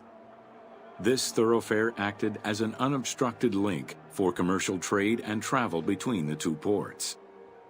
Many of the streets were bordered with grand buildings and parks, including Canopic Street, with its impressive gate bordering the eastern end.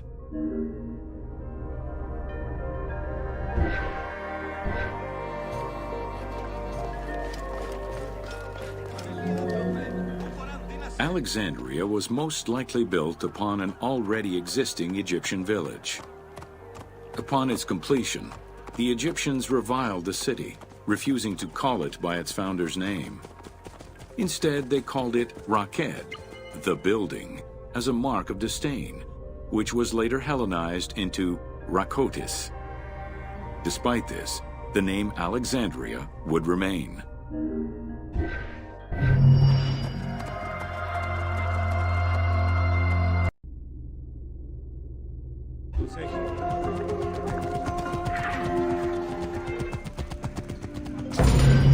Welcome to The ports of Alexandria were a major commercial hub, effectively connecting Egypt with the Mediterranean regions and beyond. A tremendous amount of materials and goods flowed through the city on a daily basis. The large port market was called the Emporion. It was there that merchandise was traded by the ship owners, called nakliros.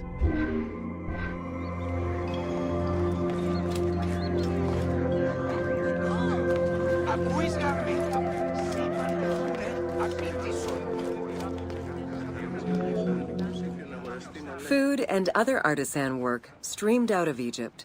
Ceramics, glass, golden rings, and minted coinage.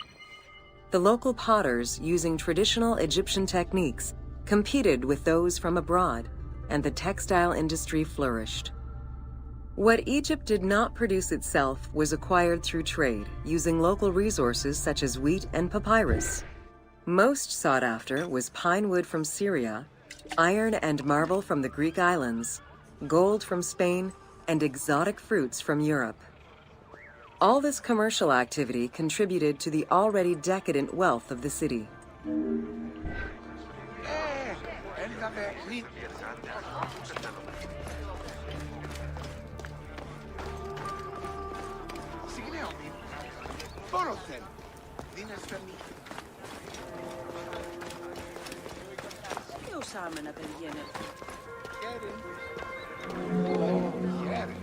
The wood imported to Port Mareotis through Alexandria's seaward ports was used in the nearby shipyards, where most of Egypt's ships were built. Employing tens of thousands of shipbuilders, the shipyards contributed to establishing the Egyptian fleet as one of the mightiest of the era. Any wood not used in shipbuilding was further disseminated through Egypt for various purposes.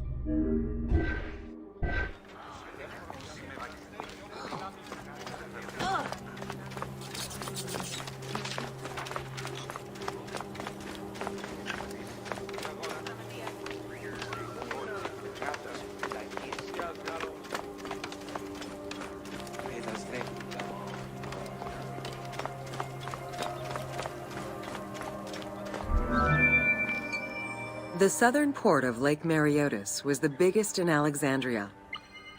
Save for a branch angling westward, the lake's size in the Ptolemaic era was roughly 40 to 50 kilometers from north to south. Its waters were maintained by a steady runoff from the Nile.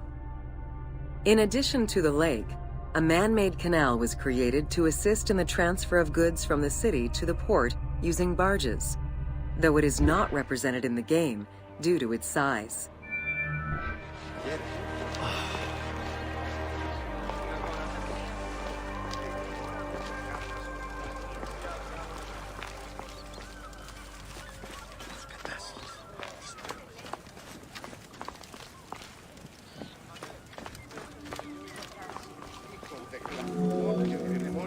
Banking was one of the most distinctive innovations brought by the Greeks to Egypt. The centerpiece of Alexandria's wealth was the royal systematization of taxes on almost everything. Basic items such as salt, oil, beer, wheat, and linen were heavily taxed. As a result, the royal treasury of Alexandria was able to ensure the economic stability of most of the administrative areas of Egypt.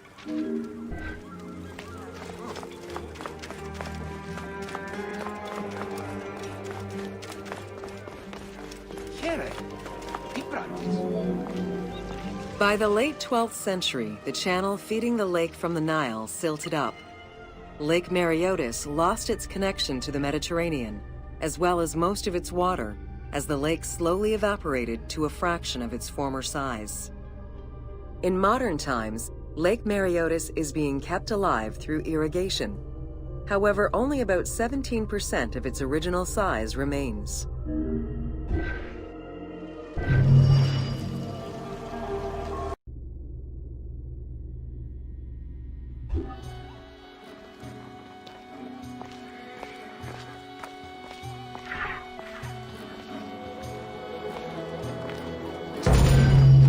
Welcome to Alexandria. Like most Greek cities, Alexandria offered multiple forms of entertainment. Most were related to cults, religious practices, and the festivities surrounding those practices. Among those festivities, the most important ones were the dynastic celebrations, instituted in honor of the deified Ptolemaic kings and queens. These celebrations could go on for many days and included sacrifices, offerings, processions, and public banquets.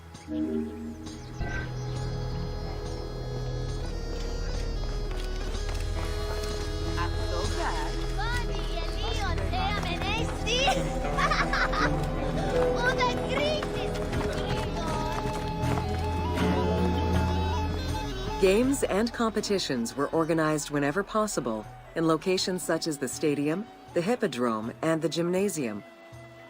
The residents of Alexandria favored such events where athletes, poets, and musicians from Egypt and other cities of the Greek world competed.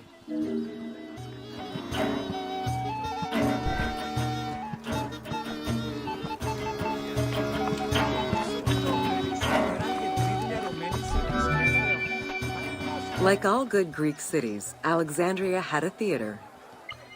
The architecture of this structure is Roman in style. This is because the team duplicated a theater from Cyrene. Roman theaters were usually semicircular and built from scratch on a flat area with structures designed to enhance oration. Greek theaters were more oblong in shape, similar to a horseshoe, and favored the slopes of natural hills to support their acoustics.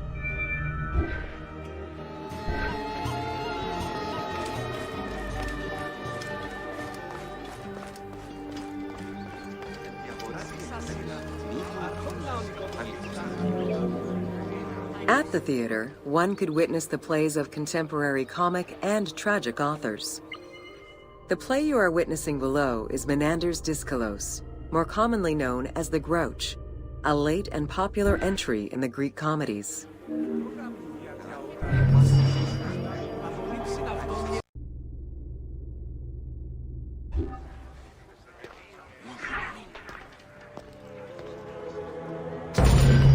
Welcome to Education in Alexandria.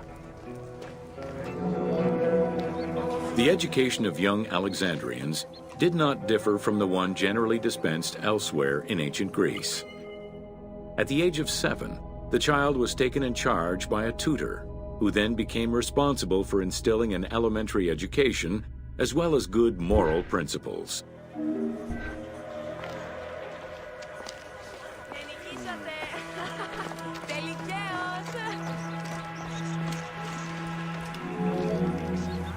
Teaching was generally done outside, in the open air. In the gymnasium, students were taught not only sports, but also topics such as rhetoric, philosophy, music, and poetry, all things deemed essential to one's education at the time.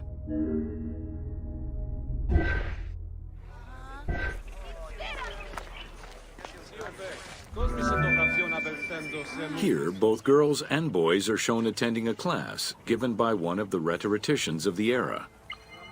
The team made the choice to show both genders attending class within the context of the game world. Even though it is historically inaccurate, the team felt it was not necessary to prioritize historical sexism over inclusive gameplay.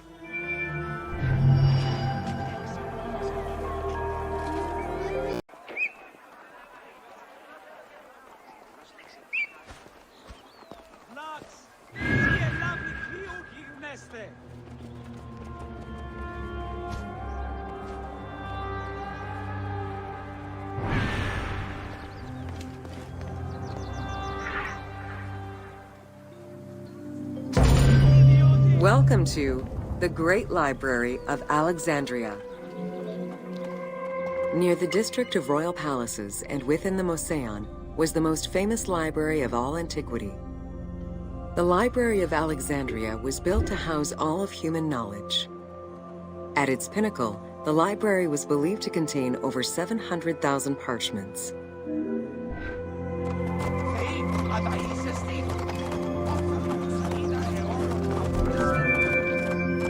Throughout the centuries, fires and wars between Christianity and paganism destroyed the library, leaving nothing behind. The loss of the building, and more importantly, its vast collection, is immeasurable. As no descriptions are available, the team's rendition of the Library of Alexandria was inspired by the visuals of the Library of Chalcis at Ephesus.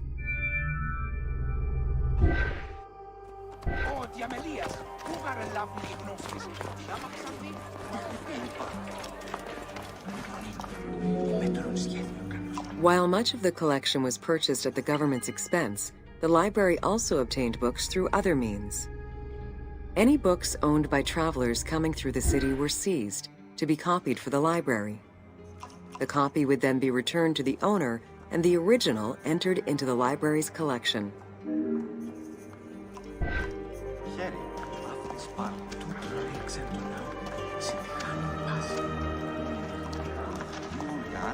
Φάση όργα. Κάτι πρωί στη χάρη. Alexandria offered unrivaled intellectual and cultural attractions. Eminent scholars from Athens, Rhodes, and other Greek centers traveled to the city to learn and engage with other free thinkers. Both the Museion and the library were at the center of groundbreaking ideas and creative expression.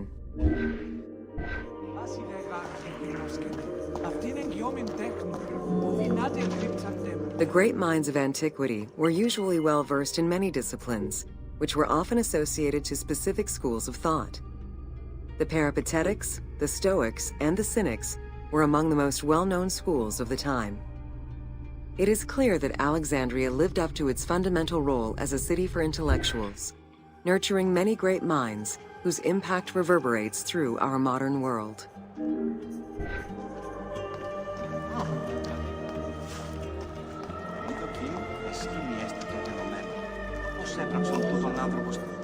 Hypatia of Alexandria was a Greek mathematician, philosopher, astronomer, and inventor. Though born in Greece, she eventually migrated to Alexandria, like many great minds of the time. It is there that she became the head of the Neoplatonist school of Alexandria. From most accounts, she was highly respected by her fellow Alexandrians, both as a teacher and a philosopher. With her death, the age of great ancient scientific discoveries came to an end.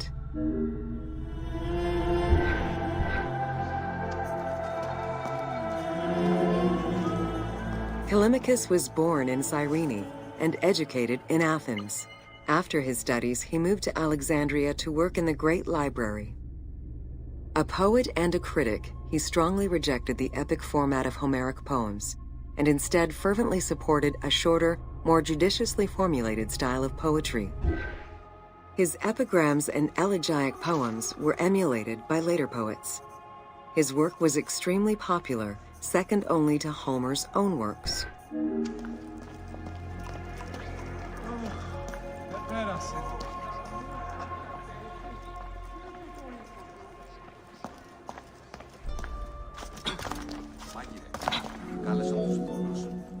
It was in Alexandria that mathematician Euclid, the father of geometry, wrote the Elements, laying out the foundational work of what would become modern algebra and number theory. Euclidean geometry would become one of the most influential systems in the evolution of mathematics.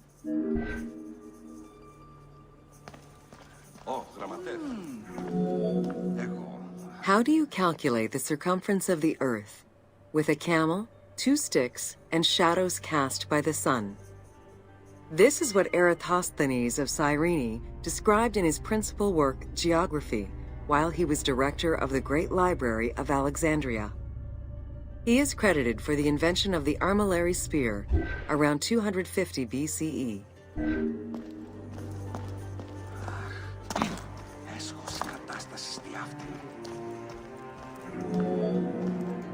The earliest known and most complete armillary sphere of antiquity was the Meteoroscopion of Alexandria, with an imposing 9 rings compared to the 3 or 4 of most other astrolabes. Known as the zodiac krikatoi amongst the Greeks, the Meteoroscopion was used to determine the location of celestial bodies around the Earth. Every self-respecting astronomer of antiquity would have sought to use this tool to better understand the celestial movements.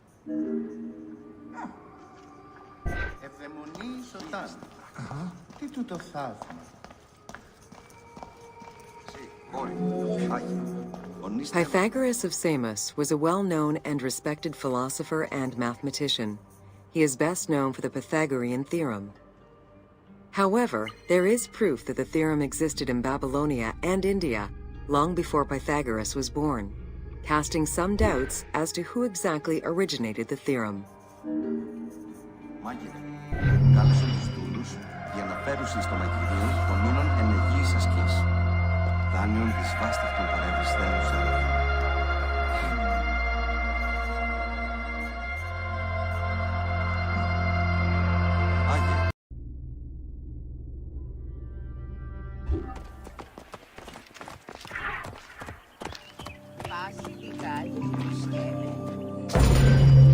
Welcome to the Museion of Alexandria.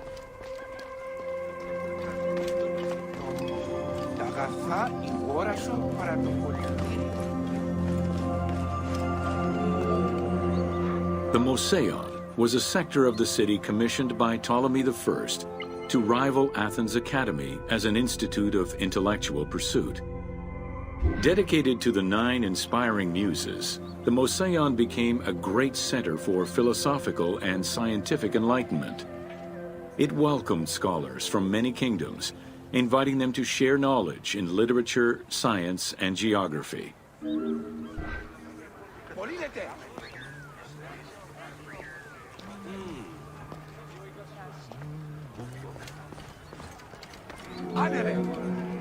The Museion was designed so that its buildings and grounds would accommodate free thinking, debate, and presentation. Meeting spaces and theaters surrounded a main courtyard. Expansive gardens were filled with exotic plants that aided in the study and supply of herbs and medicines. A zoo offered the study of animal behavior and physiology. Also among the Museon's many star attractions was its astronomical observatory.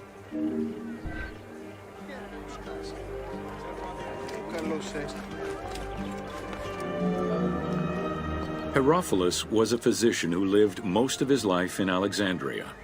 He was able to perform the dissection of human cadavers on a large scale due to the permissiveness of the city in such matters. Among many other discoveries, he learned that the brain was central to the human nervous system. He also extensively mapped the blood system and measured the pulse with the aid of a water clock. It is reported that in his thirst to understand human anatomy, he performed 600 vivisections on live prisoners.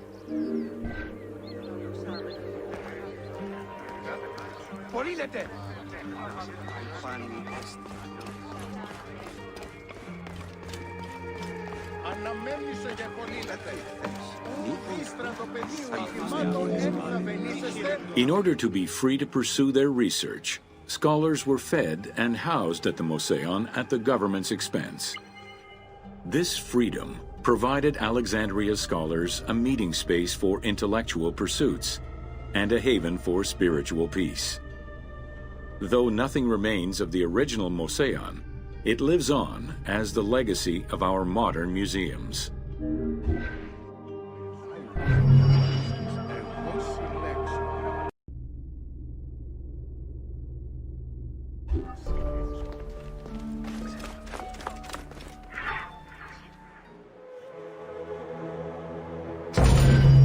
Welcome to the Serapeion of Alexandria.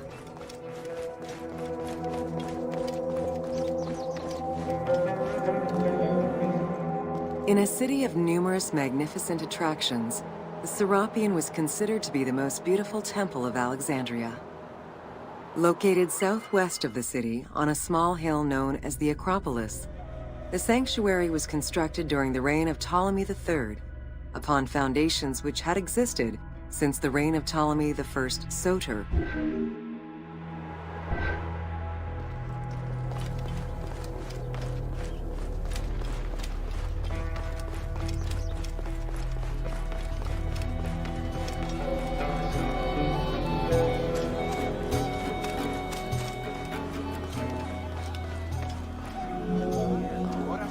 Visitors of the Serapeion climbed 100 steps to reach the courtyard. Libraries were installed in the porticos surrounding the square building, with its roof and columns adorned with gold and gilded bronze. Pharaohs were generous to the temple, as were several Roman emperors after Egypt's conquest. An inner temple housed the statue of Serapis, dedicated to healing the sick.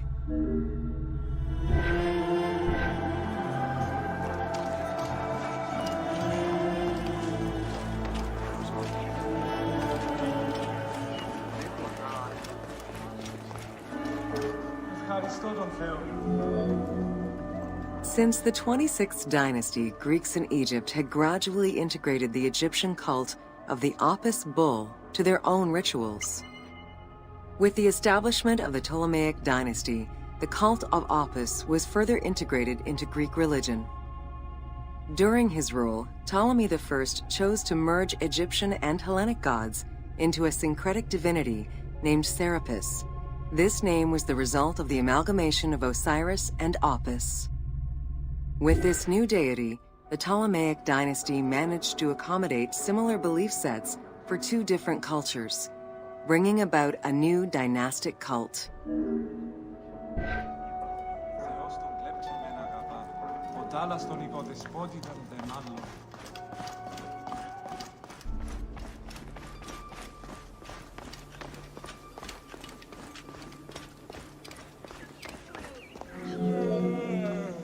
Serapis was also associated to other deities, including Asclepius, a Greek god of healing. It is possible that, as with the Serapis Temple of Canopus, the sick would visit this sanctuary, sleeping there overnight in the hopes of being healed within its hallowed halls.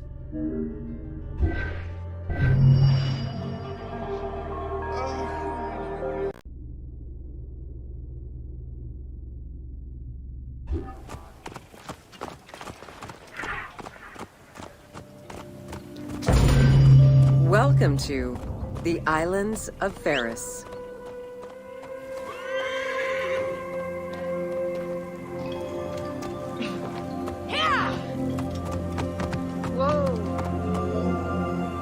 The Heptastadion was a bridge-like causeway connecting the island of Pharos to mainland Alexandria. Its name is based on the Greek terms of measurement, hepta, meaning 7, and stadion, which is a measure of length of roughly 180 meters.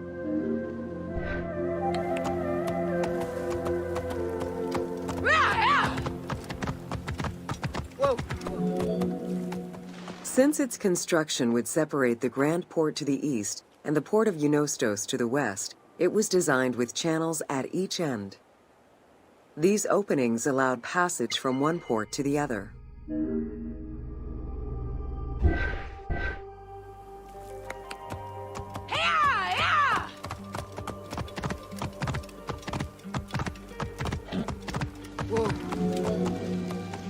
Along with creating separate harbors for the commercial and military shipping, the causeway served as a main aqueduct for the island's inhabitants.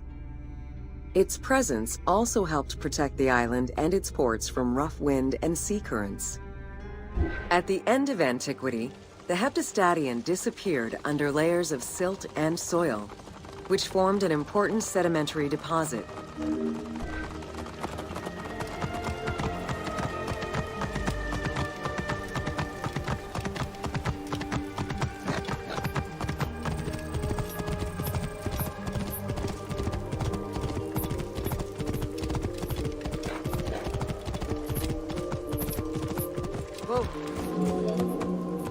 While the Serapeion was the most celebrated of the temples in Alexandria, many other temples were built within the city. Most of these structures have been completely erased over time, and there is no way to discern how many existed. However, research of ancient papyri offered tantalizing hints as to the possible location of at least some of the temples.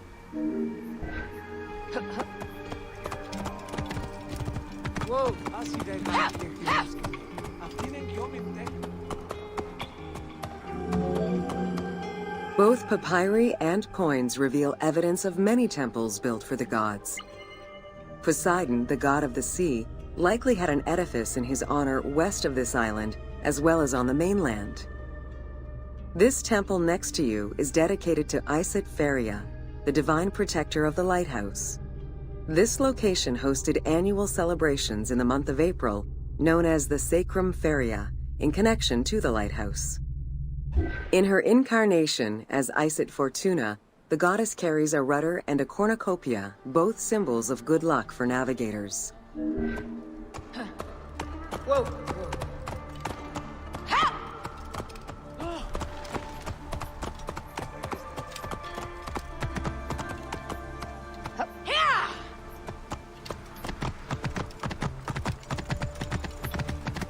Whoa!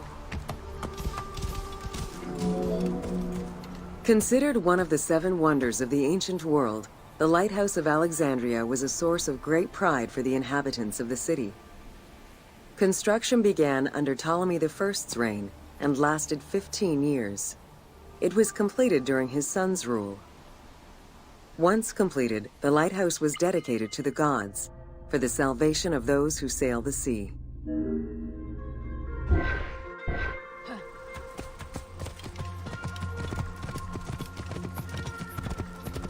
Whoa! Built on the island of Pharos, the stone structure was 3 tiers set on top of one another in a step formation. The second floor consisted of an octagonal tower, and the top floor was a cylindrical tower topped by a statue. The interior provided space for staff rooms and a ramp which allowed the transport of fuel to the upper floors.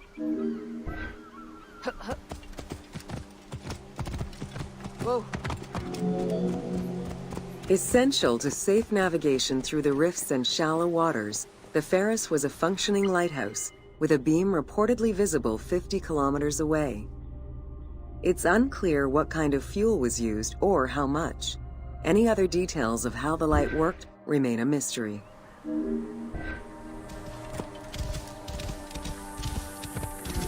Whoa! For several centuries, the Pharos was one of the highest monuments ever built by man. It measured roughly 110 meters in height, compared to the Pyramid of Giza, which was around 140 meters tall. Gradually, the structure was eroded by earthquakes and then completely destroyed in 1480 CE, when a fort was built over it. Archeological excavations on the seabed have uncovered many blocks from the ancient building.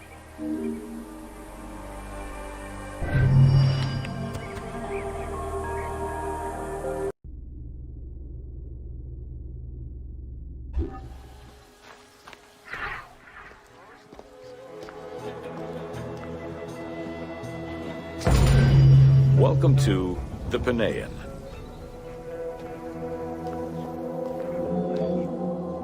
The Panean was a temple built in honor of the god Pan, divinity of nature. This Greek god, often represented as a half-man, half-goat, with a beard, horns, and goat's hooves, was considered the protector of shepherds and herds.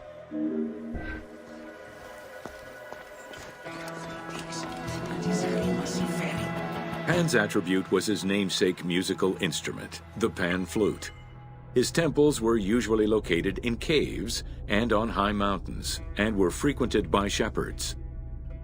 It is likely that Mediterranean cults adopted the imagery of Pan to symbolize the Christian devil.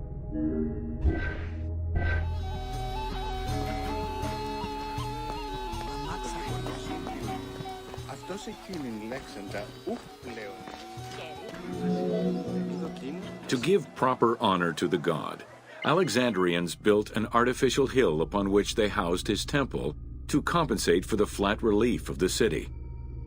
The artificial mound had the shape of a spinning top or a pine cone, which was accessed by a spiral staircase. The top had a panoramic view of the entire city. Only such heights would be fitting for a mountain god.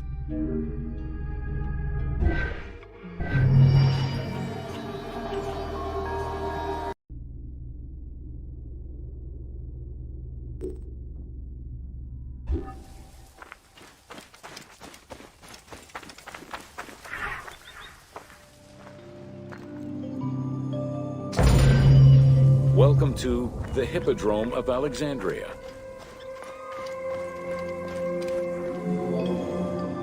The main hippodrome of the city was called the Legaeon, in honor of Lagos, the ancestor of the Ptolemies. Alexandrians were great lovers of horse racing. They were fascinated by the rivalry of these races, the agon, as it was said at that time, that every competition brought. It was a struggle for glory.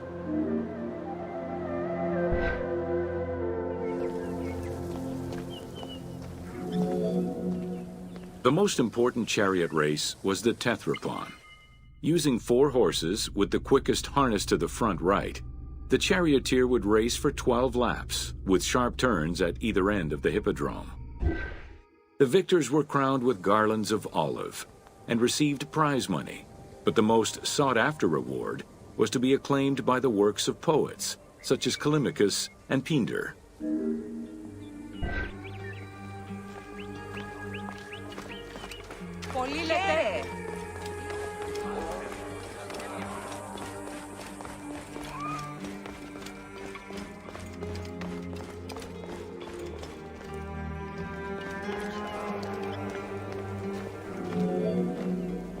Ye hymns that rule the lyre, what god, what hero, aye, and what man shall we loudly praise?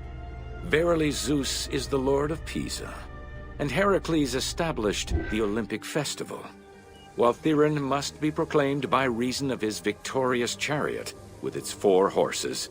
Cyrene, who is just in his regard for guests, and who is the bulwark of Acropolis, the choicest flower of an auspicious line of sires, whose city towers on high, bringing wealth and glory to crown their native merits.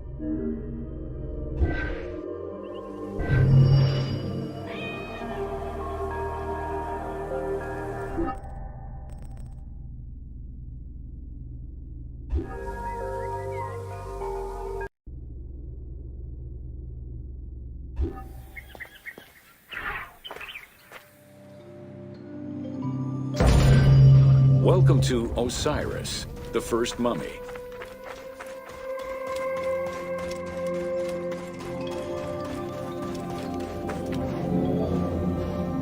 The oldest mummies recovered date from the Old Kingdom, though Egyptologists believe that mummification was in use much earlier than that. At first, the body was mummified through environmental desiccation, by leveraging the dryness of the environment and the heat of the climate. Early experimentations in mummification were conducted with the use of resin made from tree sap. Strips of linen were only used on some superficial parts of the epidermis of the hands or jaw.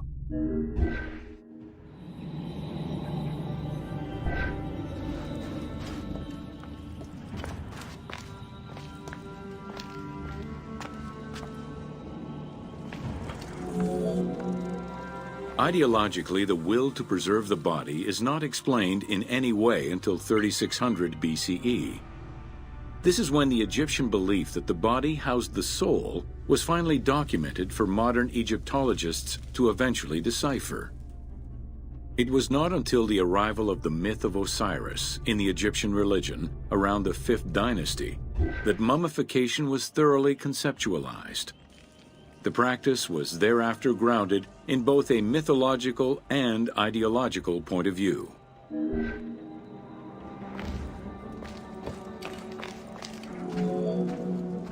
Osiris was mainly known as the god of the dead and the god of resurrection. The most well-known Genesis myth concerning Osiris is that of his dismemberment.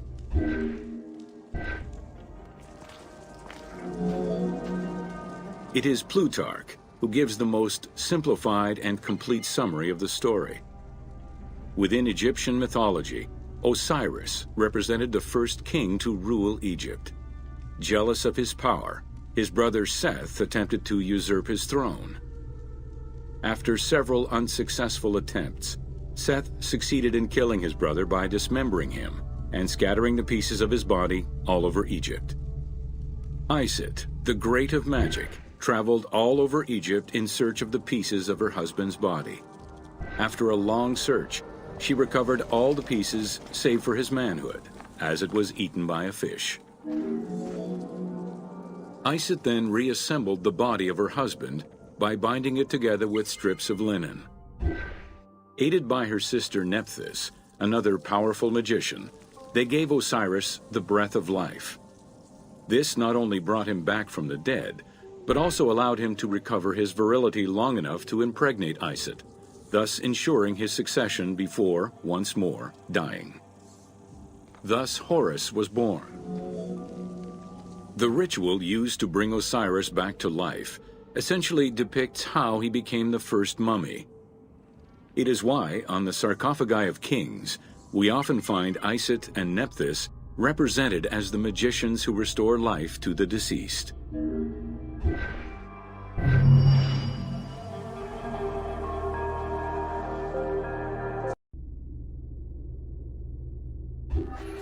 Kiev.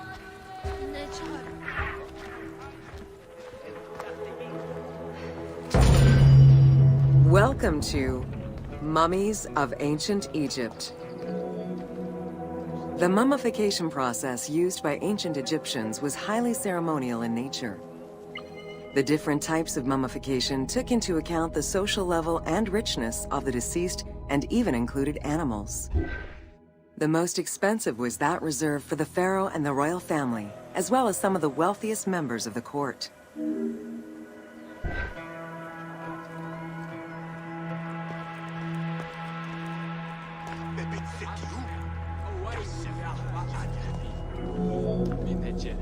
The first step was cleaning.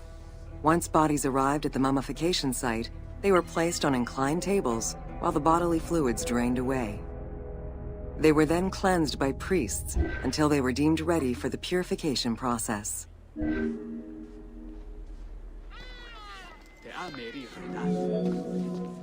The purification of the body began with a libation from sacred water.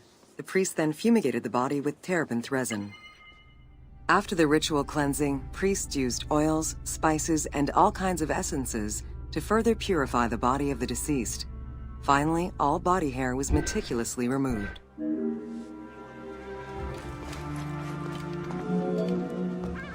Once the body was properly purified, embalmers removed the organs, following very specific procedures. First, the brain was extracted by inserting a spoon through the nostril to break the ethmoid bone. Then, using a spatula, the pieces of the brain were removed as thoroughly as possible.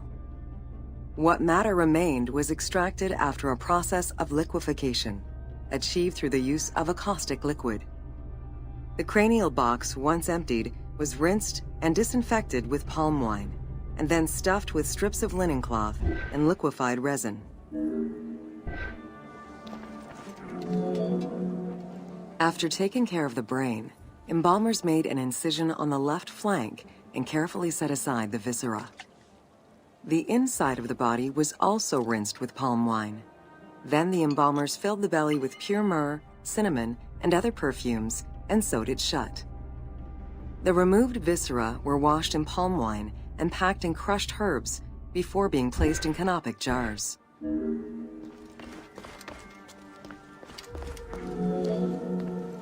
Canopic jars were placed close to the sarcophagus or kept in a chest nearby. At first, the viscera were wrapped in tissue and placed in the vases. As the ritual requirements became more elaborate, ointments, spices, and even water and natron were added to the process.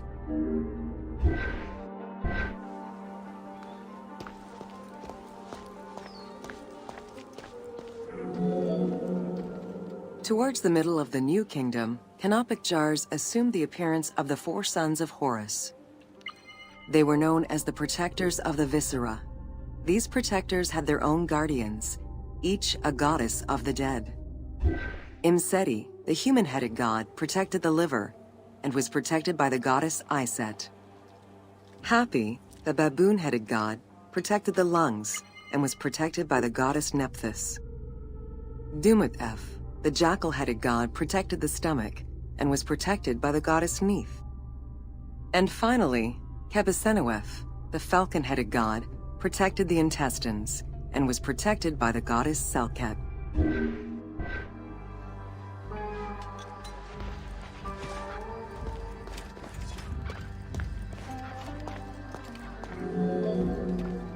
Natron is a naturally occurring mineral found in evaporite.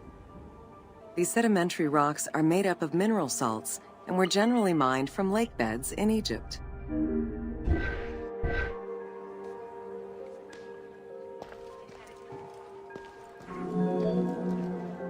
Embalmers used natron as a desiccant to dry the flesh and stop the corpse's putrefaction process. Once the body was cleansed and eviscerated, the deceased was covered in natron for about 40 days. Once desiccated, the body was prepared to be wrapped in strips of linen.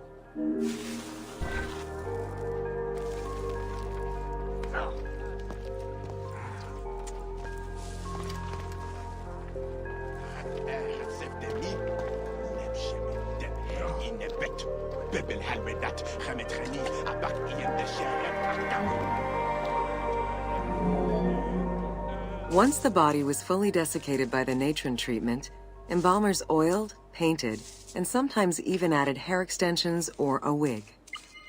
They often used a henna-based antiseptic preparation to give the body a more colorful and lively appearance while preparing it to resist molds and fungi.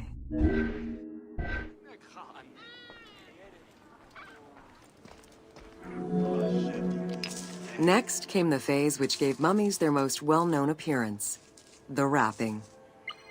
Originally, each part of the body was wrapped separately. Men had their arms crossed on their chests, while women had the right arm folded over their breasts and the left arm stretched along the body. However, techniques evolved over time. Eventually, the body as a whole was wrapped with limbs alongside the body, and increasingly sophisticated and different techniques of weaving flax bands were developed. In addition to the jewelry and amulets arranged on the skin of the deceased, amulets were also carefully inserted into the weaving of the linen strips. Each amulet was linked to a myth or to an ideological belief related to rebirth.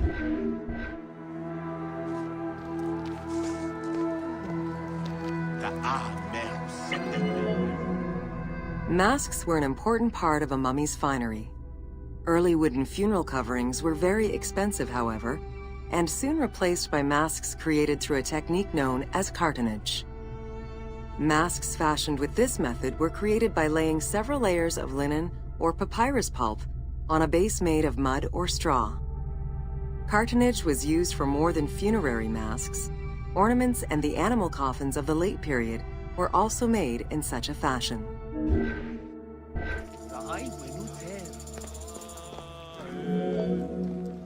Cartonnage evolved to cover the entire body of the mummy during the 22nd dynasty. The mummies were placed on a board inside a rigid envelope of cartonnage, which was laced at the back with a string. Extremely cost-effective and visually pleasing, this technique was very popular through all layers of the society.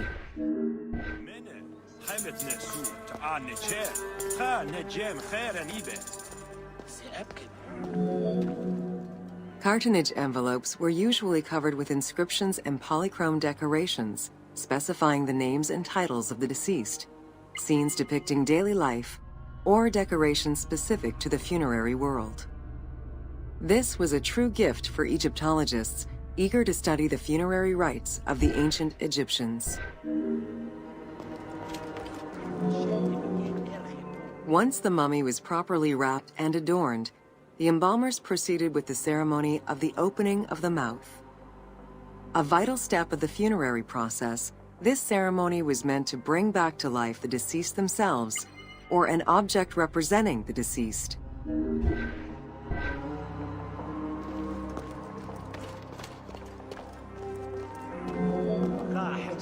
There were no less than 75 different stages for the opening of the mouth. It required the application of the same oils, ointments, spices, and perfumes used during the mummification process. Makeup was sometimes part of the process as well.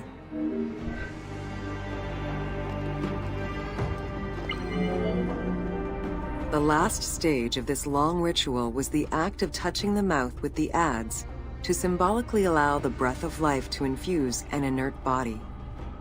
Its performance was reserved for a very specific set of people: priests who wore the mask of the god Anubis, a close relative of the family, or by the heir to the throne.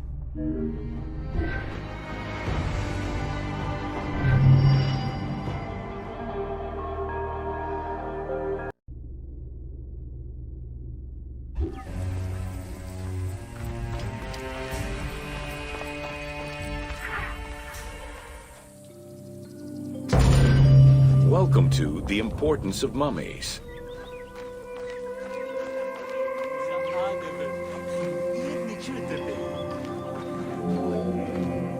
The first hieroglyph for embalmer appeared in pyramid texts of the Old Kingdom. It is likely that embalming was a trade that progressed alongside the evolution of ancient Egyptian funeral practices. While we still know nothing of how embalming came to be a profession, we do know that embalmers had a hierarchy, and that each embalmer specialized in a specific phase of the mummification process.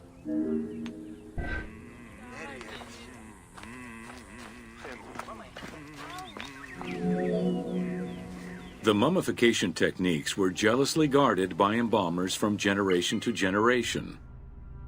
Despite their efforts, Herodotus and Diodorus discovered their methods in late antiquity, but historians were skeptical about the validity of the texts.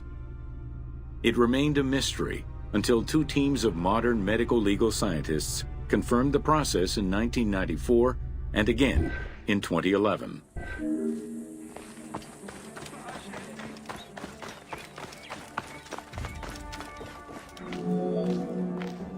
The Uabet, meaning the pure place, was where the embalmers mummified the bodies of the deceased. Until the end of the Middle Kingdom, it was located in tents at the edges of the city due to the smell of decomposition. In the New Kingdom, however, the Uabet was located within the city limits, though still in open-air spaces. In the same way that the practices and techniques of mummification evolved, so possibly did consideration towards embalmers within ancient Egyptian society.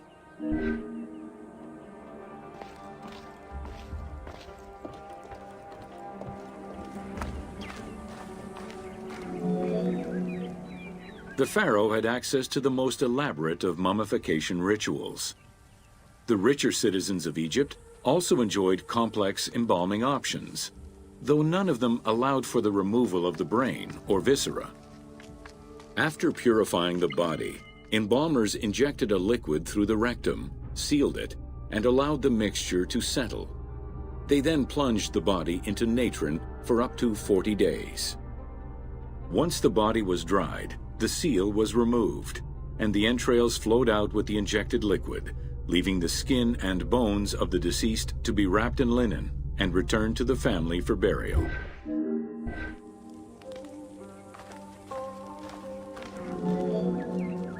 The least costly embalming option was for the embalmers to simply inject a product called surmaya and immerse the body in the natron for up to 40 days before handing it over to the family. For all those who could not afford any embalming process, desert burials offered a pauper's alternative to preserve the bodies of the dead.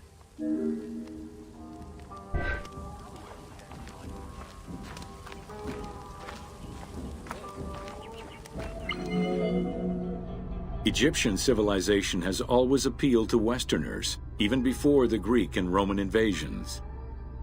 As early as the Middle Ages, mummies discovered by travelers were often sent back to Europe. Curio cabinets, dating from the 16th and 17th centuries, usually included pharaonic artifacts in their collections.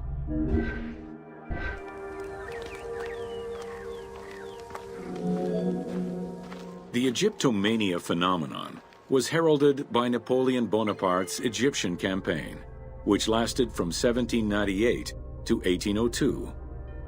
The following years were marked by a resurgence of interest from rich enthusiasts and scholars who exposed Egypt to the general populace. Many research societies focusing on Egyptology were founded during those years.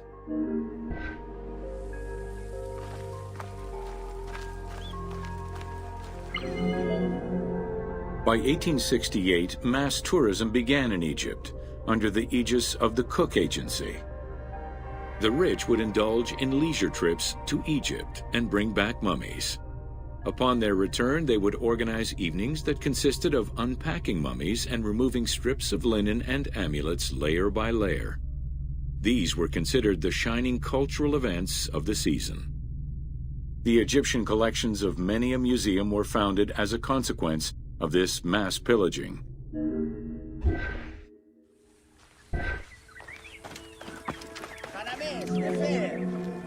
Thanks to those dubious parties, the fantasy of a mummy coming back to life, seeking revenge on its defilers, was born. The mummy malediction myth has remained steady in popular culture ever since, particularly in written media and cinema. Listen!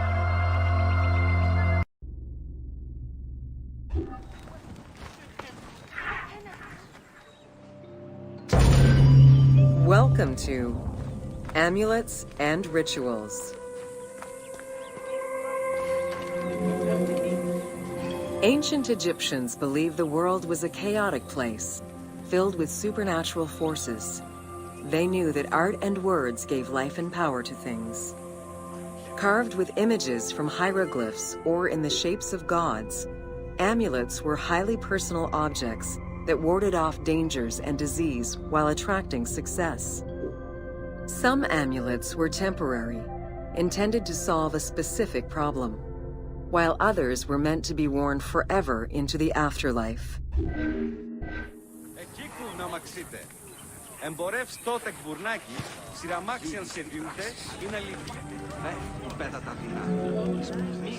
Priests would infuse amulets with magical energy during religious ceremonies, imbuing them with protective magic to safeguard against supernatural powers.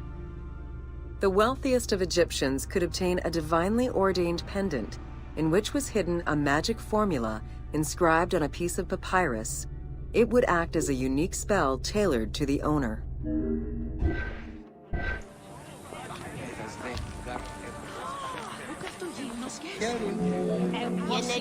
Religion was so important to ancient Egyptians that it permeated every aspect of their daily lives.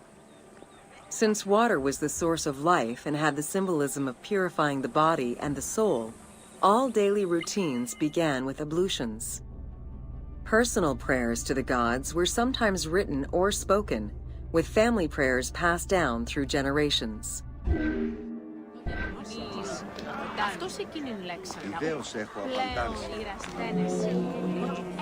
There was a complete calendar of each of the religious days, both good and bad, illustrating the appropriate daily rituals. Along with wine, milk, and ointments, offerings to the gods consisted of small amulets to life-size statues and family shrines. During the Greco-Roman period, offerings to the gods consisted of mummified animals, cats for Bastet, dogs for Anubis, and birds for Thoth.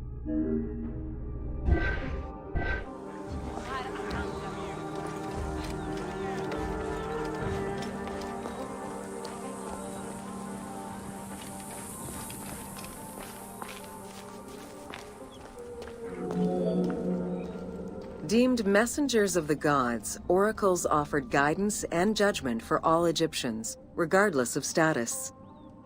Crucial advice was offered on everything from day-to-day farming management to a pharaoh's decision on whether to start a war. Oracles were often used to decide legal issues. If the accused refused the judgment of the god, another god could be consulted in hopes of a more favorable reply.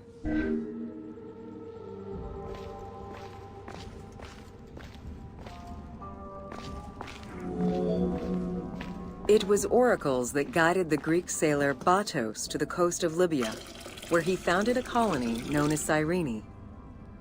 During Alexander the Great's campaign to conquer Persia, he consulted the oracle at the Temple of Amun within the oasis of Siwa, and was subsequently ordained a divine being.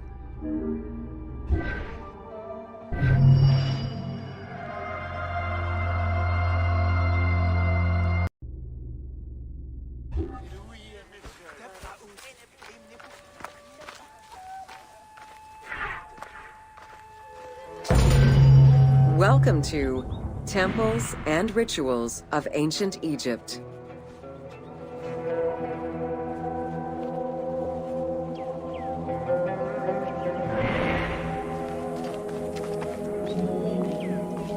During rituals and festivals, the god was carried on a solar barge between the areas of a temple or the temples of different cities. Funerary carvings and paintings covering thousands of years, as well as the Book of the Dead, depict the same ship and oar design. Solar barges have been uncovered near or within several pharaohs' tombs. They were intended to carry the pharaoh into the afterlife.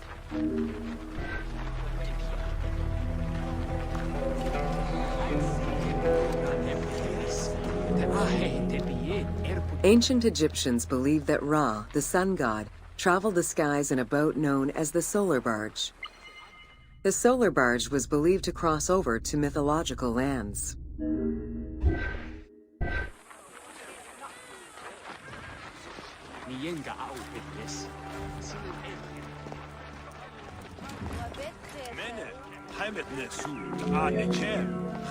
The god Ra believed mankind was conspiring against him. He ordered Sekhmet, the lion-headed war goddess, to kill all humans. To his chagrin, Ra quickly realized that with all humans gone, there would be no one left to worship him. In order to stop the rampaging Sekhmet, beer was brewed and dyed red with pomegranate juice to resemble blood. Sekhmet drank every drop of the brew she could find, eventually passing out drunk. When she awoke, she was calmer, and her lion visage had changed into Bastet. The Festival of Drunkenness was celebrated in honor of that myth.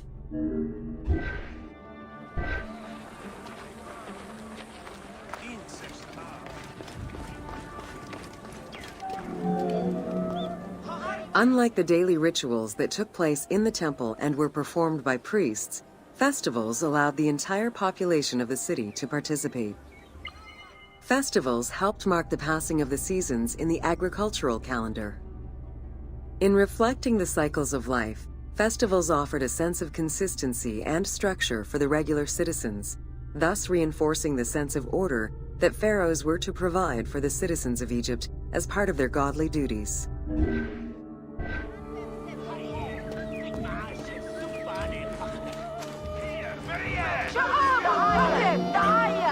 The importance of these festivals is demonstrated by their longevity. Records show that Osiris festivals occurred for more than 2,000 years. Some festivals serve to reinforce state control and promote the king's reign. Both the Opet and Set Jubilee festivals were specifically intended to celebrate the renewal of the king's power.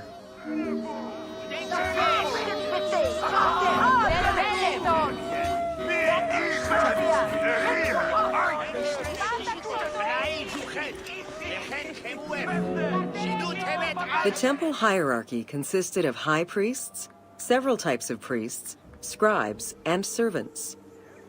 The high priest was known as the prophet. Some divinities had up to 4 prophets, and they were the ones to perform the most advanced and complex rituals.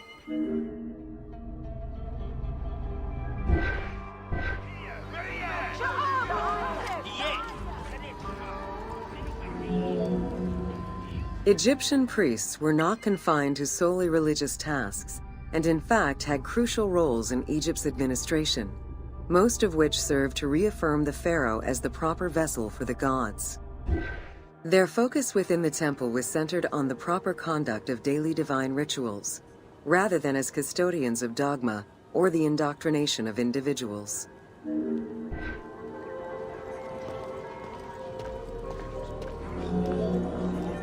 Scribes were custodians of the sacred sciences.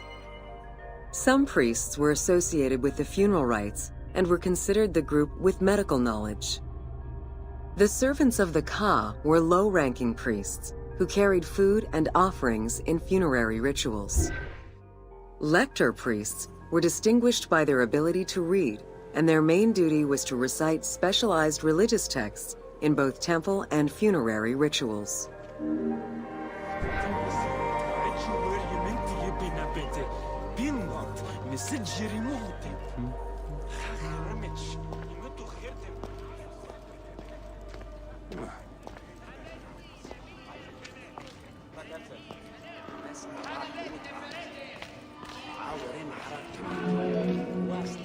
Priests and all the officials who served the temple worked only 3 months a year, with each period separated by a quarter of inactivity, at least within the temple compound. Each outgoing group handed over the temple and their tools to the newcomers. Only the high priesthood remained in permanent office within the temple.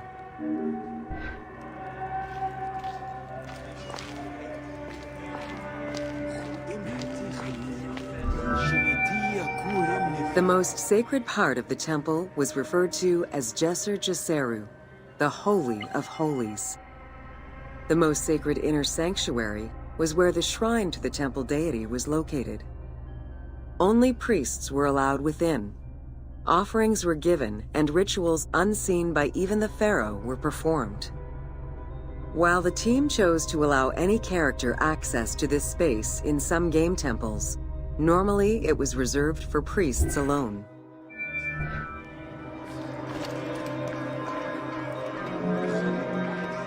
Pharaohs and their priests often chose the site of these sacred temples because of some mythological connection or an alignment with the cardinal points and certain stars. Once selected, a foundation ritual was performed. The pharaoh was required to complete 10 steps in the ritual, which required a mix of offerings as well as specific construction techniques. Once the temple was complete, construction of the chamber containing the shrine, or naos, began.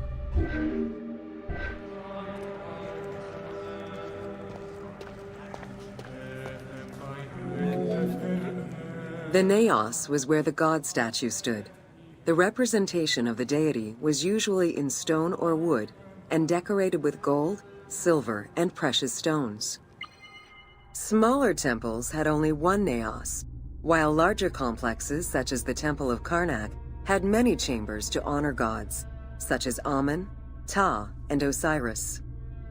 Each statue was believed to be a receptacle for the presence or essence of the god's Ka, enabling it to take a physical form. Through the statue, the god came to the shrine to eat, drink, and communicate with the pharaoh, or with the priests standing in for the pharaoh.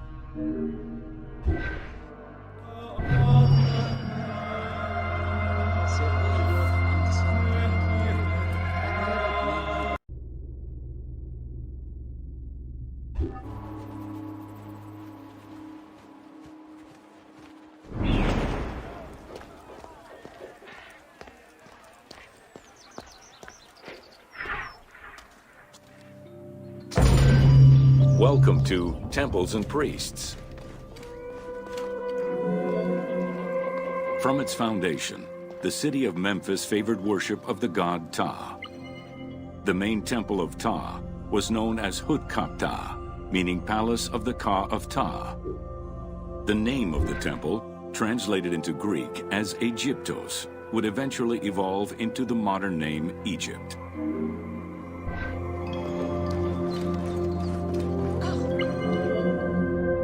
Temples were the center of religious, political, and economic life in ancient Egypt. These sacred places were viewed as the literal home of the gods and goddesses.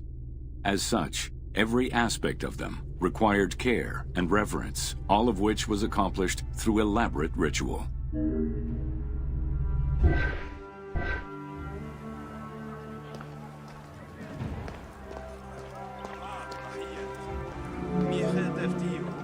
Located in the center of Memphis, the Temple of Ptah was the most prominent and imposing building in the city. The long walkway leading toward the temple, known as the Dromos, was guarded by rows of sphinxes. The entire sacred area was designed to keep the statue of the god protected, deep within the sacred enclosures that surrounded it.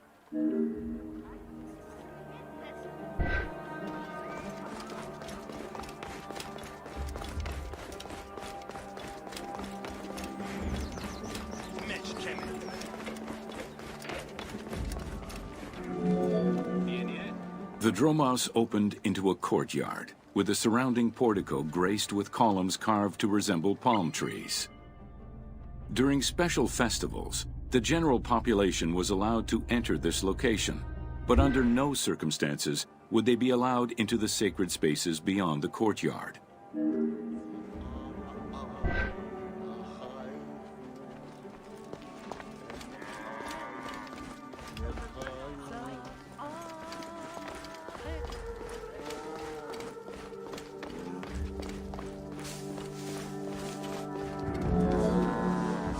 The Memphis Alabaster Sphinx was discovered in 1912, almost completely buried in water and sand. 8 meters in height and weighing in at roughly 90 tons, it is still mounted on its original pedestal. Though it is called the Alabaster Sphinx, It was in fact carved from common calcite rock, which is similar in appearance and texture to alabaster.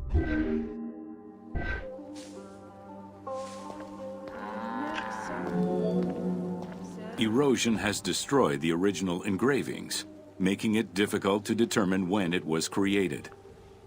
Egyptologists believe that its facial likeness resembles Amenhotep II, and so it could have been sculpted somewhere between 1700 and 1400 BCE. It is believed that this monument once stood outside of the Temple of Ptah and was integrated into subsequent extensions to the complex.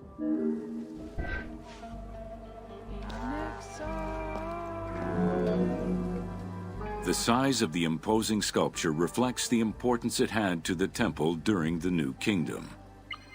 This Sphinx is one of the few remaining artifacts from the ruins of Memphis to survive.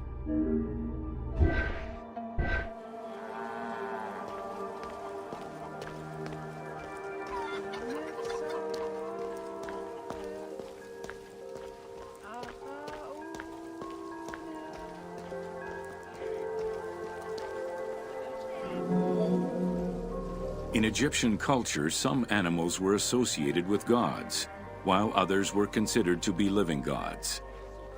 The Apis bull was believed to be a divine entity. The earliest mention of the Apis bull in ancient Egypt goes back as far as the first Egyptian dynasty.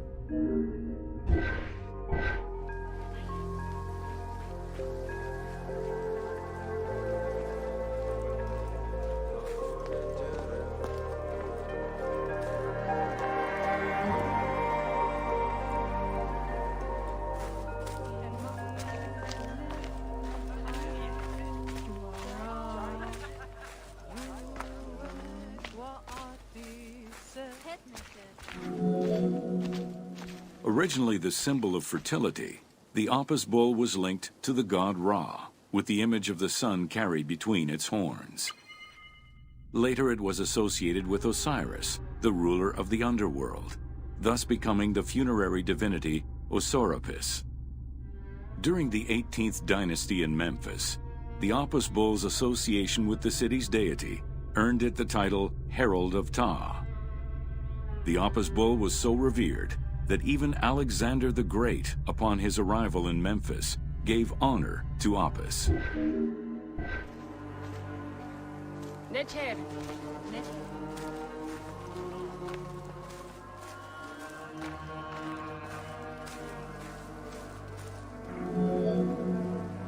The Apis bull lived with its harem in a sacred barn located in an enclosure in the Temple of Ptah. Each bull bore 29 signs representative of its divinity. Among them, the bull had an eagle-shaped mark on its back, a double tail hair, and a scarab-shaped mark under the tongue. The signs were intended to correspond with the lunar cycle. After its death, Egyptians would search for its reincarnated form among the livestock.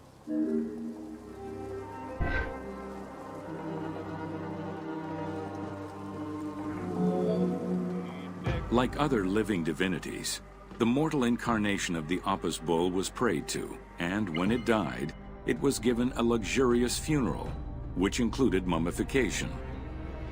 Until the reign of Ramses II, the Apis bulls were buried in individual graves in Saqqara.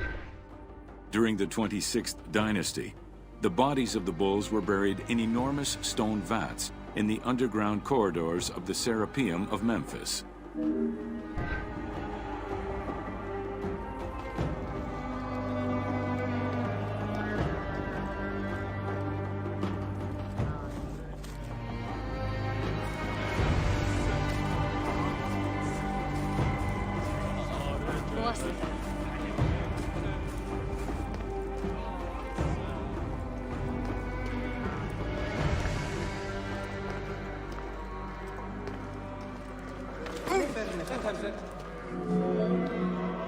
Ancient Egyptians believed that temple rituals were essential to maintain order in the cosmos and allow communication between humans and gods.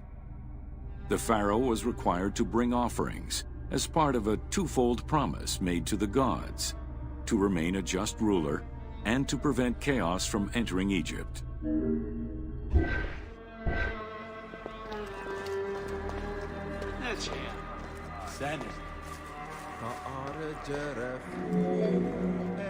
Details of the ceremonies found on temple walls provide a thorough overview of the stages of the daily ritual.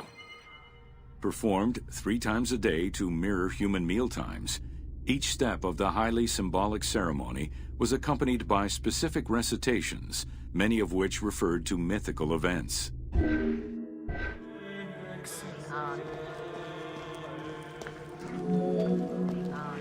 The high priest would first awaken the sleeping god with a chant. Then the seals of the shrine's doors were broken and the bolts drawn back. The act of swinging open the doors was a symbolic gesture where sight was granted to the deity. The priest would then bow and kiss the ground.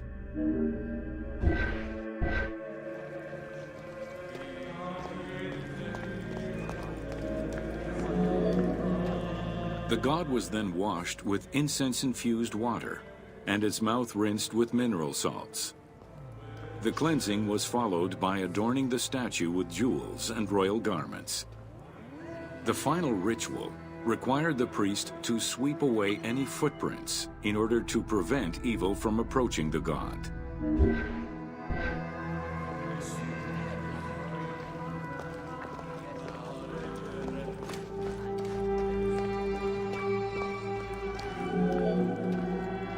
Heredity was the primary source of new recruits. Rarely was an outsider allowed this position. At the top of the temple hierarchy was the high priest. Each temple dedicated to a god had at least one high priest devoted to its care and service. During the Ptolemaic dynasty, one family held the position of high priest in Memphis for almost 300 years.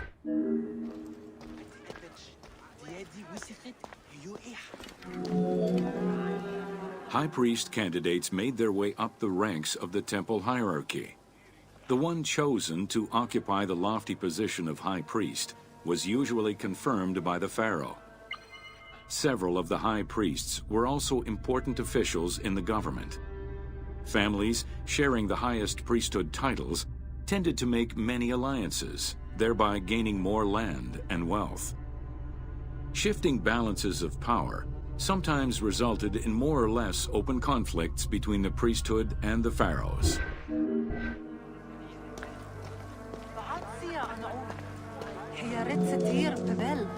In the 21st dynasty, Thebes became the capital of an almost entirely theocratic government. The city was headed by king priests who spoke and governed in the name of the god Amun, in open opposition to the ruling pharaohs. These king priests caused a massive decentralization of power, known as the Third Intermediate Period.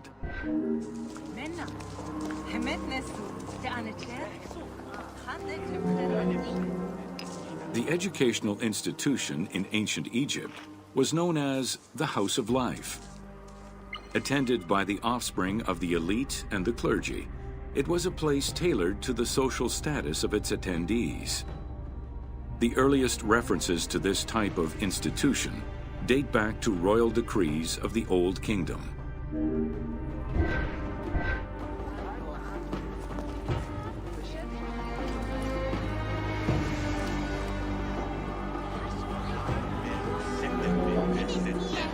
Only 2 known centers have been uncovered, one in the abandoned city of Akhetaten and one at the temple of Ramses II on the west bank of Thebes.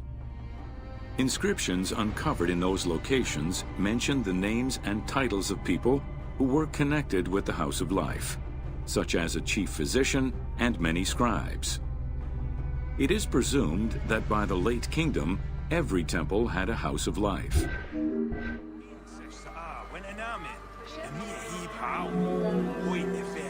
The House of Life offered training for the elite, destined for occupations such as astronomers, doctors, veterinarians, diplomats, architects, translators, or theologians. Some institutions focused on specific disciplines, making them a central hub for the country.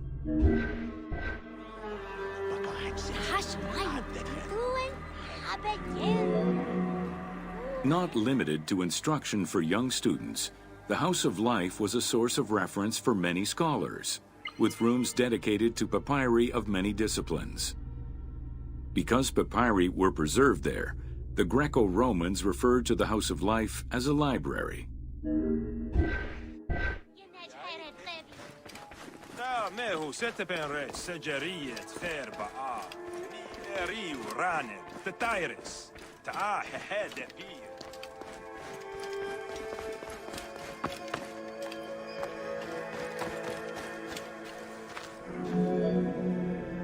Ancient Egyptian economy was based on an unequal system of redistribution of goods.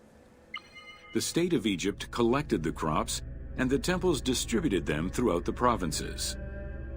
Since the only people capable of counting and ensuring a fair redistribution were the educated scribes, this meant that the temples played a pivotal role in this process.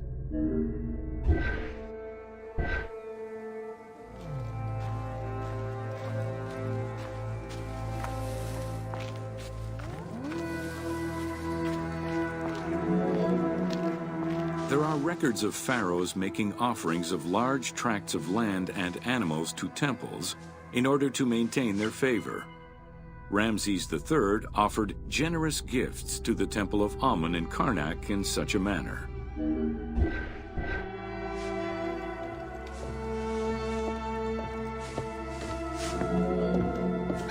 Palaces, warehouses, and granaries were built inside the temple compound to better control the redistribution of goods.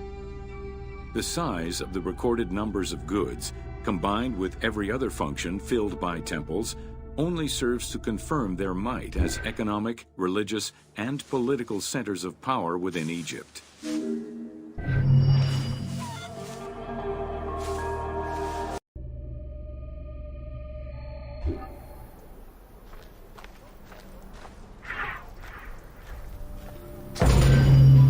Welcome to Building Ancient Egypt. Constructed with bricks made of mud, most ancient Egyptian buildings were not permanent. Only religious temples and funerary monuments were meant to stand the ravages of time.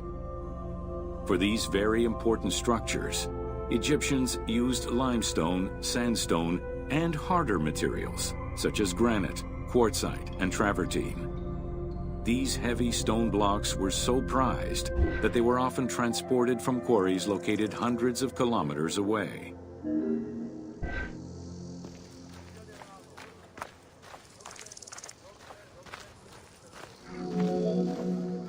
Limestone was common and easy to extract from quarries on the east bank of the Nile. This particular limestone had marine fossils in it, however, preventing it from being easily decorated and polished. Used as the main building material, the structure would then be finished with a finer limestone that was polished smooth and decorated as needed.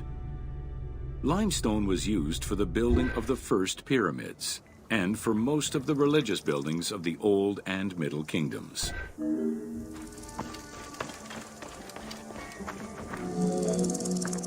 Ancient Egyptians preferred to use sedimentary rock beds or layers like sandstone and limestone because they were often easier to extract. The common method used to extract stone was the open pit quarry. Stonecutters would find quality stone, shape, and dig it out on site. Open pit quarries enabled many workers to work simultaneously on many blocks, which allowed for better productivity.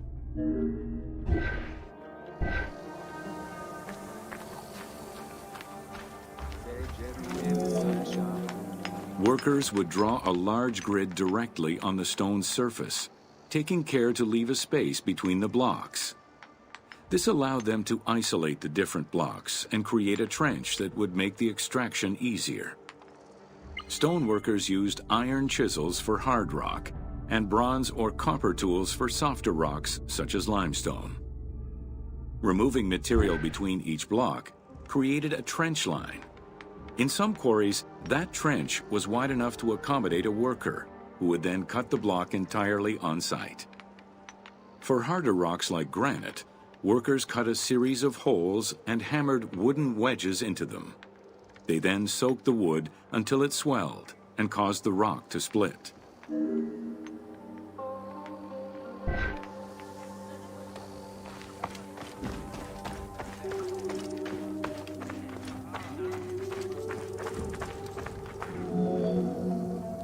The gallery extraction technique was used when the desired rock was buried under layers of rubble.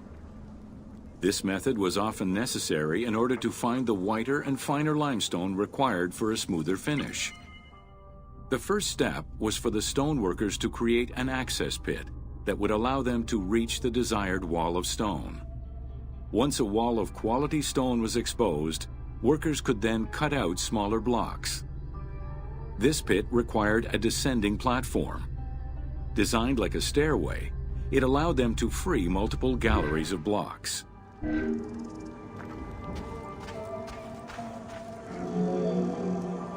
To cut the stone, they created a longitudinal kerf, or slit, and then cut the rock at a 90-degree angle.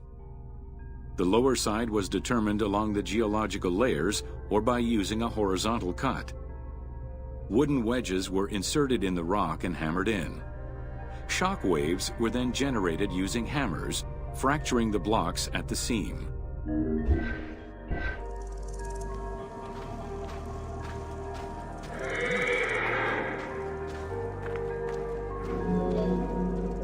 To maintain the stability of these mining pits over the course of quarrying, workers would leave support sections of unexcavated rock.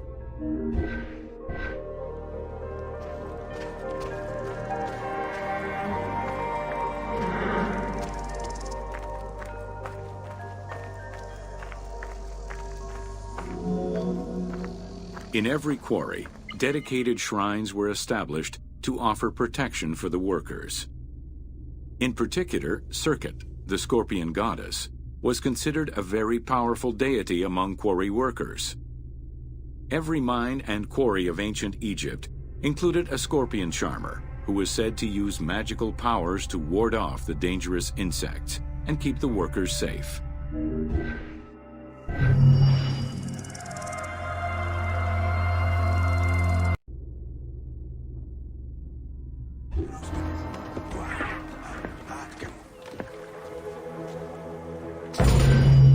Welcome to Workers and Transport.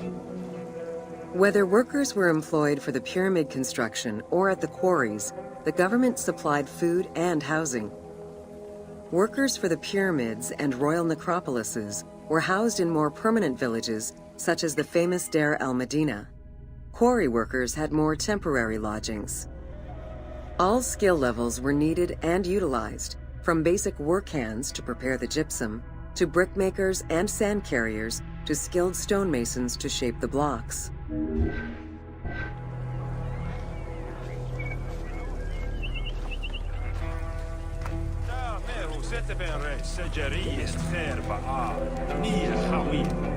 Skilled architects and engineers were employed year-round, while support labor were often farmers who worked on the quarries or construction during the Nile's flood season. The basic laborers were hardworking and versatile. Many may have been farmers who joined the construction during the off-season. Hieroglyphs found in the work villages listed assigned job titles.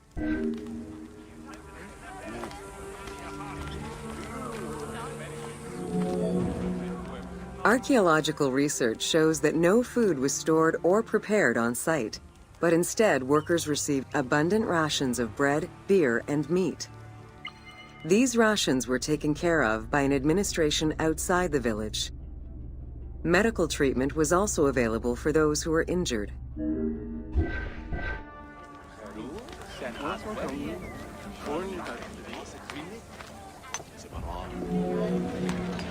While some quarries were close to the Nile, others were located across the desert and required long expeditions. These expeditions were sanctioned by the state. They involved complex logistics and required many participants. Transporting a block by land meant that workers had to overcome the weight and friction of the load. To solve this, they first dug a track in the ground. This path was sometimes reinforced with rails upon which a sled, used to ferry the blocks, would be pulled.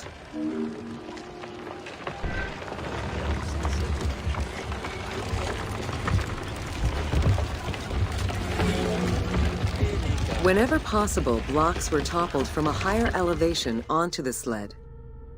Workers then poured water onto the clay at the front of the sled, creating a slick surface to more easily move the load. It wasn't until the New Kingdom that animals were used to tow the burden.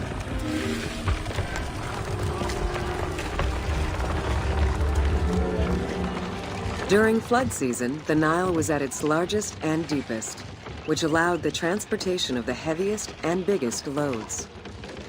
Quarries close to the river had troughs dug out to deliver the stones to the shoreline.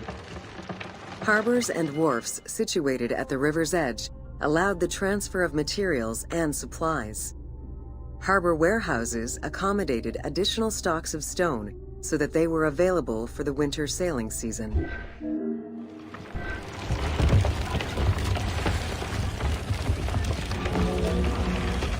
The Wadi el-Jarf papyri detail a limestone load intended for the Khufu pyramid that weighed in at 70 to 80 tons, or 30 blocks. One papyrus is a fragment from a foreman's notes taken while working on the Great Pyramid. It details the transportation of limestone blocks from the Tura quarries to the construction site of the pyramid. The other papyri are shipping logs containing archives of the sailors assigned to sail the Red Sea and the Nile.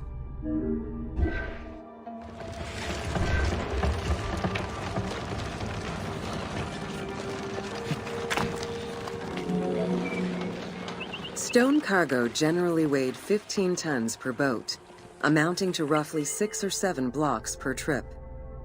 For heavier loads such as obelisks, monolithic pillars, or gigantic statues, larger boats were used. These transports are the ones typically showcased on temple walls.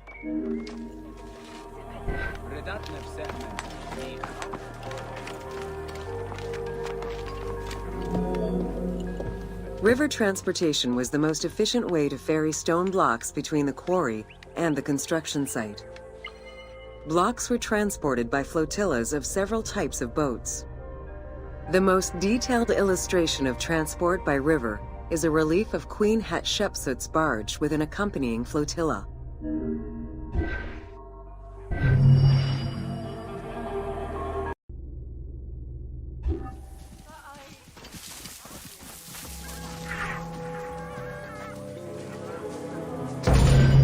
Welcome to Agriculture and Seasons.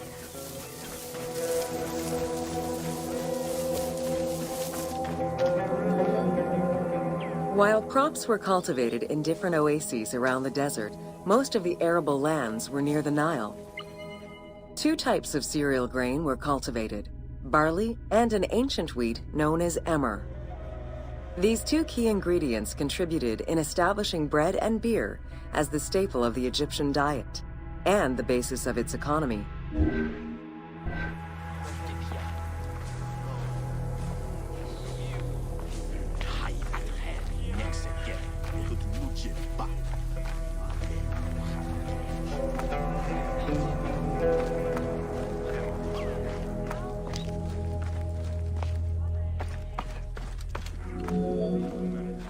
The Ptolemaic era created an agricultural revolution with the introduction of advanced agricultural techniques and new grain types such as rice, durum wheat, and pearl millet.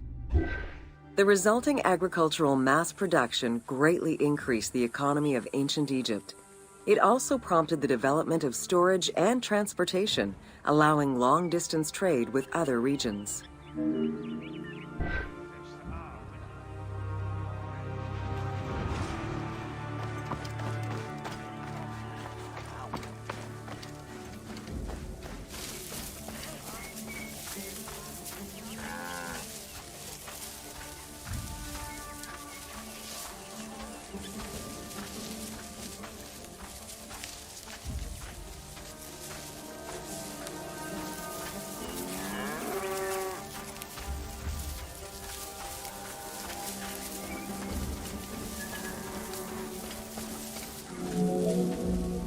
Both bread and beer rations were part of a system of barter payment. The state used those goods to pay wages for those who worked in the quarries and at the construction sites. Beer was so important to ancient Egyptians, they had a goddess of beer brewing, Tenenet. Tenenet is seen in many paintings and sculptures with beer, and women are depicted as the primary beer makers.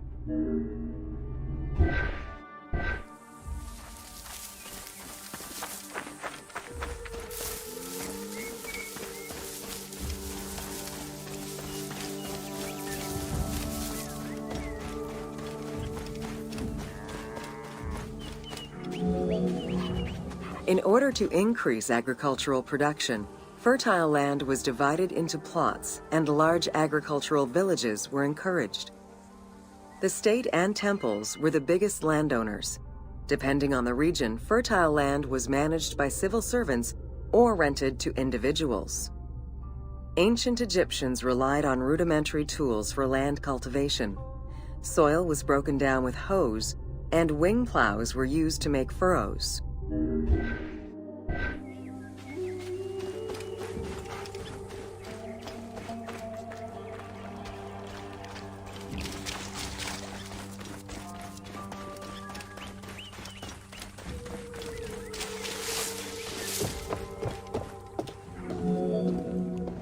The three seasons known as Akhet, Peret, and Shemu corresponded to a specific phase of the agricultural process and the river's natural changes. Akhet was the time of the flood, beginning with the appearance of the star Sirius in July.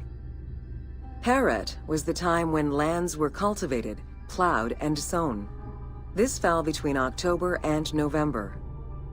Shemu ran from May to September and was when harvesting and taxation began.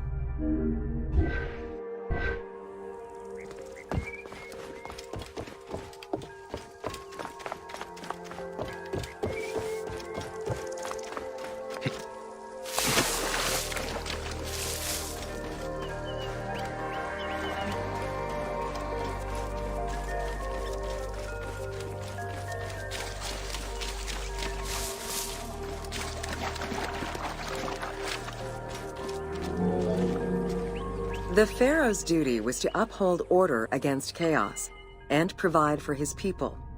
Priests and local governors also wanted to appear as protectors of the people. However, any variation in the Nile's seasons could cause water shortages. This had devastating consequences on wheat and barley crops. The pharaoh, administrators, and priests knew they needed to demonstrate their ability to prevent such a catastrophe from happening. And so they invented the story, which would be inscribed upon the famine stela.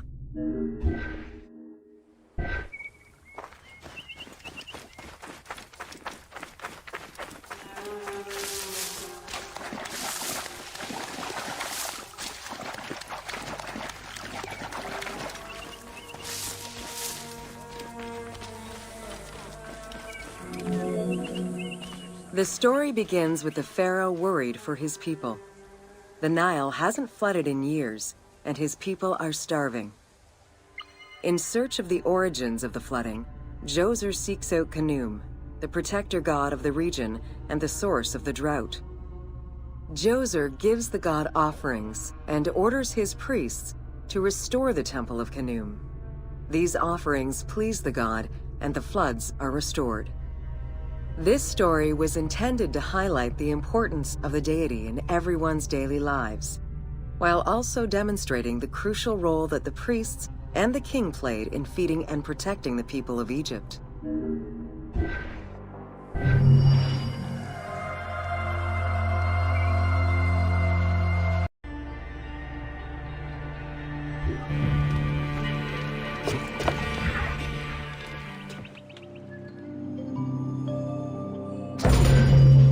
Welcome to Ancient Egyptian Cultivation. The new grain types of the Ptolemaic period required a great deal of water. Farmers needed to ensure they had effective, consistent irrigation. The Nile's rising and receding waters naturally irrigated most of the crops. Areas where the Nile didn't reach such as gardens and vegetable plots, required an irrigation tool known as the shadoof. The shadoof allowed easy transport of water from its source. It consisted of a tall wooden frame with a long pivoting pole and suspended bucket. The system could be raised and lowered with little effort.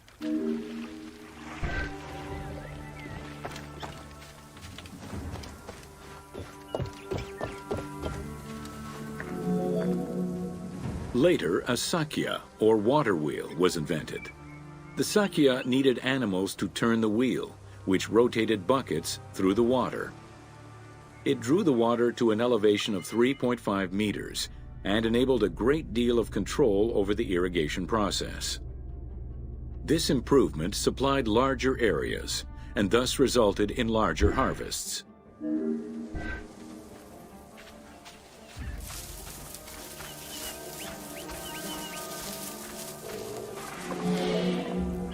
The threshing process separated the grain from its husk. Workers would spread the ears on clean ground.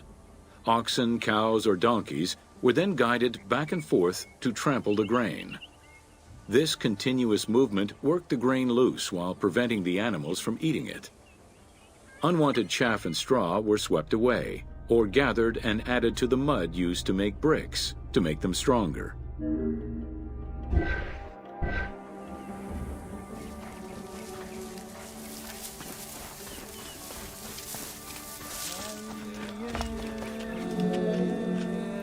Winnowing was the stage where workers used wooden scoops to throw ears in the air. The wind carried off the chaff, leaving the heavier seeds to fall to the ground. This action was repeated until the undesired materials were sifted out. Grain waste was mixed with manure or other organic substances to produce brick-shaped dung loaves that could be easily burned. A standardized brick size enabled Egyptians to mass-produce this byproduct and use it as a commodity.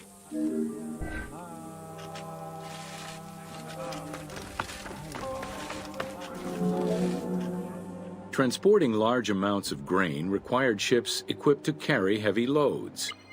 These goods were moved during the Nile's flooding season, when the river was deep enough for large ships. The transports stopped at checkpoints to accommodate customs and police controls, as well as for technical requirements and weather conditions.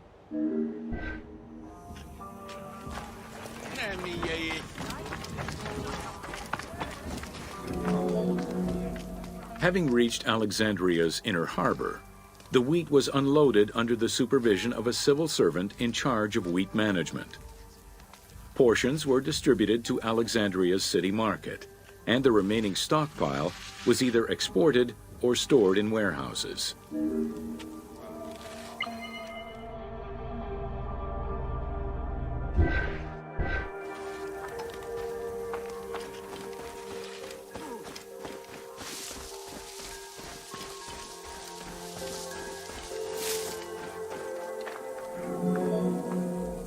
Grain storage facilities were located across all of Egypt.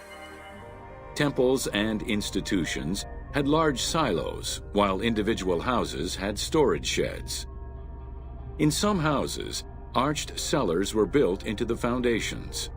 These watertight chambers were accessible from the ground floor through a trapdoor. Royal granaries acted as the storehouse and distribution centers, and managed state payments to civil servants, soldiers, and the police. Though plastered on the inside, silos weren't completely sealed, and so remained susceptible to mice infestations.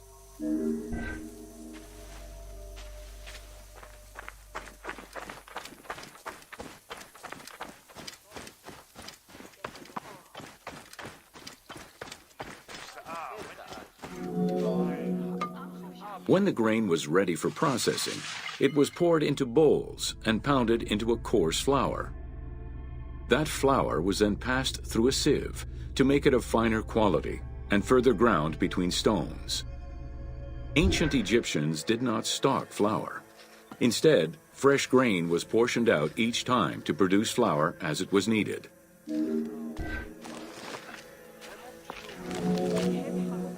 The sieves used by ancient Egyptians were unable to filter out sand and stones. Grit often passed into the flour, causing long-term tooth abrasions among all classes of Egyptians.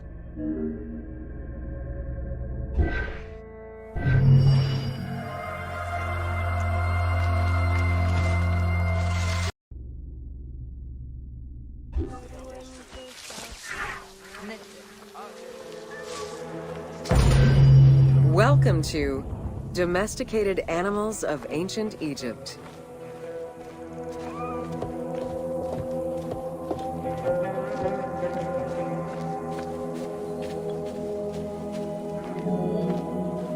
Agriculture and domesticated livestock were introduced 6,000 years ago. Archaeologists have found traces of cattle, donkeys, pigs, and dogs. Dromedary are thought to have been introduced during the Persian invasion.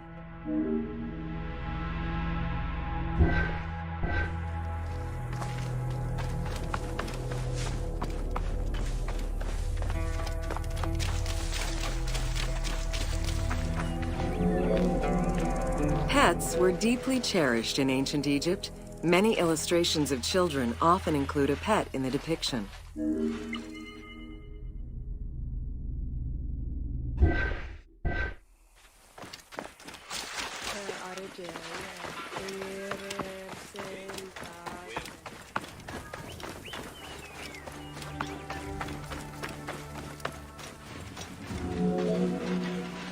One of ancient Egypt's most iconic animals, the cat, wasn't adopted into their daily life until the Middle Kingdom.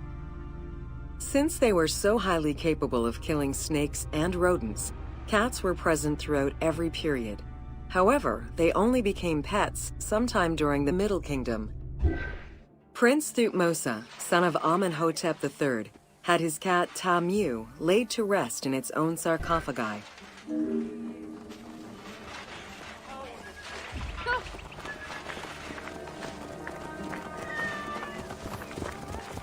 Nedge here. Done. The enemy!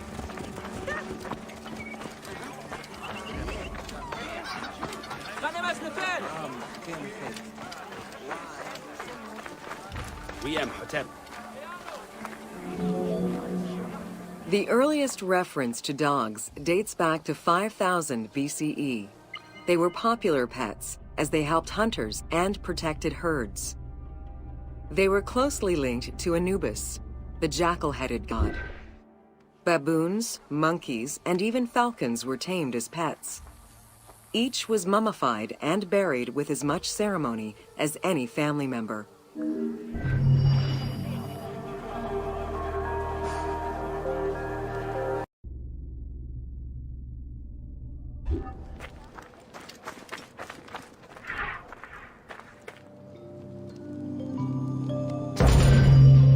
Welcome to Ancient Egyptian Medicine. Evidence of advanced medical procedures have been found on mummies, and ancient Egyptians left detailed medical writings from diagnosis to follow-up treatment. One of the oldest known surgical studies is the Edwin Smith Papyrus. It's one of the first documents in history that notes an association between the integrity of the brain and cognitive functions, including cases of ocular complications and paralysis following head trauma. Vinegar-treated marble stone from Memphis was used as an anesthetic.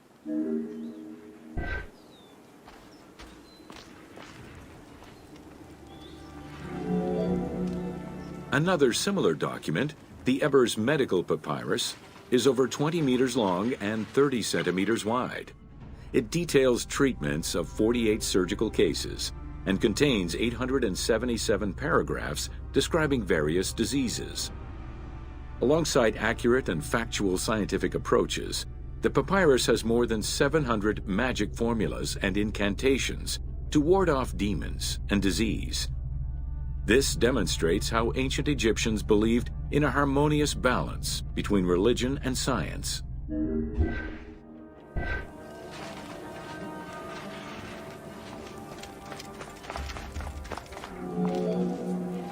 Remedies were considered as medicine and carried by doctors and priests. Village doctors often had another job alongside their medical duties and the preparation of medicines. A cure for blindness was made of fermented honey, ochre, and coal. The science behind it was that honey functioned as an antiseptic and antibacterial, while ochre would reduce the swelling. All of their knowledge did not always suffice. Ramses II died of an infection caused by an abscessed tooth.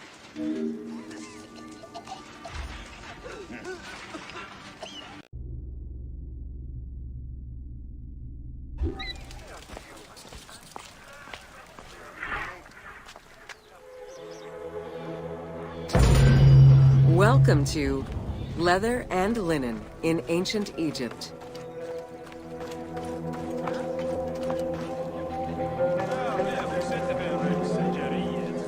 Tanning, a process which dates from prehistoric times, was present although not highly valued in Egypt due to the heat.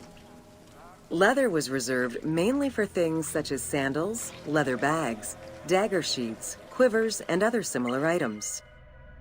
Leopard hides, unlike regular leather, were highly valued and usually worn by priests.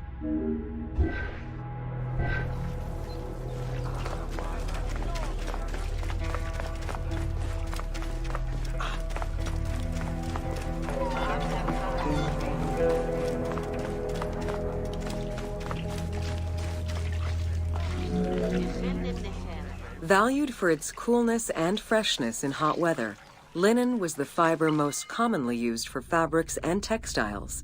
It was produced from flax, which was plentiful in Egypt. Fibers were usually dyed before weaving. While color was used in the production of textiles, dyes weren't commonly used for clothing, and most Egyptians wore white. The color represented spiritual purity, a goal to reach for every day of one's mortal life.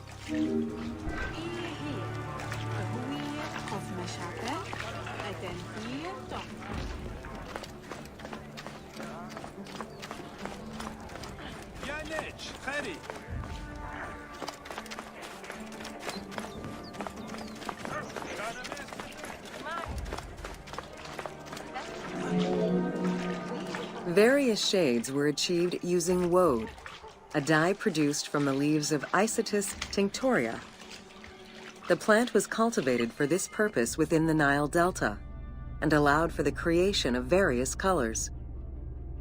For example, different maceration times of the leaves would result in colors ranging from red to green, while adding in limestone shifted it to blue. During the Greco-Roman period, other ingredients were found, resulting in a wider range of colors.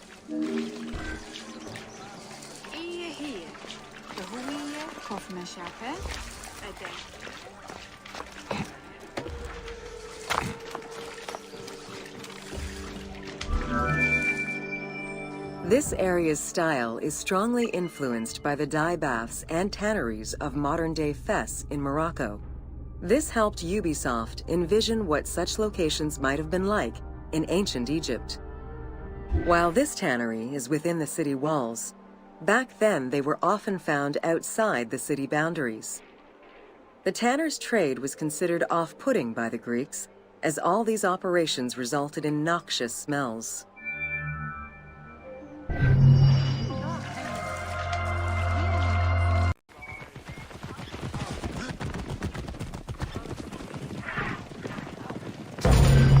Welcome to Ancient Egyptian Fashions.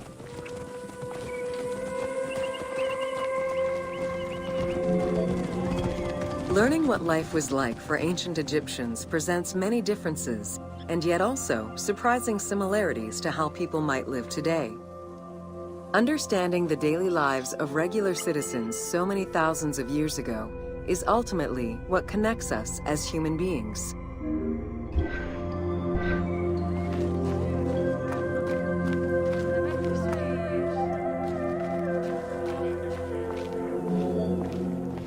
Jewelry was a popular item among ancient Egyptians of all social standing. Both men and women wore earrings, rings, and bracelets. Status determined how much jewelry a person wore and what it was made of.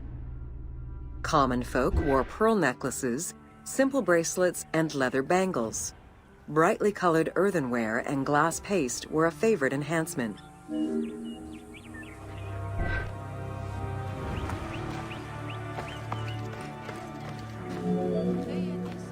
The jewelry of the elite was made from gold, silver, and other precious stones.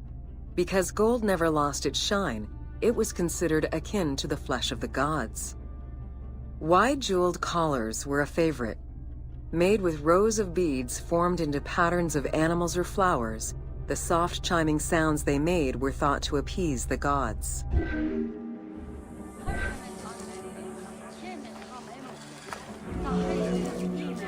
Though idealized, tomb paintings are a catalog of the changing fashions of ancient Egypt from the Old to the New Kingdom.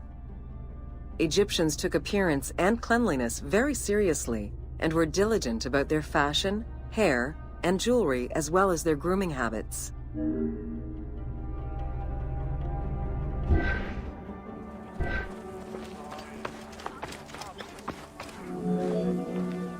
The fabric of ancient Egyptian clothing was almost entirely made from various grades of linen.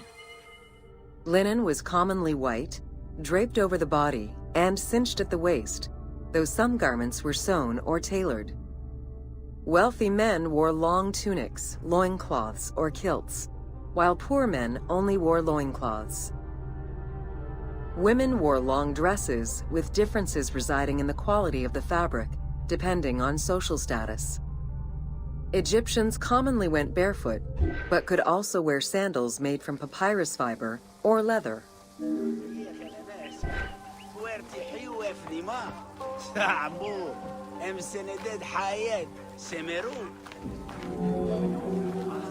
Cosmetics, including concoctions to prevent body odor and bad breath, were an integral part of everyday life for Egyptians. Used by both men and women, cosmetics were used as moisturizing ointments and sun protection as much as for beautification. Red ochre, a natural clay, was the most readily available cosmetic to tint lips and cheeks. Henna was used on nails and lips, and as hair coloring. It was also favored by richer women to decorate their palms and the soles of their feet.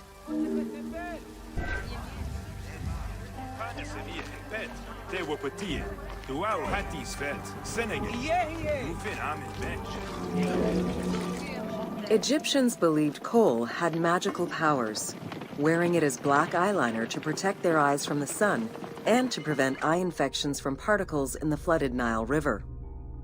A special green coal, made from ground malachite, was worn for ceremonies and religious rituals.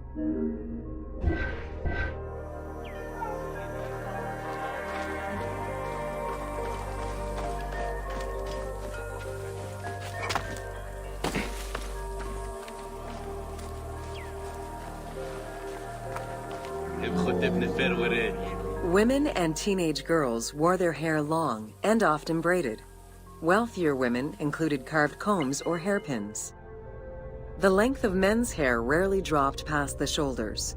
They were mostly clean-shaven during the dynastic period, a trend began by the elite and soon adopted by the general populace. Queen Hatshepsut donned an artificial beard when she became pharaoh.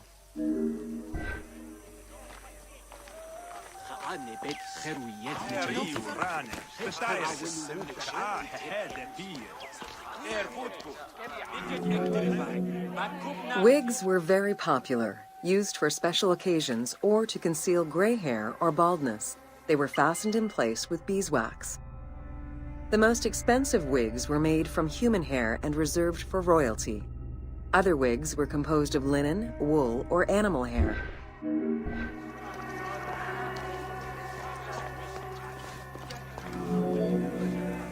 Prepubescent children generally had their heads shaved.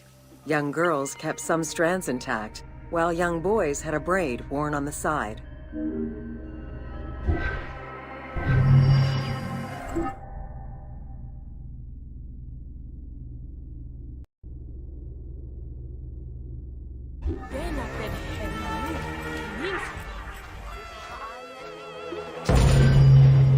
Welcome to Artisans of Ancient Egypt. It was under the watchful eye of Ptah of Memphis, the god of craft and architecture, that ancient Egyptians developed the unique rendition of the world they lived in. However, it is vital to understand that their view of art, and those who created it, was likely very dissimilar to the modern concept of the word. Instead of artists, the creative culture had skilled and respected artisans. The most significant categories of specialties for crafters were drawing, painting, sculpture, and metalworking.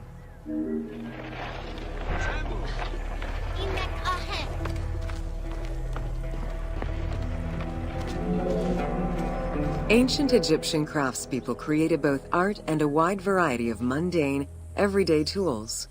Every item created had a specific purpose and was produced by anonymous artisans who worked alone or with a team.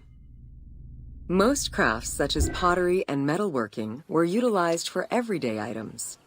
Luxury goods and artwork illustrations served temple rituals and were not meant for public display. Artisans rarely signed their names to the work, though they were clearly aware that they possessed a unique skill and talent for the task.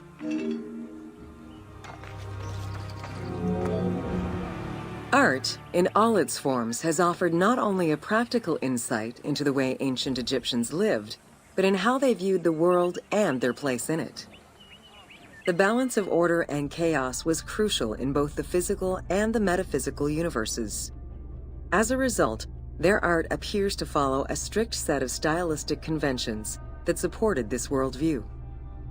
From households and palaces to temples and tombs, pottery, papyrus, and textile items were essential to the everyday life of ancient Egyptians.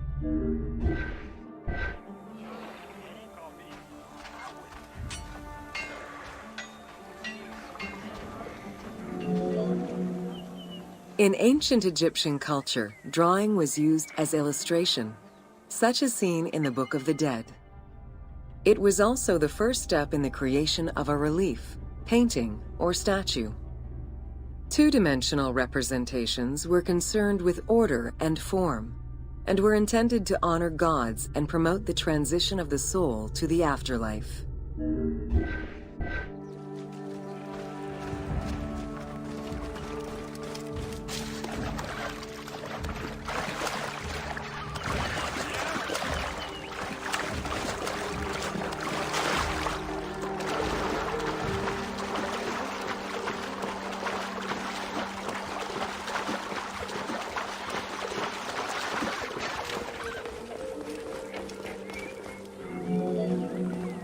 Stylistically, Egyptians were concerned with the depiction of the human form's inner self. As such, artistic representations were not concerned with realism, but rather with idealized youth and perfectly harmonious visuals.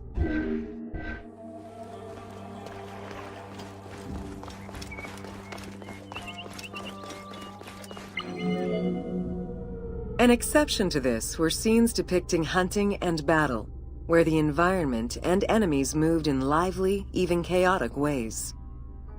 Animals and foes were depicted piled up, as if describing chaos, with Egyptians standing in solemn, disciplined poses, bringing order to the scene.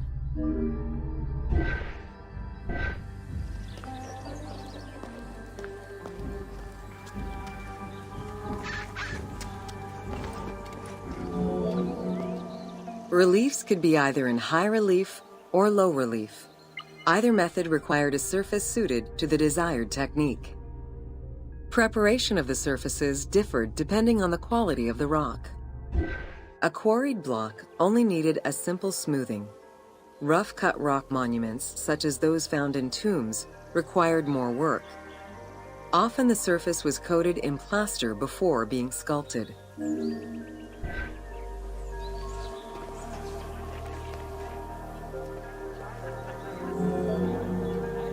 For reliefs, preliminary sketches were drawn in red, then framed with a red grid to position the elements of the scenes.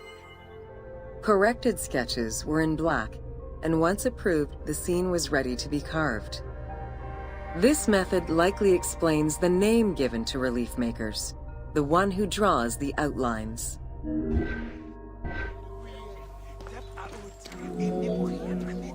Statues were believed to be vessels for the souls of the deceased, or deities.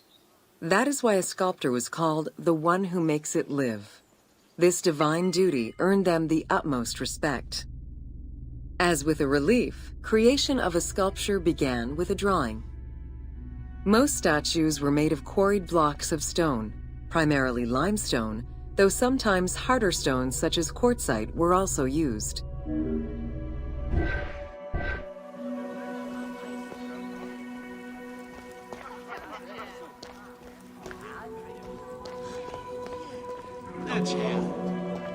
In ancient Egypt, the profession of crafter was organized and relied on a specific hierarchy. Most artisans depended on an institution to provide them with raw materials. There were 3 working levels for craftsmanship: domestic, large estates, and within palace and temple workshops. Some royal workshops, at their largest, covered an area of about 2.8 square kilometers in size.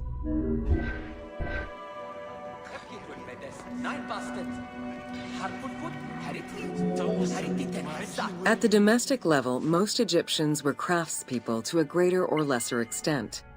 The ability to repair tools was a daily necessity. Crafted everyday items could also be bartered for at the local market. Artisans with skills but lacking in resources worked at large estates, where the elite provided them with space to work and raw materials.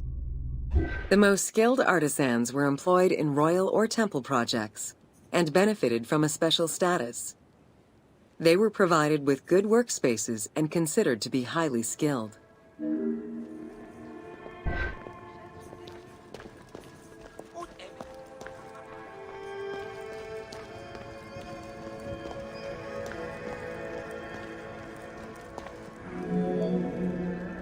An ancient text known as the Satires of Trades has a number of descriptive summaries that offer teasing glimpses into how artisans were perceived.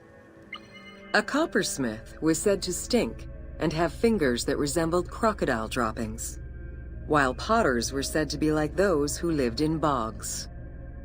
This view was likely exaggerated in order to highlight the most enviable position of all, that of the scribe.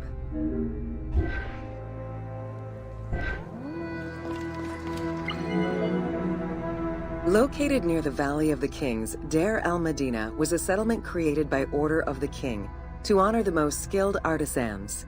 Its name translates as the Monastery of the City. Allocated a house on the initiative of the king, these craftsfolk were regarded with respect and referred to as the royal artisans. Those who lived there worked on the tombs in the Valley of the Kings and its surrounding temples.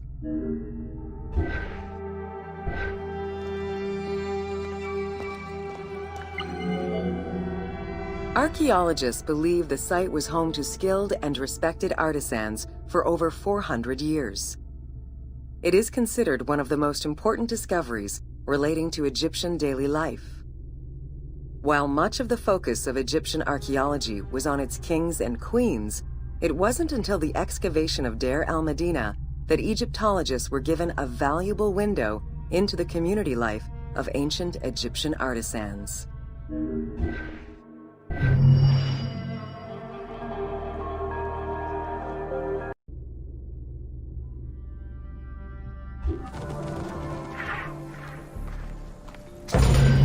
Welcome to Evolution of Pottery in Ancient Egypt. Excavations all over Egypt have uncovered enormous quantities of pottery vessels of all shapes and sizes. The production of pottery was mainly confined to the outskirts of settlements due to the materials required and to keep the kiln smoke away from inhabited spaces. The function of the product determined the selection of the raw material, its treatment, its form, as well as the finishing of the surface.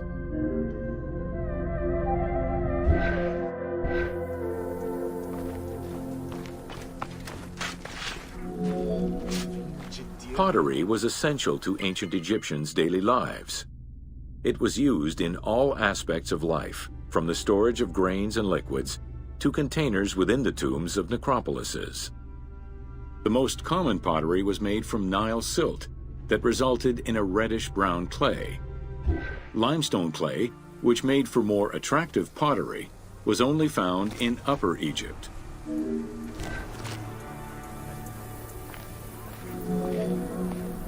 Early pots were made from pinched or coiled clay. Chopped straw, ashes, and other minerals were added, and the mixture was then smoothed and decorated before being put in the oven. Pots were fired in bonfires or enclosed within a brick kiln.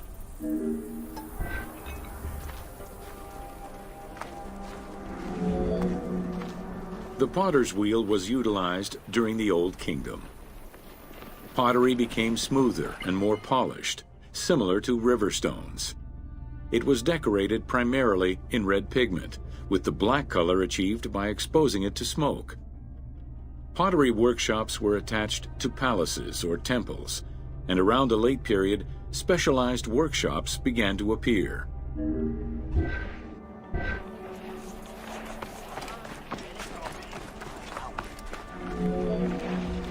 Quartzite particles, which created the rich blue or green glazing, became common during the New Kingdom. Mediterranean motifs and tin-based glazing came with the Greco-Roman era.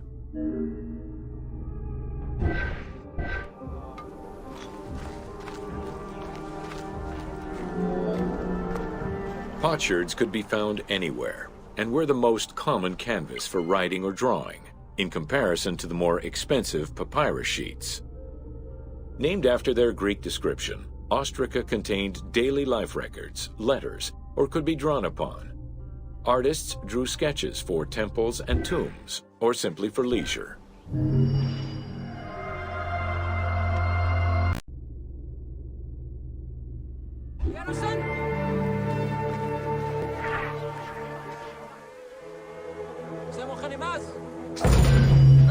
Welcome to the Egyptian household.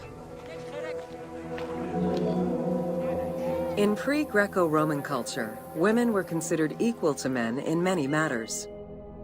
They owned property, testified in court, could divorce and inherit. Until the Greeks and Romans restricted their rights, Egyptian women could take over their deceased husband's trade.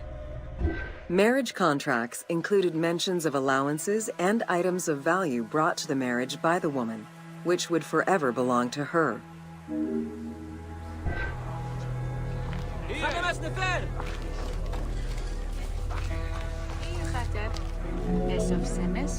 Certain professions were open only to women, such as weaving or professional mourning, while others were available to both genders, including working as servants for the rich households. Social status did have an impact, though. The higher in status, the easier it was to obtain education and access different professions.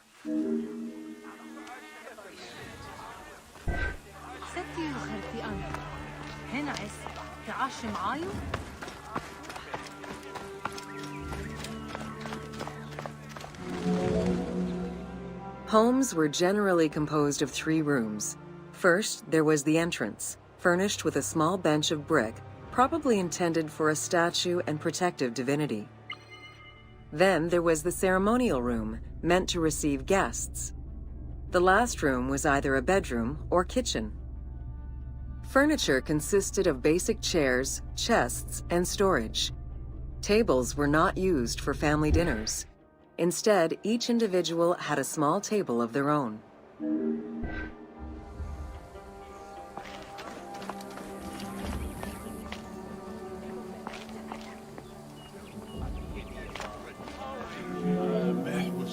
Marriages were a social contract rather than a religious construct. Family was vitally important to ancient Egyptians, and children were considered a blessing from the gods. The father, mother, and their children were the nucleus of the family, and cohabitation sometimes extended to mothers-in-law, sisters, aunts, and sisters-in-law.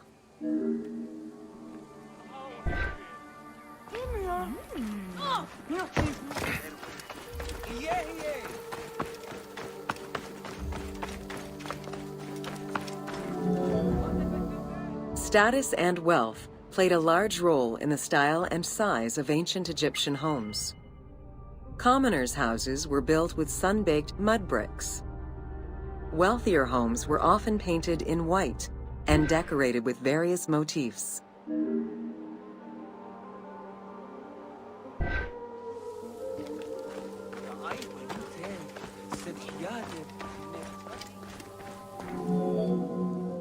Town officials and the rich lived in mansions with numerous rooms that were luxuriously decorated. Only temples and tombs meant to last for all eternity were built with stone.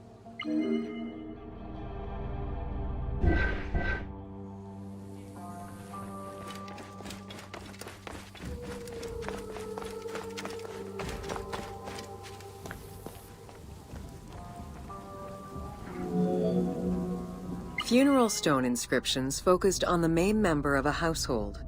Encircling this person would then be a spouse, parents, and children, possibly even siblings. These stones were so structured because there were no surnames in ancient Egyptian culture. Parents and children were a sort of family tree, which allowed for the identification of the deceased.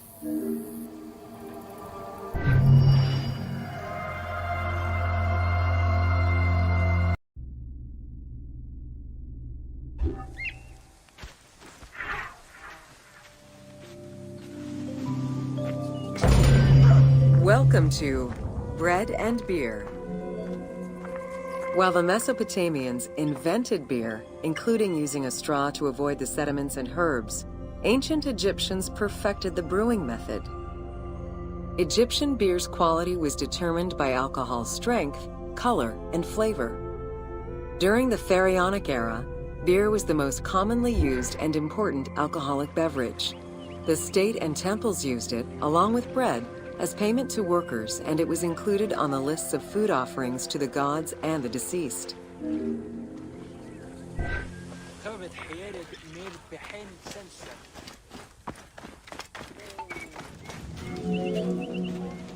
Beer was the popular drink of ceremonies and festivals. The Festival of Drunkenness was even dedicated to it. Considered to be quite nutritional, beer was also significant in the day-to-day lives of ancient Egyptians. Egyptian adults and children consumed beer with all of their meals, and medical texts include hundreds of remedies that contain beer. It remained the most popular alcoholic beverage until the Roman era.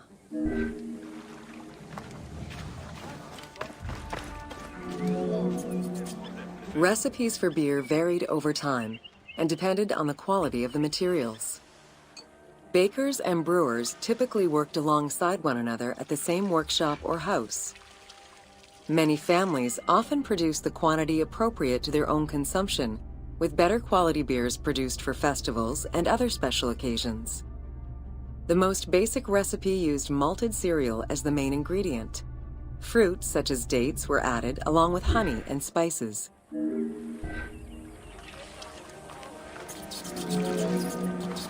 Once baked, bread would be crumbled into the brew to start the fermentation process. Adding grain enzymes would break down the starches, turning them into sugar and creating a thick mash.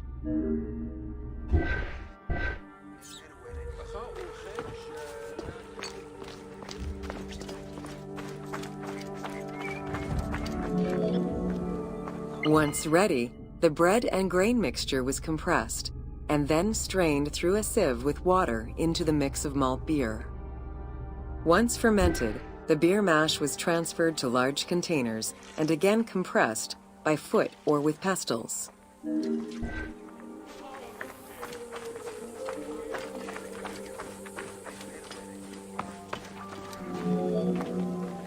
Once smooth, the beer was stored in pottery jars and sealed with a clay stopper. It probably couldn't be kept for long and likely had a thick, pasty appearance and texture. Very little was wasted. Leftover grains were reused to make sourdough bread or combined with the next batch of beer.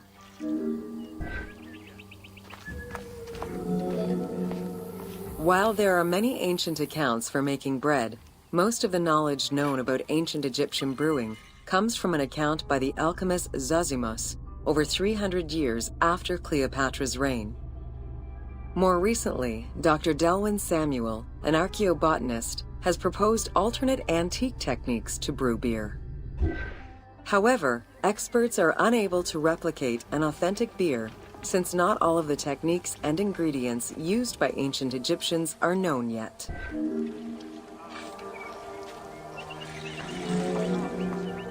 Food was prepared on the floor until the Middle Kingdom, when cooking benches were introduced. The introduction of durum wheat improved bread quality, meaning that the upper and middle classes ate better. The poor, however, still made do with a diet consisting of a gruel made of vegetables, softened bread, or barley.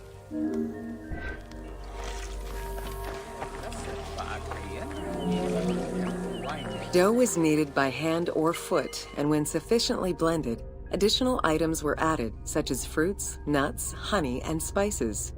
To leaven the bread, they added sourdough or leaven from beer brewing. Ovens were circular or beehive-shaped and made with clay or brick. If there was no oven at all, a bread maker used the hot sand to bake flatbread, a technique still in use by some Berbers today.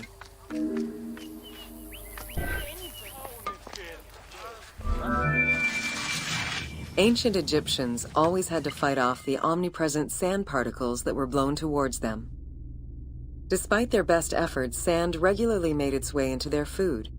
Additionally, particles from the grain-grinding stone tools and ovens they used also contributed to attrition and prematurely worn teeth. The team tried to portray this through toothache animations and commoners sweeping sand off.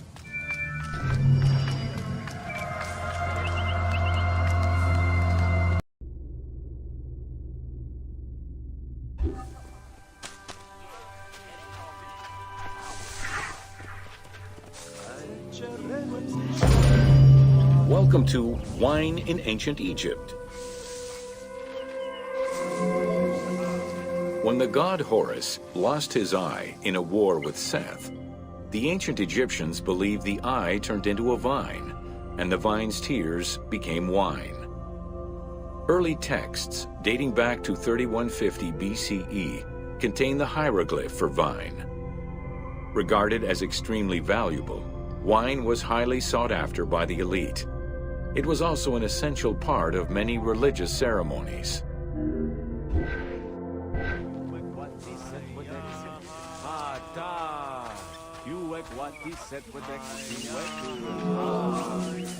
A millennia-old tradition, grape cultivation and wine production was regimented in the way typical of ancient Egyptian bureaucracy.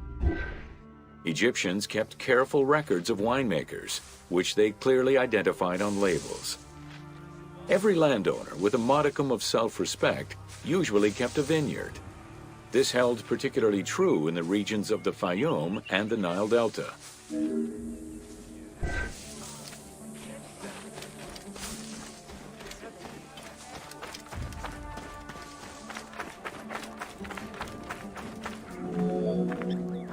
Documentation shows that only certain craftsfolk were allowed to provide the containers required to store and transport wine. That and rigorous quality control checks established for every step of wine production shows that ancient Egyptians knew that the quality and longevity of wine could easily be affected by any number of variables, which they paid careful attention to.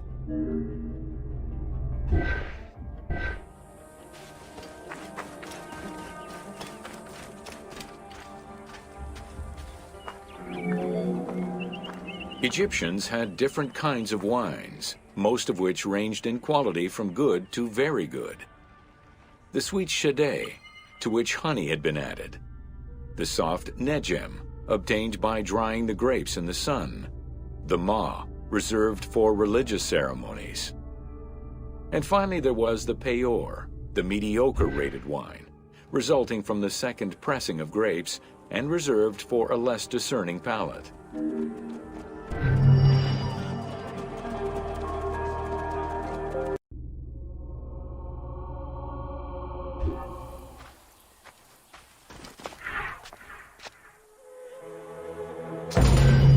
Welcome to Oil in Ancient Egypt.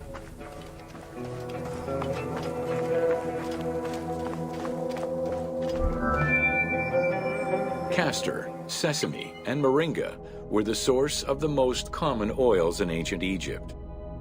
Oil was used for various purposes: cosmetics, medical treatments, nutrition, perfume, athletics, and rituals, to name a few. The team decided to use oil as an explosive to add more gameplay opportunities for the player.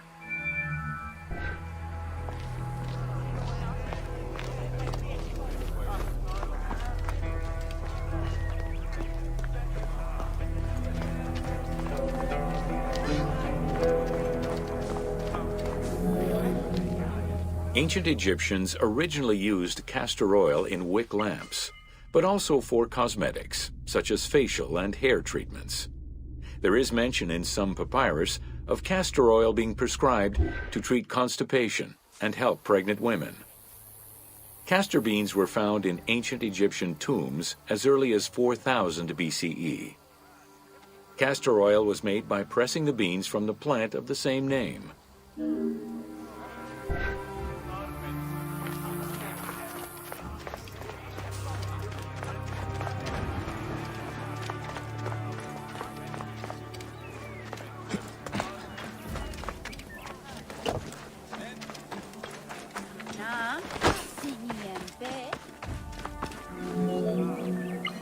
Olive trees were present, though scarce, in ancient Egypt's early history, and olives were mostly imported from Syria and Palestine.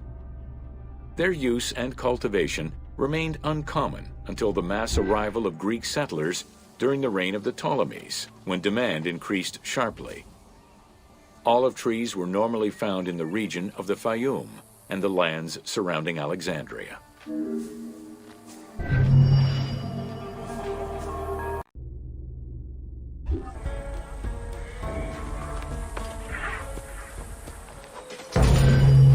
Welcome to Roman military equipment.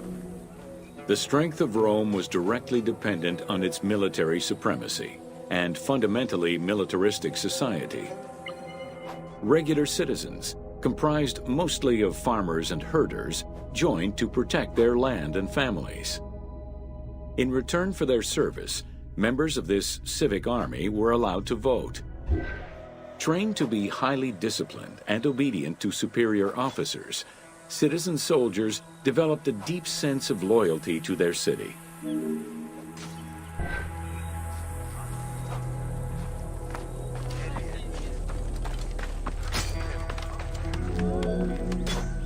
The quality of the armor of a Roman foot soldier was intrinsically linked to his social status and wealth. Chainmail was the most commonly used type of armor. Scale armor, made famous in today's media, came into use after Caesar's time. Foot soldiers carried large and oblong shields, while the cavalry used smaller ones of Greek origin. Soldiers were expected to carry their own kit, including the tools required for the construction of forts and tents.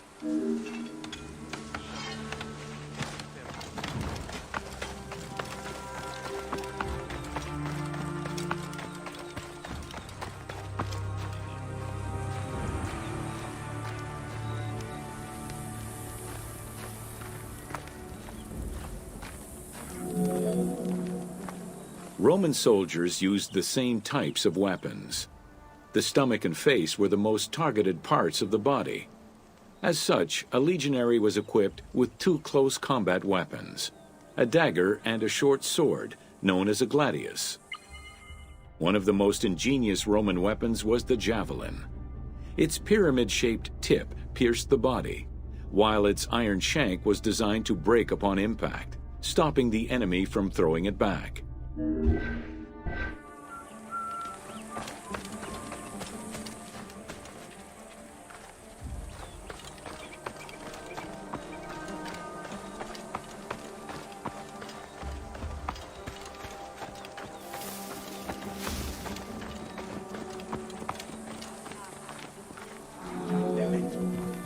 During their conquests, the Romans regularly transformed enemy technologies to add to their own formidable arsenal.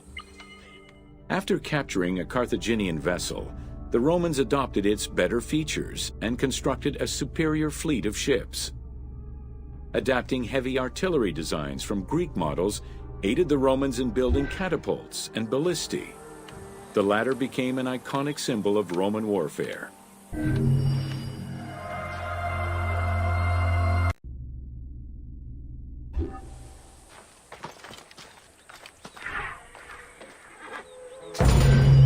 Welcome to the Forts of Cyreniaca.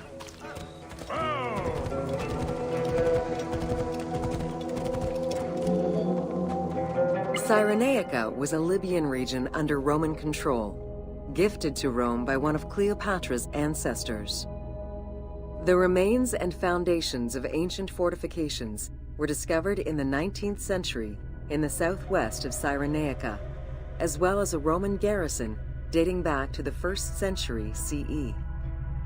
Evidence shows that these forts were of Libyan origin, rebuilt and modified by Roman engineers when Cyreniaca was part of the empire.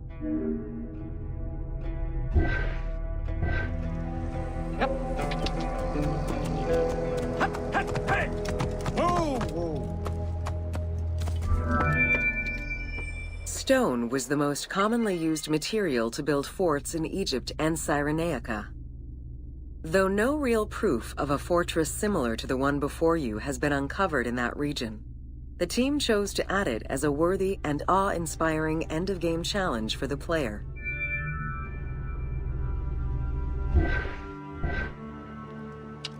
Yep.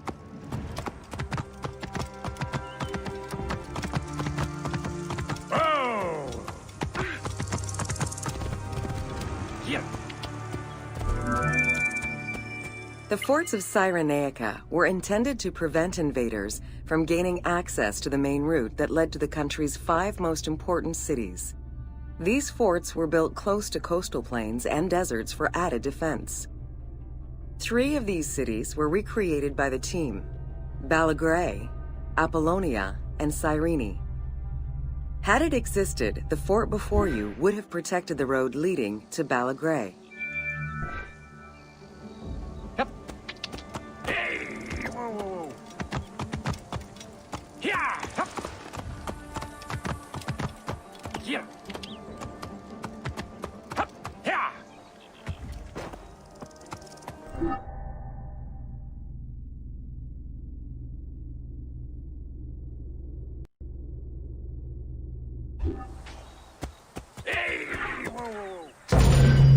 Welcome to the Forts of Cyreniaca.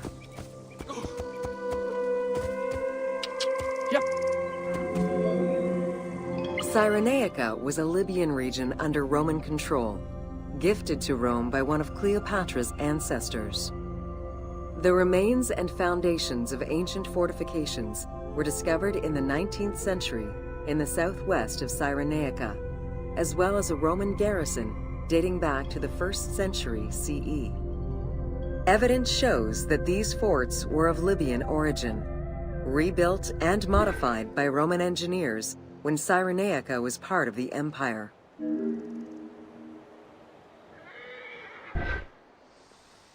Here.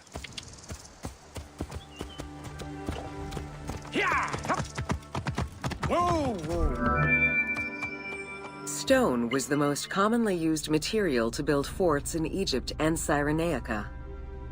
Though no real proof of a fortress similar to the one before you has been uncovered in that region, the team chose to add it as a worthy and awe-inspiring end-of-game challenge for the player. Yep. Hey! Whoa.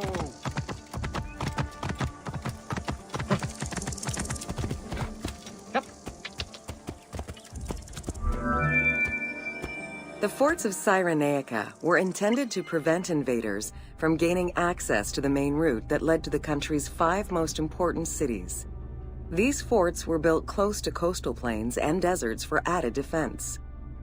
3 of these cities were recreated by the team: Balagrae, Apollonia, and Cyrene.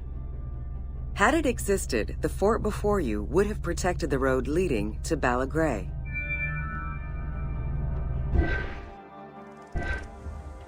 Here. Whoa, whoa.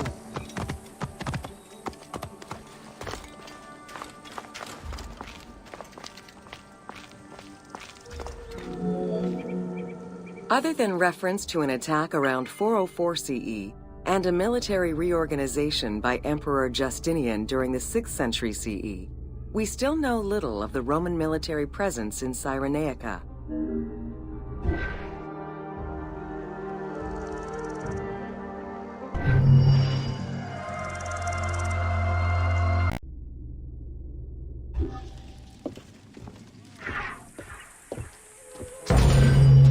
Welcome to Roman Aqueduct. Water management was taken seriously by the Romans. Cyreniaca benefited greatly from Roman administration with the construction of aqueducts and canals. The source of water varied depending on the location.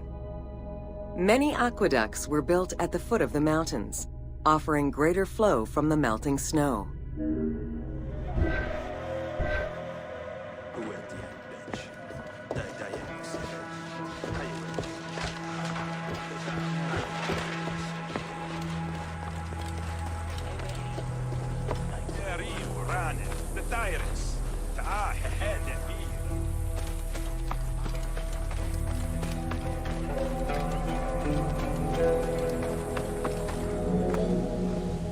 The ability to transport water over a greater distance increased agricultural production.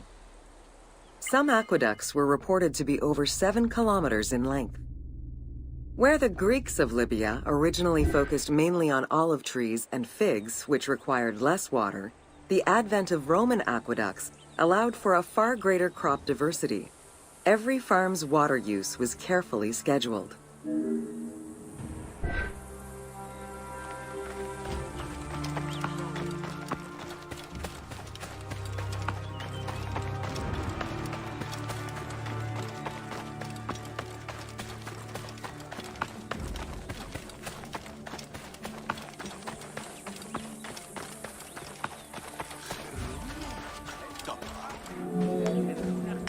The engineering methods used to create aqueducts were constantly reviewed, with a clear focus on exploiting the local environment.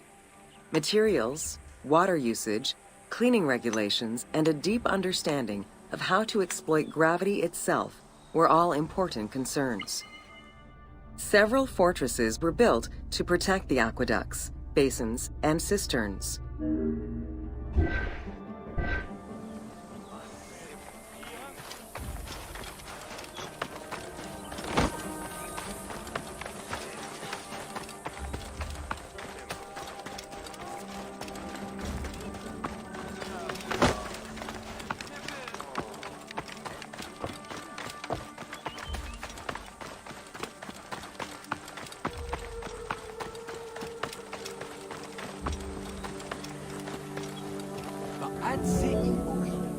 Additional water was collected with wells and cisterns, but aqueducts were the main supply of fresh water. The water was distributed based on the collective needs of the city, before the private needs of an individual.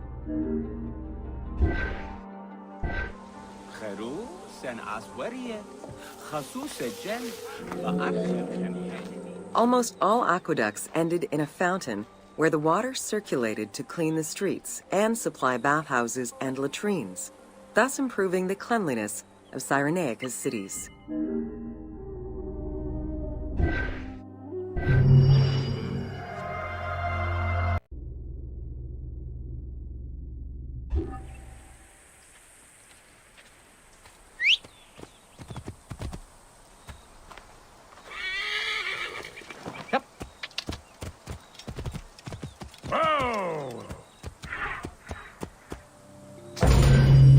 Welcome to Crucifixion.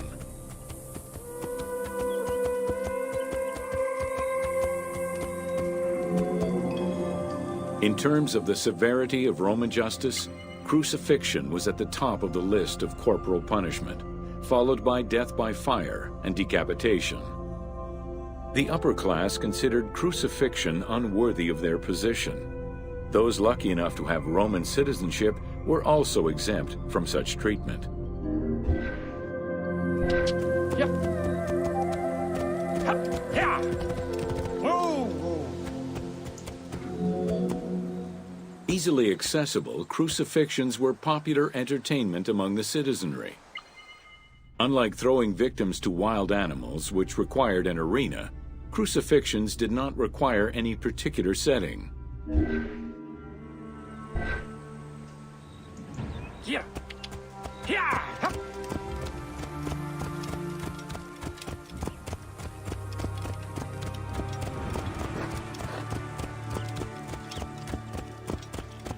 Whoa. Those subjected to crucifixion were almost always slaves, traders, and lower-class citizens. Roman deserters were crucified because the betrayal of the soldiers was perceived as endangering the lives of Roman citizens. Yep. Hey. Whoa, whoa,